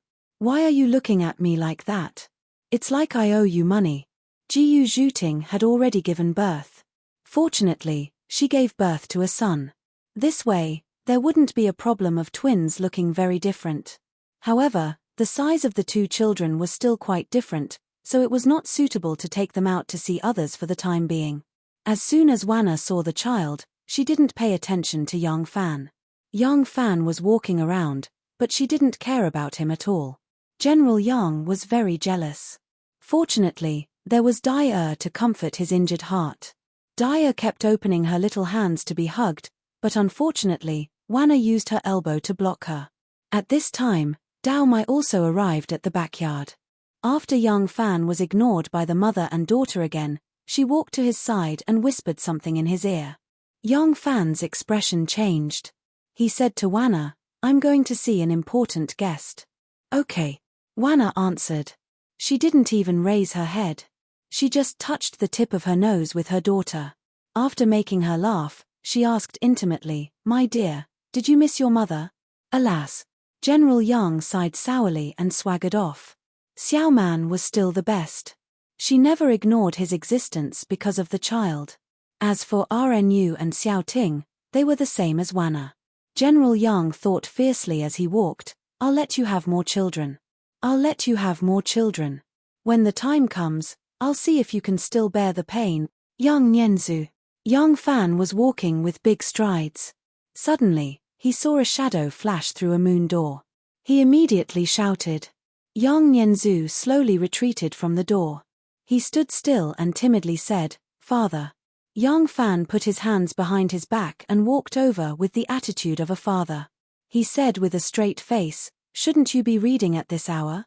Why are you wandering around in the yard?" Yang Nianzu put his hands down and acted like he was used to being scolded. Teacher resigned.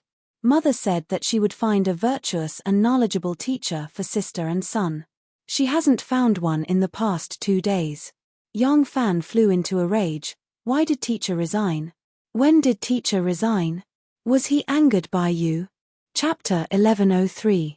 Yang Fan hadn't been home these days because the transfer of power was not normal and peaceful. The security of the palace was of the utmost importance. Even now, he still had to guard the barracks every day. Today, he took the time to come back. He really didn't know so many things had happened at home.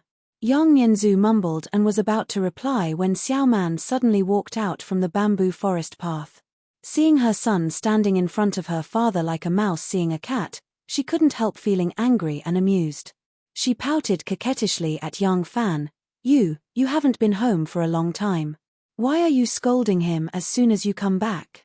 Nianzu, go play." Hearing this, Yang Nianzu felt as if he had been pardoned. He stuck out his tongue at Yang Fan and immediately slipped away. Xiao Man said to Yang Fan, "Mr. Zhon resigned as a teacher. The family hasn't found a suitable teacher yet. Let him rest for a few days. This child is still quite serious when it comes to his homework." That Mr. Zhon was very responsible in teaching and had a good relationship with Yang Fan as a guest and host.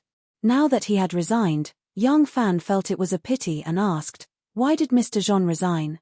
Did he think that our family's cultivation wasn't high enough, or did something happen to his family?"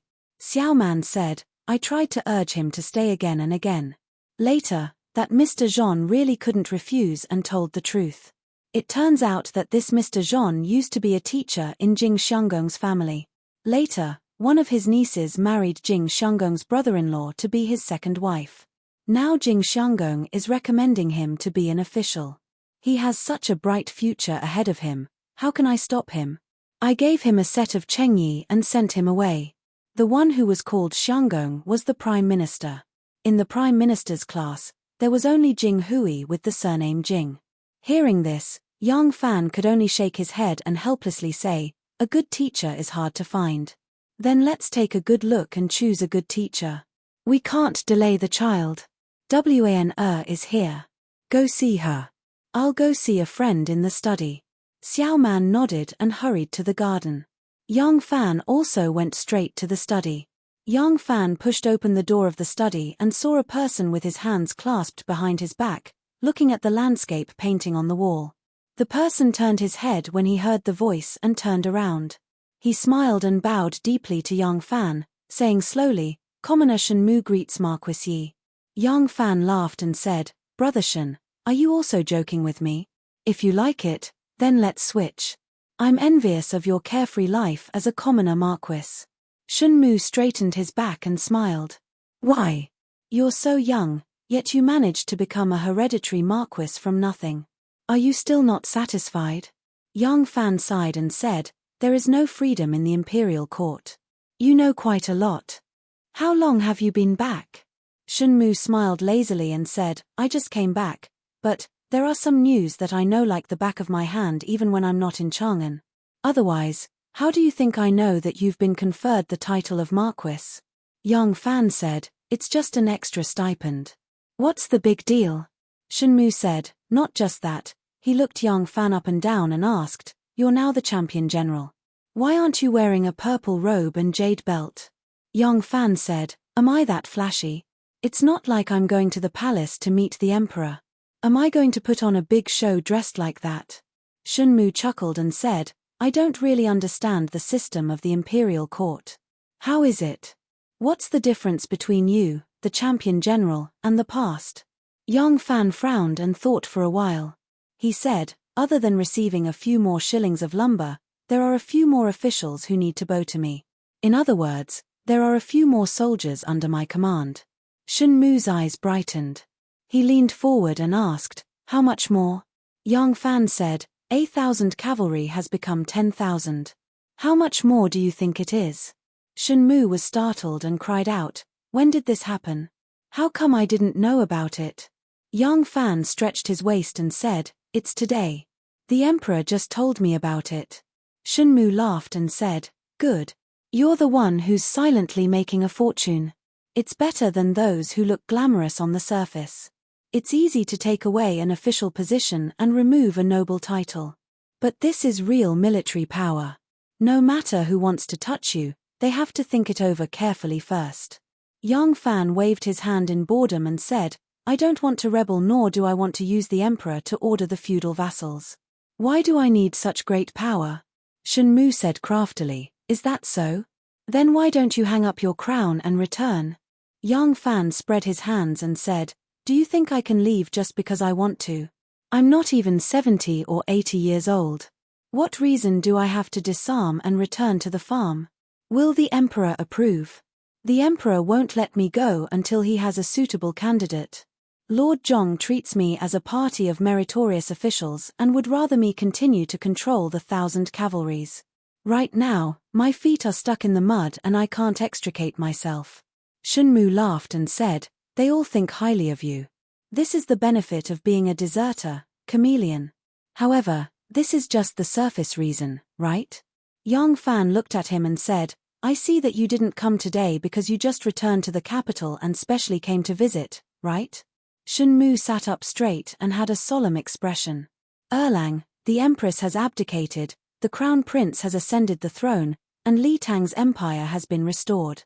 However, do you think that the world can be at peace from now on?" Yang Fan looked at him again and asked in reply, "What do you think?"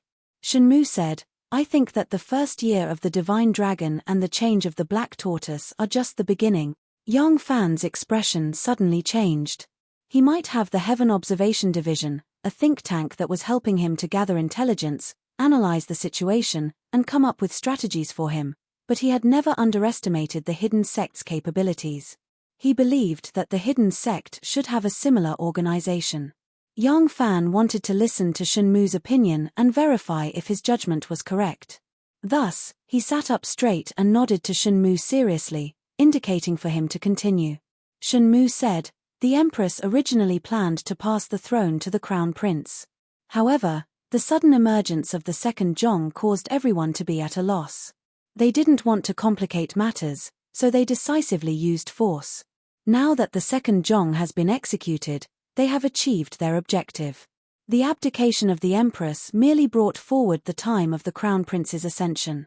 If there was an unexpected change, It was actually a huge change in the distribution of power in the imperial court.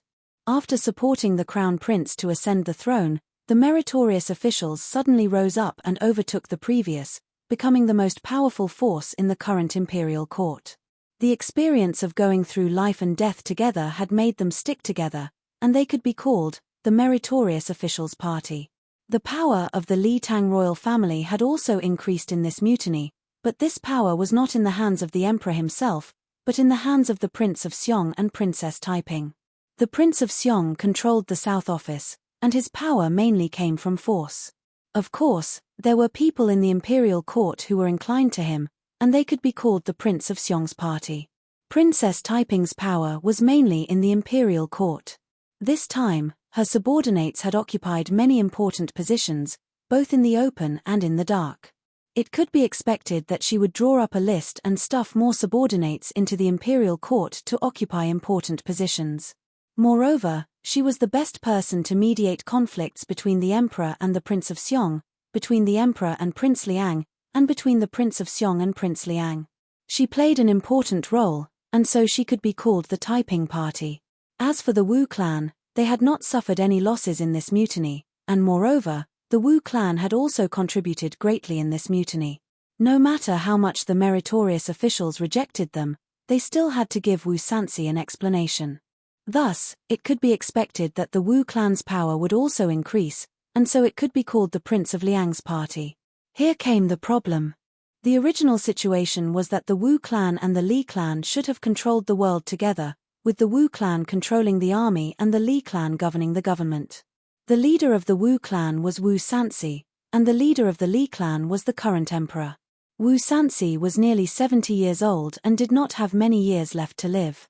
The Wu clan lacked successors in the third generation, and the Li clan had imperial power and righteousness in their hands. At that time, the Prince of Xiong and Princess Taiping did not have the strength to contend against the Wu clan alone, nor did they have the strength to contend against the righteous emperor. They could only firmly stand by the emperor's side, gather the strength of the entire Li Tang clan, and slowly counteract the influence that the Wu clan had formed since the empress came to power. Finally, they peacefully centralized power in the imperial family. But what had become of it? The Li Tang imperial clan had grown stronger, but this strength was in the hands of the Prince of Xiong's party and the Taiping party, not directly under the emperor. The Wu clan had also grown stronger, but what about the emperor? The civil and military officials had always been the emperor's strength, but a group of meritorious ministers had emerged from the civil and military officials, forming their own faction that could not be shaken off. Thus, the imperial court had to face this situation. The Wu clan's party was still the Wu clan's party, while the Li clan's party was split into 3 parties. These 3 parties, according to their strength, were the meritorious minister's party, the Prince of Xiong's party, and the Taiping party. The direct result of the Li clan's party splitting into 3 parties was that the emperor would be a mere figurehead, becoming the weakest of all the factions. Shun Mu's voice seemed to deafen the deaf as it resounded in Yang Fan's ear. Heroes rise together, the master is weak, the ministers are strong. Since ancient times, when has there ever been peace? Are you the emperor's party, the Prince of Xiong's party, the Taiping party, the Liang party, or the meritorious minister's party? Even if you've removed your armor and returned to the fields, if your party is defeated, will you be able to meet a good end? People often say that when one succeeds, one must retire. When one has not succeeded, how can one retire? Crash. The memorials piled high on the imperial desk were swept to the ground by Li Xian. Li Xian flew into a rage, his chest heaving and his face flushed red. Preposterous. Preposterous. Each and every one of you, are you treating us like a puppet and manipulating us? Consort Wei personally brought a tray of food to the imperial study. On it was a bowl of soup and a plate of sugar biscuits. These were Li Xian's favorite foods. Seeing Li Xian fly into a rage, Consort Wei hurriedly put down the tray and gently said, "Look at you, why are you so angry? You're the emperor now, you should not show your emotions. Look at this, what kind of bastards are these?" Seeing Consort Wei enter, Li Xian casually picked up a memorial that had luckily survived on the imperial desk. He casually flipped through it and handed it to Consort Wei, angrily saying, "Here." This is Huan Yanfan's memorial requesting for merits. There are over 100 names of meritorious ministers listed on it, but we have never seen a single one of them.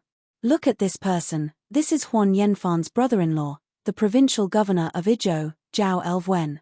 Huan Yanfan said that he was also a great meritorious minister who planned the mutiny and supported us to ascend the throne. He was far away in Hebei, so how could he plan a mutiny and support us to ascend the throne? Isn't this treating us as an idiot?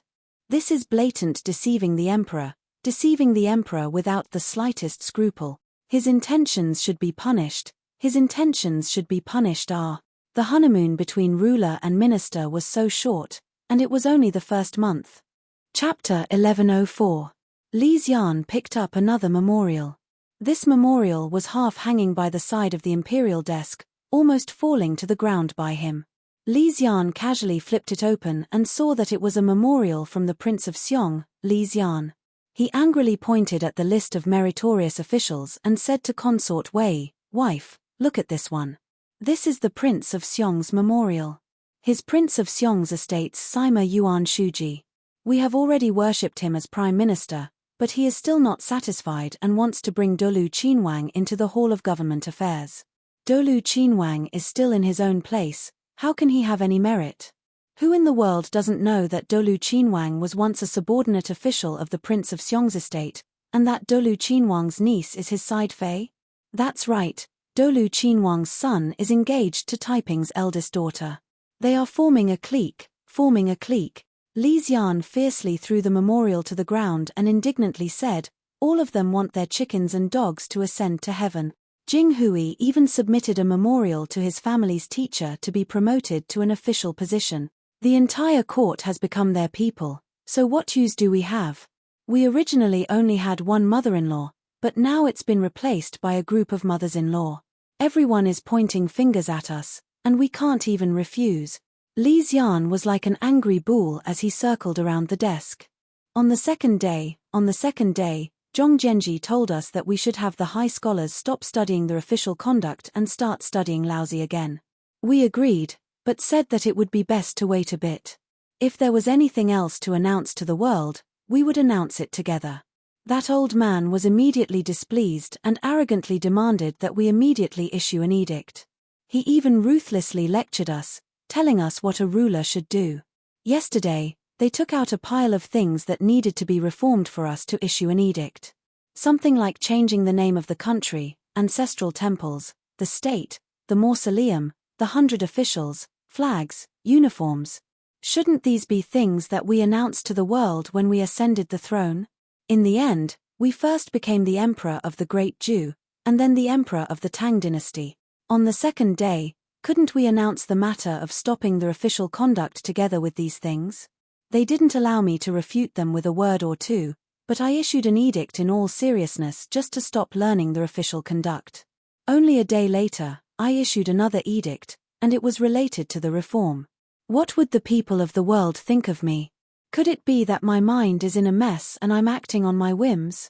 Wu Zetian had ordered people to compile the book and personally reviewed it. After that, she ordered the high scholars to stop studying the Tang dynasty's textbook, Laozi. Instead, they had to study the book. Now that Li Xian had ascended to the throne, he naturally wanted to restore the Tang system and stop studying the book written by Wu Zetian. However, on the second day of the second month, the imperial court had solemnly issued an edict to stop learning the book. On the fourth day of the second month, another edict was issued, announcing that the name of the country would be restored to Tang. The ancestral temples, the state, the mausoleum, the 100 officials, flags, uniforms, etc. would all be restored to the old system of Tang Gaozong's Yongchun era. The capital of Luoyang also reverted to its old name of Dongju. When Wu Zetian ascended to the throne, the 20 or so new characters, with the exception of the Sai character, were all removed. The reason why the Sai character was not removed was because this was the name that Wu Zetian had chosen for herself. As a son, he couldn't possibly change his mother's name. All of the imperial court's actions were to erase the traces left behind by the Wu and Zhou dynasties. Naturally, stopping the study of the book was also for this purpose. In the end, the small matter of stopping the study of the book was issued in a separate edict, but the restoration of the name of the country, the change of the ancestral temples, the mausoleum, the 100 officials, and many other important matters were listed together in a single edict. Moreover, these two matters were only one day apart. This gave people the feeling that the imperial court was in chaos. No wonder Li Xian was so angry. Concubine Wei gazed at him, her expression abnormally calm. Seeing his wife's expression, Li Xian slowly calmed down. Concubine Wei then said, "Husband, what do you plan to do?" After venting his anger, Li Xian once again recovered his cowardly nature. He thought in a daze for a while before stammering, "What else can I do? They have performed great services for the country, have done us a great favor. Besides, they all possess great power.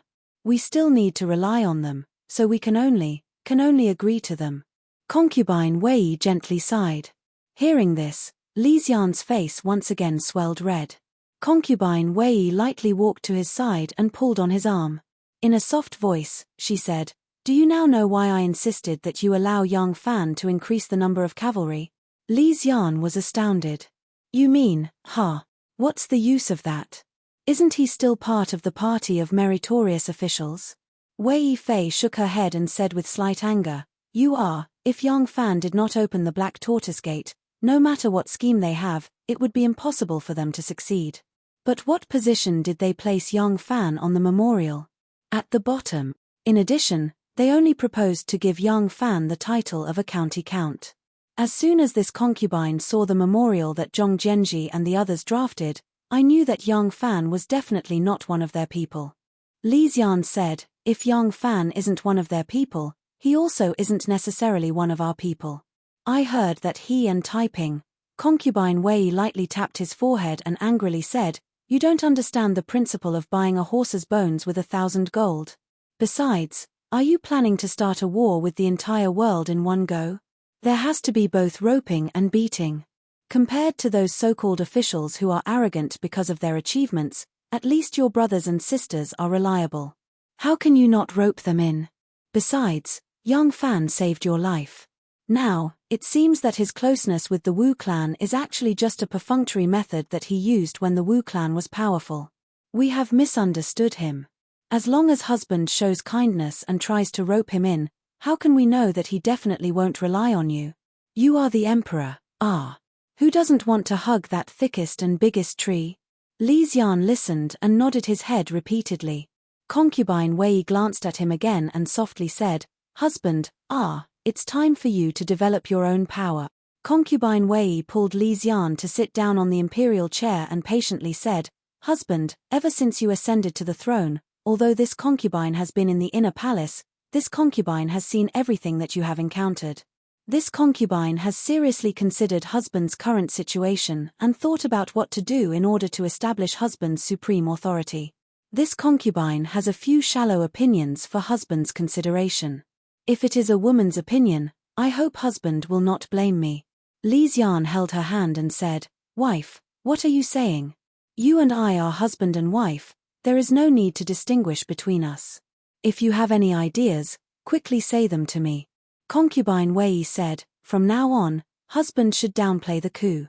Don't keep mentioning Zhong Jianji and the others' contributions to you. Husband should respect Mother Empress." Li Xian was surprised and asked, "Why is that?" Concubine Wei said, "Don't those people consider themselves to be meritorious subjects? Husband should downplay their contributions to support the throne." Li Xian suddenly understood. Concubine Wei's willowy eyebrows slightly raised, her face revealing a bewitching coldness. Husband wants to announce to the world that mother ascended to the throne because Xu Jingye rebelled in Yangzhou. When the empire was in danger, mother had no choice but to step forward and save the empire. Now that the world is stable, mother will pass the throne to you. Since mother becoming empress is in accordance with etiquette, then it is also reasonable and legal for you to inherit the throne. What does that have to do with Zhong Jianji and the others? Can they still act like they did today, putting on the ugly face of the emperor's great benefactor and doing whatever they want in front of husband? Li Xian happily nodded. Concubine Wei continued, Of course, if they are willing to be tactful, that would be for the best. However, concubine believes that since they have already grasped great power and tasted the sweetness, no matter what, they will not retreat in the face of the current. What does husband think? Li Xian sneered. That goes without saying. They have already obtained hereditary wealth and honor, but they are still not satisfied. Right now, they wish they could stuff their family's gatekeepers into the imperial court to become officials. It would be strange if they were willing to let go. Although Li Xian had once hated the fact that he was born in an imperial family, he was now the emperor. Even though he was an emperor with a group of mothers-in-law, he still felt the supreme honor and glory of an emperor. This kind of feeling made him dizzy and intoxicated. He was not willing to give up the power in his hands. Using oneself to measure others, would others be willing? Concubine Wei said, "That's right. That's why they revered the empress and played down the divine dragon rebellion. It was to let the people of the world feel that they did not have any merit in changing the world. If husband wants to seize back the power that should have belonged to you, you must cultivate a group of people that completely belongs to you." Li Xian excitedly said, "Wife's words have awakened a person from a dream. That's right, I must immediately start cultivating my own power. I want." Halfway through his words, Li Xian's voice suddenly stopped. His excited expression slowly turned into a blank one. It would take a long time to cultivate his own trusted aides from the insignificant officials.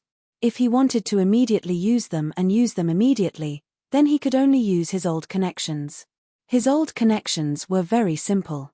One was the imperial family, one was a subordinate official in the Eastern Palace, and one was the Empress's family. There was no need to mention the imperial family. His brother Li Dan was also someone who had the qualifications to be emperor. He instinctively wanted to be on guard. The subordinates of the Eastern Palace included the officials he had been the first crown prince and the officials he had been the second crown prince.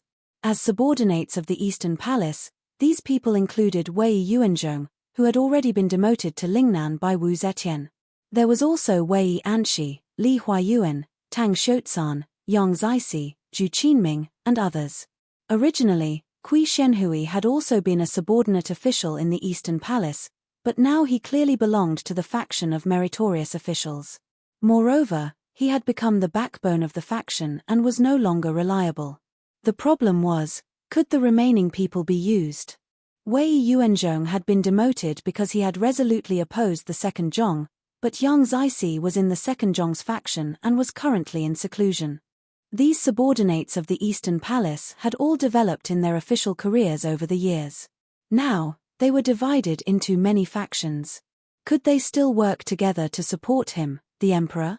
To say nothing of anything else, if he protected Yang Zixi and then transferred Wei Yuanzhong back from Lingnan, the two of them would immediately fight to the death. The subordinates of the Eastern Palace could not be used, but consort Wei's maternal family could. Just like how his mother had used the Wu clan in the past, she could use the Wei clan's relatives to balance the faction of meritorious officials, the Prince of Xiong's faction, the Taiping faction, and the Liang faction. This could also be considered a good method. But the Wei clan seemed to have no one to use. The reason Li Xian had been kicked off the throne by Wu Zetian a month after ascending to the throne was because he had just become emperor and wanted to vigorously promote his father-in-law, Wei Xuanzhen. Because of the opposition of the ministers, he had even said that he wanted to hand over the throne to Wei Xuanzhen. As a result, Wu Zetian had something to use against him. After he was placed under house arrest in Fangzhou, his father-in-law's family was also implicated and exiled to Qinzhou, Guangxi. During their exile, Wei Xuanzhen died of illness. Then, the leader of the barbarians in Qinzhou, Ning Chengji, took a fancy to his sister-in-law and wanted to marry her. But his mother-in-law, Lady Kui, did not agree. As a result, Ning Chengji, in a rage, killed his mother-in-law and his 4 brothers-in-law. Li Xian suddenly realized that he, the emperor of the Tang dynasty, was so pitiful that he had no one he could use. Chapter 1105. On the 14th day of the second month, Li Xian made consort Wei Shi the empress. The officials had no objections to this. Consort Wei had always been Li Xian's Zhengfei. When Li Xian had been the emperor, she had been the empress. It was natural for her to be the empress again. Also, she had accompanied Li Xian in guarding Fangzhou for 16 years. No one could compete with her for the position of empress. Li Xian also posthumously conferred upon Empress Wei's father, Wei Xuanzhen, the title of Shengluo Wang, and his mother, Kui Shu, the title of Wang Fei. The empress' deceased father and mother were posthumously conferred the titles of Wang and Wang Fei. While it was a bit higher, they were already dead. Who would argue with the dead? So this matter was passed smoothly. But on the 15th day of the second month, during morning court, Empress Wei Shi suddenly appeared in the Golden Hall and shocked all the officials. Li Xian ascended to sit in the hall. Empress Wei Shi entered the hall with him. Seeing this, the officials couldn't help but look at each other, not understanding why the empress had suddenly come to the Golden Hall. They were puzzled, but etiquette could not be ignored. According to the rules, they first bowed to the emperor and empress, thinking that the Son of Heaven would have an explanation for this. Unexpectedly, after the officials greeted each other, two internal attendants carried a couch over and placed it on the left side of the emperor's throne. Then they pulled up a thin curtain in front of it. Seeing this, the entire hall was in an uproar. With this posture, who wouldn't understand the emperor's intentions? Was the empress going to preside over the government? Some of the older officials in the hall were not unfamiliar with this scene. In his later years, Gaozong Liji had suffered from a head disease and his eyes had problems. Hadn't Empress Wu Zetian preside over the government at that time? What was happening now? Did Empress Wei want to repeat the story of Zi Tian and have two saints come to court? Right now, the leader of the 100 officials was Zhong Jianji. In terms of prestige, status, and power, no one could compare to him. In this kind of situation, it was natural that he had to speak. Zhong Jianji came out with his jade tablet. He first looked coldly at Empress Wei. Empress Wei sat behind the curtain, her figure faintly discernible. He could see Empress Wei's movements, but he could not see her facial features. Because Empress Wei was very close to the curtain, she could clearly see the expressions of the officials from behind. Zhong Jianji's wary and disdainful glance made Empress Wei's back straighten, her hands unconsciously gripping the back of the chair. Zhong Jianji cupped his hands towards Li Xian and asked in a deep voice, "Your Majesty, what matter has the Empress come to court today for?" Li Xian expressionlessly replied, "We have just ascended to the throne and are busy with state affairs. Our energy is somewhat lacking. Thus, we invite the Empress to attend court and discuss state affairs with us." Zhong Jianji raised his white eyebrows and said loudly, "Your Majesty, the affairs of the state are busy, and there are officials who will share your Majesty's worries. The Empress attending the court is against the system." Li Xian's face remained expressionless, appearing very wooden. His words, however, were gentle yet firm. "Minister Zhong's words are incorrect. Could it be that you have forgotten the story of the second sage emperor's reign?" Zhong Jianji immediately took a step forward and said in a clear voice, "I haven't forgotten. Could it be that your Majesty has forgotten the story of how the Divine Mother Empress Dowager became the great sage emperor?" Li Xian calmly said, "We naturally haven't forgotten. However, that was only an expedient measure taken during a time of crisis.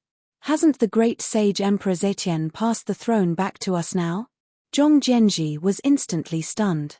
Li Xian's eyelids drooped, and then slowly rose again.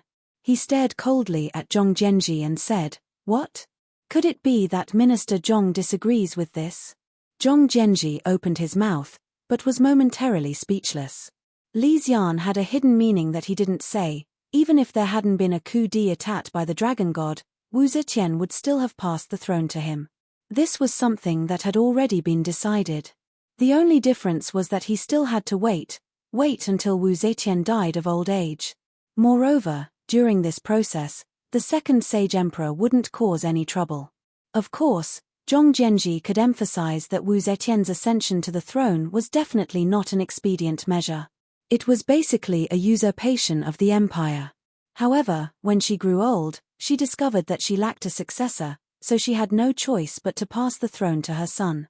Moreover, according to the empress's original plan, she wanted him to be the emperor of the Great Zhou dynasty, and not the emperor of the Tang dynasty.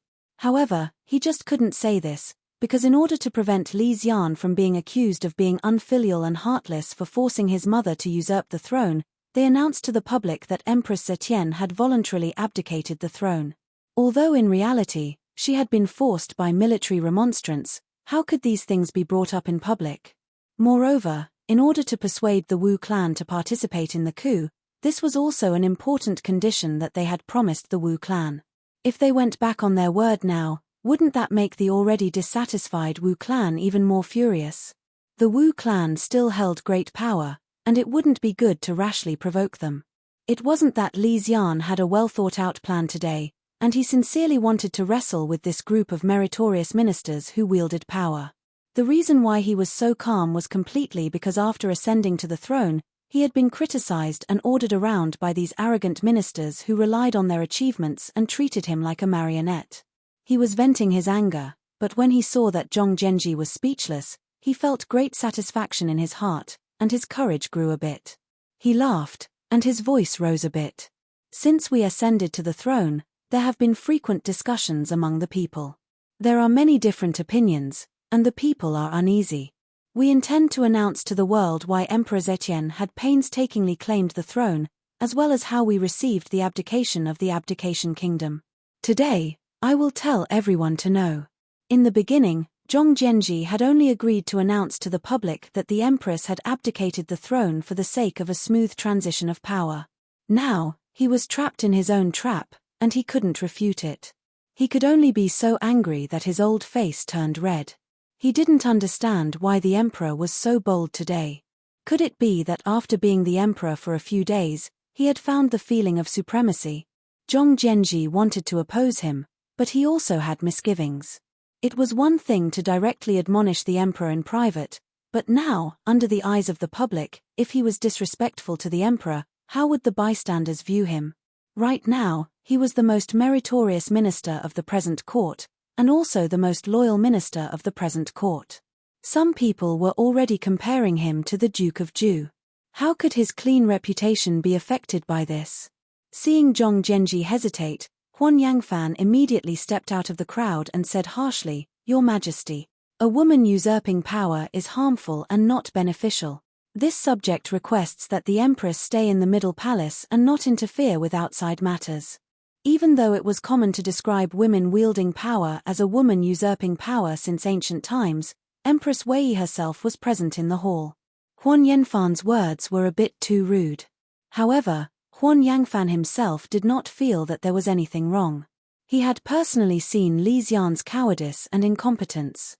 Also, this emperor had not led them in a coup, but they had initiated a coup to deliver the throne into Li Xian's hands. Therefore, he did not have the proper reverence for Li Xian as an emperor, much less the reverence he had for the empress. On the other hand, he had gone from being a disciplinary vice minister to becoming a duke and prime minister in one step. In one day, he had the power to overturn the court. He lacked the tempering of a heart that came from following the normal path of promotion, and he did not have the calmness of careful self-examination. Suddenly climbing to a height that he had never dared to think of before, he had somewhat forgotten himself. Empress Wei's face was ashen. Her fists were tightly clenched, her nails digging into her palms. However, she still did not say a word. She did not act like Wu Zetian and charge out of the curtain to point at the remonstrating minister and roar at the emperor, "Why don't you kill this person?" The ruler and the minister were in a deadlock. Seeing this, the members of the group of meritorious ministers immediately chimed in. They all bowed to Li Xian and said, "A woman usurping power is harmful and not beneficial. Empress, please stay in the palace and do not interfere with external affairs." Kui Shenhui had once been a subordinate official of the Eastern Palace. Seeing this situation, for a moment, he did not know what to do. This was a matter of position, but after a moment of hesitation, he still walked out and silently stood with the crowd. Li Xian couldn't help but panic at this sight. His palms were covered in sweat as he awkwardly twisted his body. His throat felt like there was a small bug crawling about. He wanted to say something, but he didn't know what to say. Empress Wei saw this and lightly coughed. Li Xian heard this and suddenly remembered what his wife had said to him before the court session. "Husband, today, Kie and husband will attend the court session together." The 100 officials will definitely object. No matter what, husband must keep his composure. If you concede this time, they will definitely take an inch and want a foot. You, the emperor, will henceforth become a puppet in their hands, completely at their mercy. Li Xian swallowed with difficulty and looked at the officials who had stepped out. He realized that the officials of the Prince of Xiong's faction were whispering to each other and exchanging meaningful glances. The members of the Taiping faction were expressionless and did not move, while the members of the Wu clan's faction were all sneering as if they were watching a play. He couldn't help but feel reassured. My wife is right.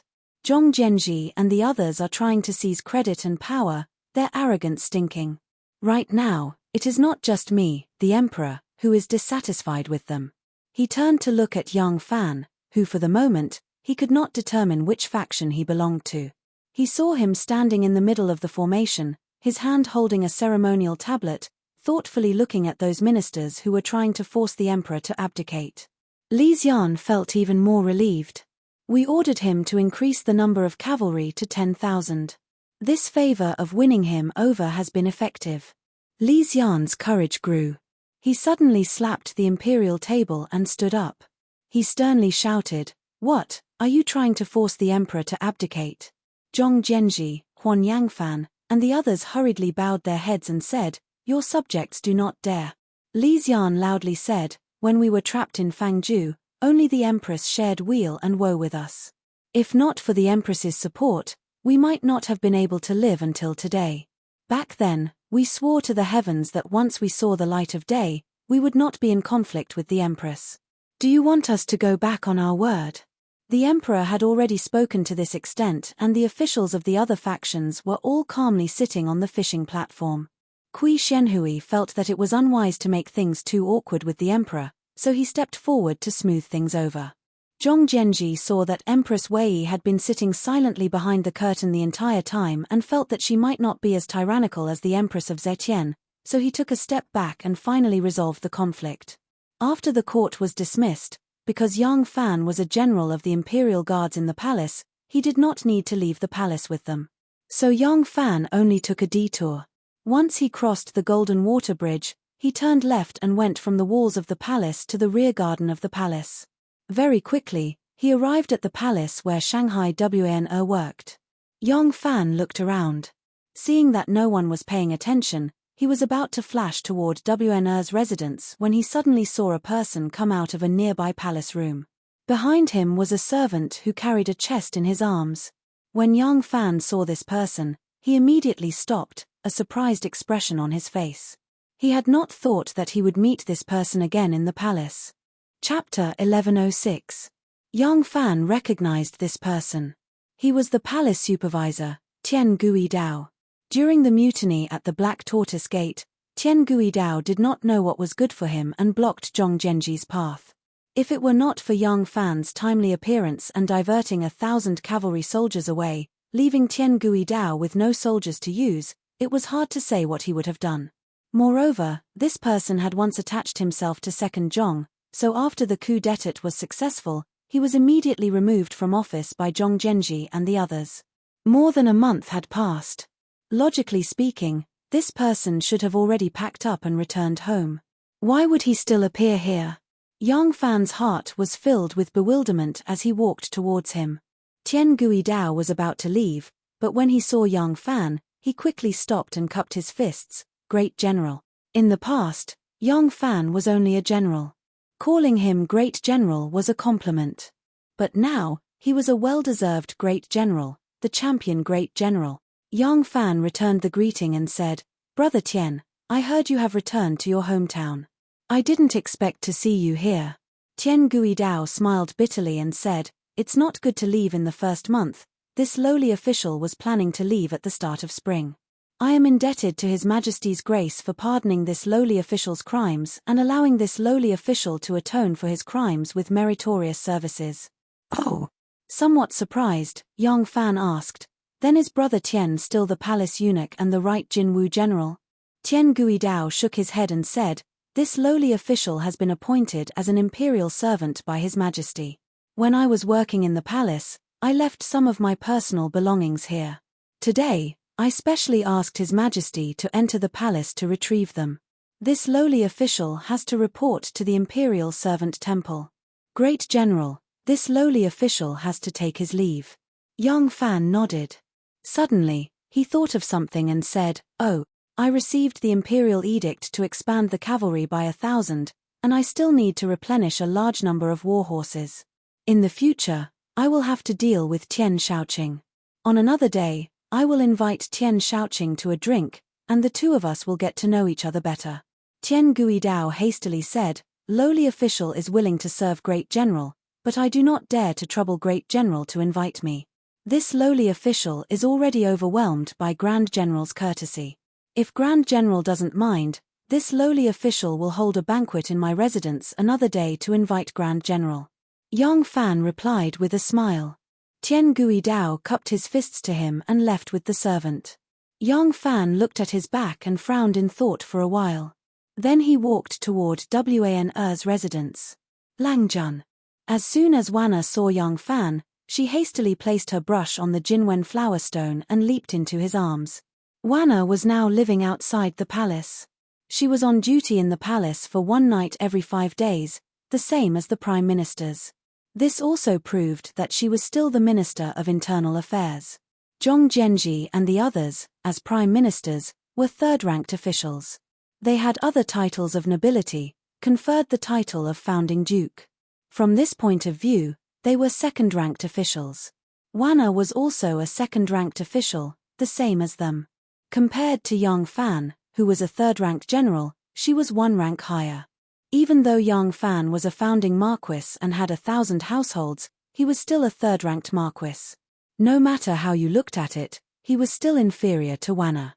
Wanna often lived outside the palace, so she could stay with Yang Fan for a long time. Last night, the two of them slept together. First, they had just had a good time, and second, they had fulfilled their long-cherished wish. At this moment, Wanna's face was glowing, and her face was as beautiful as a peach. She looked like a young woman who had just gotten married. When she saw Yang Fan, she was so happy that she looked like a little girl. Yang Fan hugged her waist and kissed her on the lips. He smiled and said, "When you woke up this morning, you were complaining that your waist and legs hurt. Now you are full of energy." Wanna's face reddened. She lightly punched his chest and said, "You are making fun of me again." She raised her eyes and carefully looked at Yang Fan's expression. In a quiet voice, she said, "Langjun, is there something on your mind?" Yang Fan nodded and then shook his head. He said, "Today, the Empress will preside over the government." Wanna was not surprised. She nodded and said, "Yes, I heard." She pulled Yang Fan to sit beside the desk. She said, "This is the Emperor's counterattack. These meritorious officials are getting carried away and forgetting themselves." Yang Fan raised an eyebrow and said, "What? You don't like them?" Wanna smiled and said, "I don't care. Look at how relaxed I am." She pursed her lips and gestured to the desk. Yang Fan then realized that there were almost no memorials on the desk. There were only a few memorials, and they looked like there were only 5 or 6 of them. They were piled in the corner of the desk. There was a piece of paper on the desk. On the paper was a picture of a swallow flying through the forest. It was half-drawn. It seemed that Wanna had been writing here.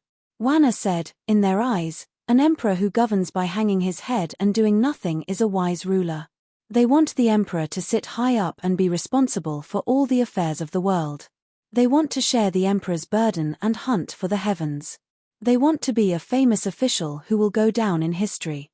Yang Fan frowned and said, "The so-called wise ruler and good official. The wisdom of a wise ruler is in knowing people. The good official is in governing the world." Wei Xiancheng, Wei Zheng, also advised Taizong in 10 Thoughts against Emperor Taizong to raise the longevity of the pine tree, play the zither and hang the head, and do not speak. There is no need to think so hard, to take over the duties of the emperor, to serve the eyes and ears of the wise. Is it a waste of the great way of doing nothing? Wanna smiled and said, "Then, do you think Emperor Taizong ruled by hanging his head?"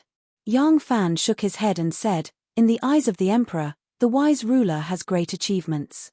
If he wants to have great achievements, he must do it himself. The officials hope that the emperor will govern the world. This kind of emperor is a wise ruler in their eyes. But they control everything themselves. In their eyes, it is to share the emperor's burden. In the eyes of the emperor, it is overstepping his authority. Only you would want to have less work to do. Wanna giggled and said, I would rather spend time with my husband. I don't like the work of the desk. Yang Fan smiled bitterly and said, it is a pity that the emperor doesn't think this way. Master Zhong and the others also don't think this way. Wanna said, so, there is trouble. When the birds are gone, the good bow is hidden. When the enemy country is broken, the counselors die. They have completely forgotten this ancient teaching. They think they are loyal officials. Everything they do is for the emperor, for the country. But do they really not have any personal morals? Wanna disdainfully curled the corner of her mouth. Yang Fan remembered that his family's teacher, Mr. Zhon, had also become the great hero of the Dragon God's coup and entered the Ministry of Appointments as the head. He couldn't help but sigh. Wanna softly said, they are greedy for power and position, forming a clique for personal gain. Once the emperor has such an impression of them, can he still trust them? Behind them, there is more than enough to forget to pull back. That is why I said that they are a bit carried away.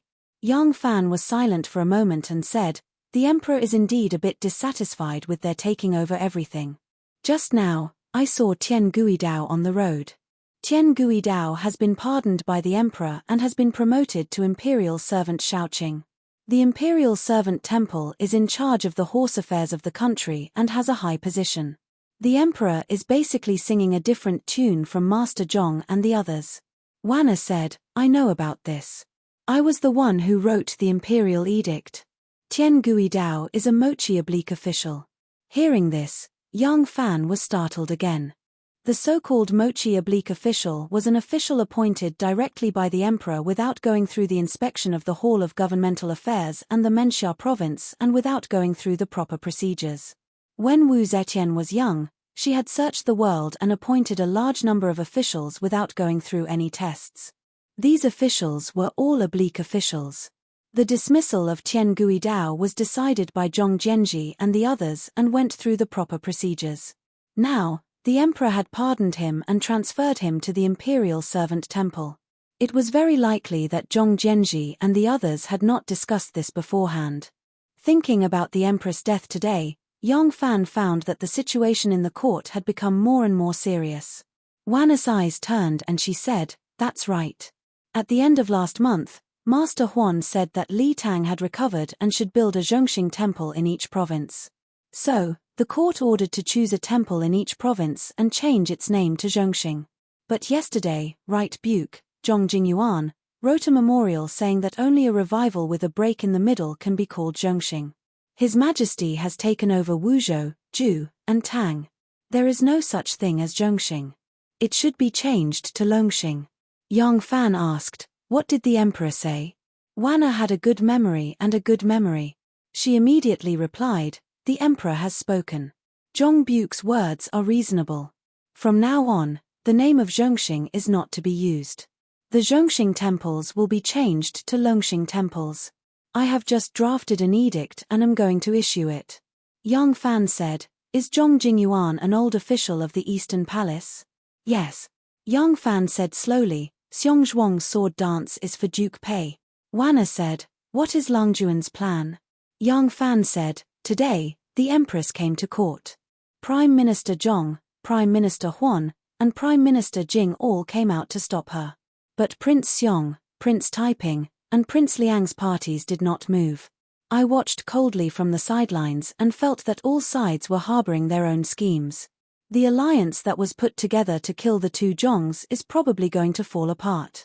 Wanna frowned and said hesitantly, so soon? Yang Fan nodded his head solemnly, then said, Jinghui was originally a subordinate of Taiping's. Wanna let out a soft cry. It was clear that she did not know about this matter. Yang Fan continued, Yuan Shuji and Kui Shenhui are old subordinates of the Prince of Xiong. The Prince of Xiong and Taiping have not moved. Only they have stood out. It's clear that the three of them have already broken away from Taiping and the Prince of Xiong. They have switched sides with Zhong Jianji and Huan Yangfan. Taiping and the Prince of Xiong will not sit by and watch as they betray them. It's hard to predict what will happen in the future. We can't act rashly. It's best to wait and see. Wanna nodded and sighed. The present situation is even more unpredictable than when the Empress was on the throne. I originally thought that the world was settled, but who could have imagined that Qin Fu would lose his deer and the entire world would pursue it? Yang Fan asked, "What is the Empress's current situation?" Wanna replied, "There are no problems with her clothing, food, and sleeping. After all, she is His Majesty's birth mother. Other than being deprived of freedom, how could she be treated unfairly?" Wanna paused, then continued somewhat sorrowfully, "However, this servant went to visit her. It seemed like she had aged 10 years overnight, and her body was very bad." Yang Fan said, "Once the insufferably arrogant Empress was like the sun at noon, once she failed, she would end up like this, let alone you and I, mortals. Thus, for the sake of you, for the sake of our children, for the sake of our families, we must be extremely cautious." Seeing the sorrowful expression on Wanna's face, still feeling pity for Wu Zetian's situation, Yang Fan embraced her and gently comforted her. In truth, as a failure, she is already very lucky. Think of Empress Wang and consort Xiao Shu in the underworld. Think of how their families still bear the surnames of Mang and Xiao, suffering in the south. What can she complain about? Chapter 1107. After Empress Wei closed the curtain to preside over the government, she would only sit behind the curtain every time she attended court, as silent as Shu Shu entering the cow camp. Gradually, Zhong Zhenji and the others relaxed their vigilance toward her. In their view, if this empress could continue doing her duty, then it was no big deal for her to close the curtain and preside over the government. Zhong Zhenji and the others were not unaware of Li Xian's pardoning of Tian Guidao's crimes, appointing him as a grand servant, and issuing an order to the world to change Zhongxing Temple to Longxing Temple. However, they knew that the emperor was extremely dissatisfied with their monopolizing of power and did not wish to completely fall out with the emperor. These small matters were not worth mentioning. It was fine to let the emperor vent his anger, so they did not react excessively. However, Li Xian's series of small actions were just a test. When Li Xian discovered that Zhong Zhenji and the others did not react excessively, he suddenly realized that these people were not as powerful as he had imagined. Moreover, cracks had already appeared in the coup organization. They absolutely did not have the ability to launch another mutiny and threaten his throne. Thus, Li Xian's courage gradually grew. On the 16th day of the second month, the 20th day of Li Xian's ascension to the throne, Li Xian suddenly announced that he would worship Wu Sanxi as the Great Minister of Public Works, one of the lower three ranks of the Hall of Governmental Affairs. After Wu Chengxi, Wu Sanxi became the second person in the Wu clan to hold the position of Prime Minister. Li Xian had not discussed this appointment with the group of meritorious ministers and prime ministers. He had directly announced it in court, catching Zhong Zhenji and the others off guard. At the same time that Li Xian worshipped Wu Sanxi as prime minister and bestowed the title of Great Minister of Public Works, he also announced that Princess Taiping's husband, Wu Yuji, would be promoted to Prince Ding. Wu Yuji had originally been Prince Ding. Although there was only a difference of one character, the two characters were the names of the commandery while the one character was the name of the country. With this, Wu Yuji was promoted from a commandery prince to a prince. Wu Yuji's promotion to prince also meant that Princess Taiping's eldest son would inherit the title of prince. Thus, no matter how poor Princess Taiping's relationship with her husband was, she would gladly accept it. At the same time, Li Xian also announced that the guards of honor and the security of the State Protector Princess Taiping and the State Protector Prince of Xiong would be increased. It was decreed that the guards of the Prince of Xiong and Princess Taiping's residences would be similar to those of the emperor.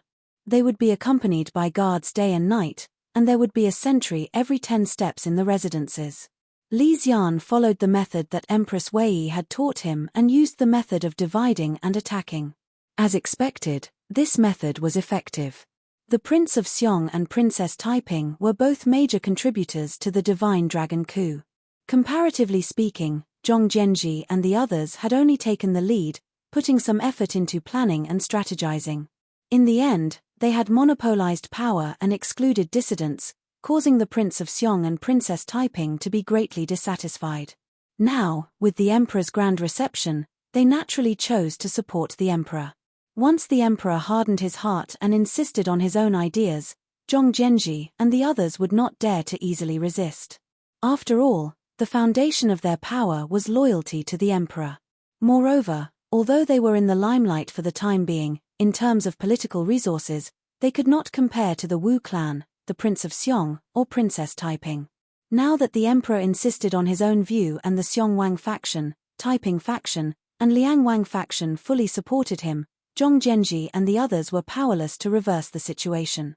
They could only watch helplessly as the Wu clan, which had been unable to interfere in politics even when Wu Zetian was still in power, charged into the hall of politics and occupied the position of prime minister. Although Zhongzhenji and the others were extremely dissatisfied with the emperor's recent actions, they were still caught up in the situation and did not sense the approaching danger.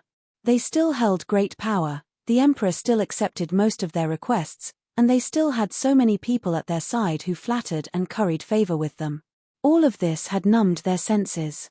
But there was no lack of clear-headed people among the spectators. Chief historian of Luo province, Xue Zhichang, was a clear-headed spectator.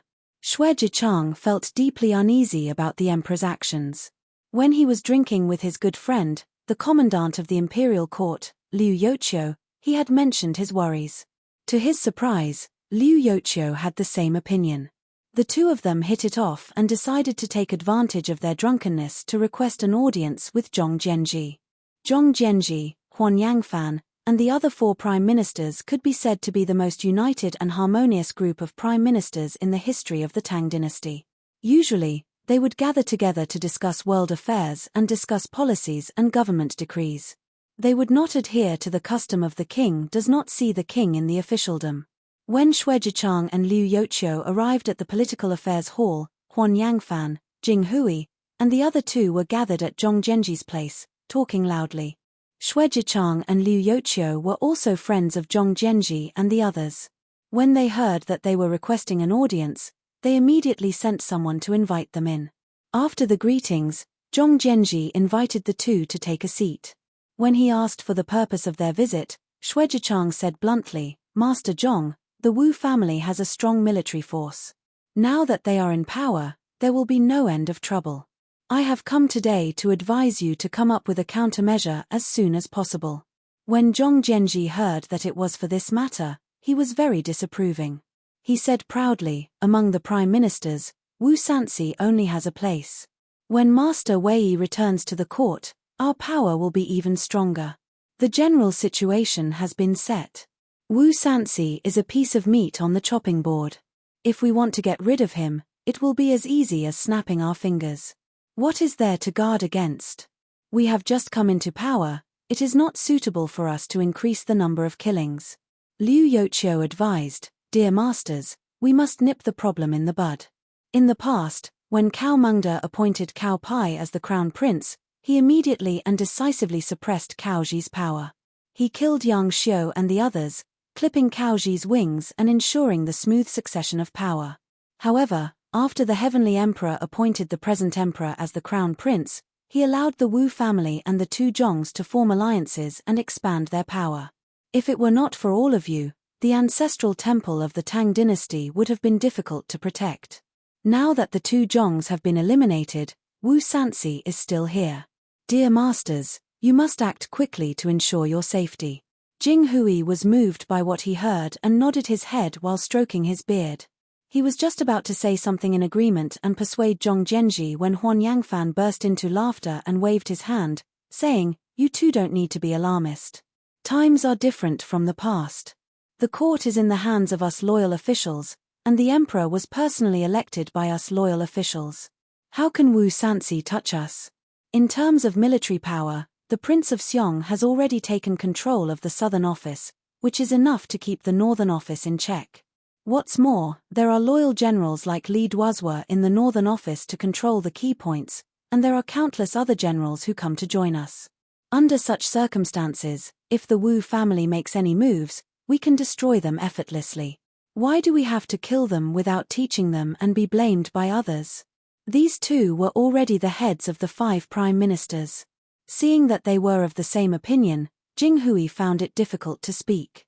In front of Xue Jichang and Liu Youqiu, he had to maintain a high degree of agreement among the five of them and not disagree. Since Jing Hui had this thought, Yuan Shuji and Kui Shenhui also had the same idea.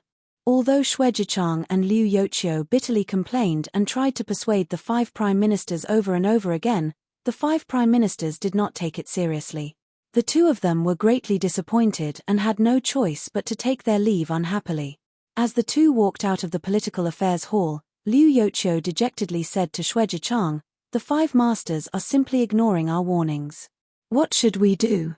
Xue Jichang had an extremely unsightly expression. He gave a deep sigh and worriedly said, "If anything happens, you and I will die without a grave." Due to his disgust towards Wu Zetian's actions during her reign, the fact that Mrs. Blacktooth Changji had given birth to a child by caesarean section, and Di Renjie's dying words, Yang Fan became more and more determined to support Li Futong. However, even though he had achieved his goal, he did not see any hope for the empire's resurgence. Yang Fan couldn't help but be at a loss. Even a natural-born saint did not have eyes that could see through the future. He did not know where this empire that was brewing new turmoil would go, nor did he know what role he could play in it. The only thing he could do now was to protect himself before the situation became clear and quietly watch the clouds move. The biggest asset that Yang Fan could rely on to maintain his position in the officialdom and the Shenzong family's advantage was the 1,000 horsemen. Once the 1,000 horsemen became 10,000, he could radiate more power in the political arena and create more convenient conditions for the Shenzong family to infiltrate the political arena. After analyzing the current situation and making the decision to lie low, Yang Fan began to concentrate on managing his own faction. The fact that Jing Hui, Kui Shenhui, and Yuan Shuji had switched sides, turned their backs on Princess Taiping and the Prince of Xiong, and formed their own faction to oppose the old master made Yang Fan deeply understand a principle: profit was the foundation of everything. One could not ask a politician to be pure, flawless, and loyal. Upon entering the officialdom, every person had to constantly study, judge, choose, give up, and obtain. As they struggled along the way, those foolish, naive, and blind people had long since been eliminated in the cruel competition. Those who could climb up, if they had the right to establish their own faction, would continue to serve under one. Once the 1,000 horsemen became 10,000, he would not be able to directly control such a massive force. He would need a group of capable subordinates, and once he had many subordinates, it would be very difficult to guarantee the loyalty of all of them. Thus, he had no choice but to use methods such as balancing and restraining each other to ensure his control. In order to accomplish this, the most important problem he faced was the appointment of his generals. And once the 1,000 horsemen became 10,000, they would have the ability to accomplish important missions on their own. It would be different from the 1,000-some people in the past who were only responsible for guarding an important place. The emperor would not completely give him control over such a force. This was the instinct of an emperor. Wu Zetian had such trust in Wu Yuyi, but had she not divided the imperial guard into 3 and given it to Wu Yuyi, Li Duozhua, and him to control?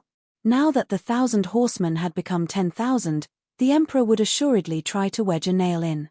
If he wanted to maintain control over this army, it would be even more difficult. For this reason, Yang Fan gave the Heaven Observation Department information on the family backgrounds of the generals and how close they were to him. He had his advisors assist him in formulating an even more perfect adjustment plan. Thus, in this period of time, Yang Fan paid less attention to the open and covert struggles between the various factions. In the spring of spring, peaches and plums vied with each other, and the imperial court had completely changed. Chapter 1108. White walls and black tiles, a house inside the wall, and a long alley outside the wall. A few stalks of green grass stubbornly struggled out of the mottled tiles on top of the wall. They happily unfurled their leaves towards the blue sky and added some liveliness to the quiet alley. Of course, the occasional laughter coming from inside the wall also added some liveliness to the quiet alley.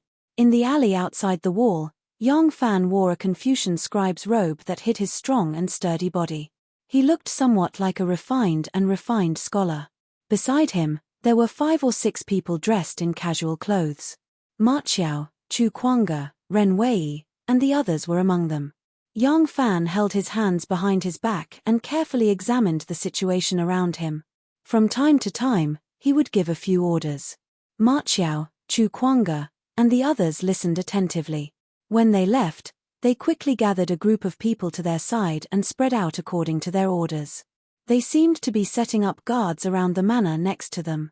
During the time that Yang Fan had been concentrating on managing the 1,000 cavalry, many things had happened in the court. The first was that Wei Yuanzhong had returned from Lingnan. As the vanguard of the rebellion against Zhong, second Zhong had been executed. Naturally, he was innocent and meritorious, so Li Xian ordered him to return from Lingnan. Zhong Zhenji and the others were very welcoming of his arrival. Although Wei Yuanzhong was an old subordinate of the Eastern Palace, since they could pull Jing Hui, Kui Shenhui, and Yuan Shuji over, they believed that they could also pull Wei Yuanzhong in as an ally. At the same time, Yang Zixi, who had once flattered second Zhong, was pardoned of his crimes by Li Xian and retained. However, he had made a mistake and was chased out of the political affairs hall. Although Yang Zixi did not have the title of prime minister, he still had the power of a prime minister. He was appointed by Li Xian to be the Minister of Revenue, a third-rank official of the Hall of Governmental Affairs, and also to guard Chang'an. In this way, his real power did not decrease much. He did not need to control the Ministry of Revenue and the Tang Empire's finances. Moreover, he was also the left guard of Chang'an and controlled the army.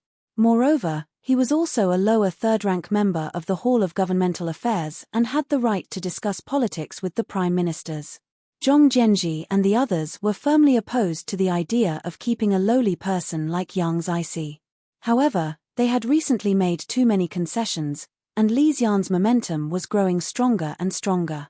This was especially the case after he successfully split apart the meritorious minister's faction, the Prince of Xiong's faction, and the Taiping faction, as well as obtaining the support of the King of Liang's faction. As emperor, Li Xian's authority had clearly become much stronger. As the emperor, Li Xian's authority was clearly much firmer. After a stalemate, Zhong Zhenji and the others once again made concessions. This made Li Xian even more courageous. His old subordinates of the Eastern Palace, such as Wei Anshi, Li Huayuan, Tang Shouzan, and Zhu Qinming, were all used by him. Although these people were divided into many factions and could not be united, they could at least be used. At the moment, Li Xian lacked people. However, the seats in the Political Affairs Hall had already been filled by the meritorious officials. Now that Wu Sanci and Wei Yuanzhong had been added, he truly could not stuff any more prime ministers inside. Otherwise, the prime ministers of the Tang dynasty would be as worthless as cabbages sold on the street. Li Xian could only appoint them all as third-rank officials of the Hall of Governmental Affairs and divide the power of the prime ministers before anything else. By the time Yang Fan had begun to sort out the initial plans for the expansion of the 1,000 cavalry, Li Xian had already used the innate advantage of his status as emperor to open up a certain situation in the imperial court and grasp a certain amount of authority. He was no longer at the mercy of Zhong Zhenji and the others. But Li Xian was not satisfied with the current situation. As an emperor, his authority was still too small. However, if he wanted to continue to expand his authority, he would inevitably touch the bottom line of the meritorious officials and suffer their fierce rebuke. Unless his strength could also increase, he could force the meritorious officials to lower their heads. Thus, Li Xian turned his gaze to Wu Sanci. The Prince of Xiong was his blood brother, and this was precisely what he feared. It was true that he could ally with Princess Taiping, but although Princess Taiping was dissatisfied with the domineering attitude of the meritorious officials, she could not ally with him to suppress the meritorious officials. Thus, his only choice was the Wu clan. The Wu clan was still extremely powerful, and Wu Sanci was his daughter's relative by marriage and had many conflicts with the meritorious officials. Was this not his best fighter? Thus, after appointing Wu Sanci prime minister and conferring him the title of Great Minister of Public Works, Li Xian began a series of actions to win over the Wu clan to show his favor. There was no court meeting today, so Li Xian suddenly decided to make a private visit to the Wu clan. In order to prevent the meritorious officials from running to him to remonstrate and nag at him, Li Xian chose to leave the palace through the Black Tortoise Gate controlled by Yang Fan. Thus, The duty of keeping watch naturally fell on Yang Fan's shoulders. In truth, how could the Son of Heaven truly be incognito when he went out on patrol? As long as he didn't make too much of a ruckus and didn't make too much noise, it would be considered incognito. The Liang household was guarded by the newly appointed commandant of the internal guard, Gao Ying, while the Liang household was guarded by Yang Fan. If the emperor made the slightest mishap, they would be punished with execution, so they naturally had to be especially cautious. Yang Fan personally rushed to the Liang household and patrolled the area. After understanding the situation, he began to make arrangements.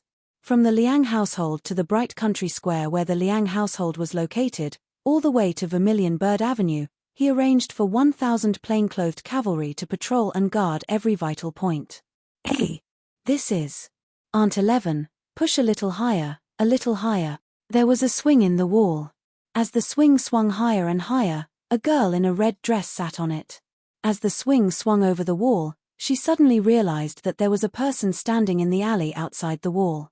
His appearance was rather familiar, and upon closer inspection, she realized that it was Yang Fan. She hurriedly turned her head and ordered her younger sister to push her even higher. Behind the swing stood an adorable girl with baby fat. It was the Prince of Xiong's youngest daughter, Aunt 11, Hua Guo. The person sitting on the swing was naturally Aunt 10, Li Kaiying. This estate was the home of the Prince of Xiong's daughter, the Princess of Anqing. Anqing's husband was Xue Lin, a military officer of the Liang household. As a result, she had bought the estate next to the Liang household so that it would be convenient for her husband to work there. Today, Li Kaiying and her other sisters had come to her older sister's house to play. The little ass-kisser, Hua Guo, had taken a fancy to one of Li Kaiying's beads and had been chasing after her older sister for it. In exchange, Li Kaiying wanted her to help her swing. Hua Guo had spared no effort to obtain her older sister's beads, and upon hearing her older sister's order, she immediately puffed out her cheeks and pushed even harder. Li Kaiying was wearing a dress, but she was afraid that her breasts would be exposed, so she clamped her legs tightly together. However, the dazzling red of her dress still fluttered like clouds, making her seem exceptionally beautiful. When Li Kaiying saw that the person standing outside the wall was indeed Yang Fan, she was overjoyed. Just as she was about to greet Yang Fan, she suddenly became suspicious. That's not right, he's wearing casual clothes. What's he doing sneaking around here? The corner door of one of the houses in the long alley suddenly opened and a carriage emerged. The moment the carriage emerged from the corner door, it made a sharp turn and galloped over. This action immediately attracted the attention of the 1,000 plainclothed cavalrymen scattered about the alley. Yang Fan had already ordered them to be secretly on guard and not to make a scene, lest all the neighbors know that an important figure was paying a visit to the Liang household. As a result, these plainclothed guards would not lightly reveal their identities to search passers-by, but the moment this carriage appeared, they immediately became vigilant. Several of the cavalrymen immediately unsheathed their daggers and rushed forward, simultaneously flashing their fish talismans. They couldn't be blamed for being so nervous. The people who lived in this area were all rich and powerful families, and a carriage coming out of a single household shouldn't draw any attention. However, this carriage's curtains were drawn so tightly that it was impossible to see what was going on inside. Moreover, as soon as the coachman emerged from the corner door, he started lashing out with his whip like rain, his expression flustered. How could they not be suspicious? Several cavalrymen stepped forward to stop him. The coachman hurriedly reined in his horse. At first, he looked angry, but when he saw the cavalrymen reveal their identities, the coachman's expression changed to one of bewilderment. He turned his head towards the carriage and said a few words. The curtains were lifted, and a person walked out. Yang Fan noticed that this person was extremely cautious when he walked out of the carriage. The curtains were pulled down extremely low, as if he was afraid that others would see what was going on inside. He couldn't help but become suspicious. Taking a closer look, he saw that the person was about 60 years old. He was dressed in a plain robe and had a green headscarf tied around his head. He had 3 strands of long beard on his chin. He gestured to the cavalrymen, indicating for them to let the carriage pass. The cavalrymen flashed past the 2 sides, urging the carriage to move towards Yang Fan. When the carriage stopped in front of young Fan, the person on the carriage immediately got off the carriage and cupped his hands towards young Fan. He asked in bewilderment, "Are you, from the 1,000 Cavalrymen?" When young Fan was inspecting the surroundings to understand the situation, he already knew that the family that the carriage came out of was the mansion of the now powerful Huan Yang, Fan Huan's husband. Although the meritorious officials didn't regard young Fan as their core member, as a friend who had fought together in the war, they didn't reject him. Their relationship with each other could be considered good. Young Fan cupped his hands towards the person and said, "Correct, I am the 1,000 Cavalrymen's champion general, young Fan. May I know who you are?" The old man was slightly startled. He quickly followed the official etiquette and bowed to young Fan again. He said, "So it is great General Yang. My apologies, my apologies. I am the provincial governor of Izhou, Zhao Luwen." Only now did young Fan know who he was. It turned out he was Huan Yang's brother-in-law. Wn had heard from her informant that his brother-in-law, who was the provincial governor of Izhou, was a hero in the coup d'état. He had asked the emperor for a title and caused the emperor to lose his temper in the inner palace. Wn had heard about this from her informant, and then told it to young Fan as a joke. As a result, young Fan had a very good impression of this person. Young Fan hurriedly said, "Oh, so it is Governor Zhao. My apologies, my apologies. I have official business to attend to here. My subordinates do not know Governor Zhao's identity and have offended you. I ask Governor Zhao to forgive them. If Governor Zhao has urgent matters, please go ahead. I will send someone to open the way for Governor Zhao." The provincial governor of Izhou, Zhao Luwen, gladly said, "Thank you for your trouble, great general. Since that is the case, I won't disturb you any further. Farewell." Before Zhao Luwen could finish the word farewell, a woman about 50 years of age suddenly walked out of the unclosed corner door. Behind her were two young maids dressed in green. As soon as the woman walked out of the corner door, she looked left and right and said, "Who said my elder brother is here? Where is he?"